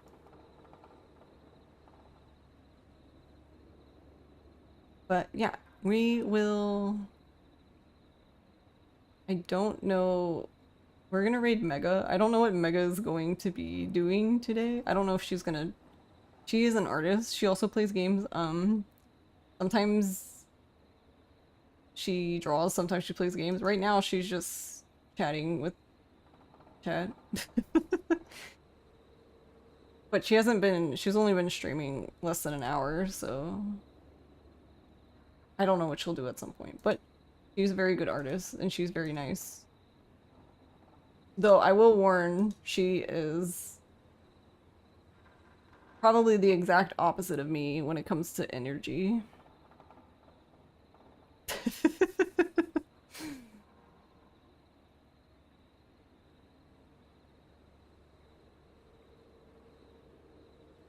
But she's very sweet, very nice.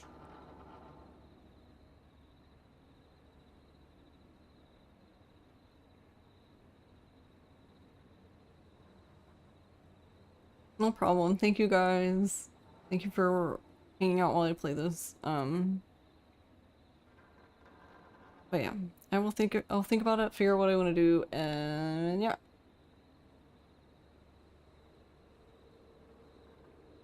I will see you on Monday. So have a good weekend. We'll see you then. Bye bye. Bye bye. Bye bye, Fox. Bye bye. Bye, Con. I love the goodbye emote. It's so cute.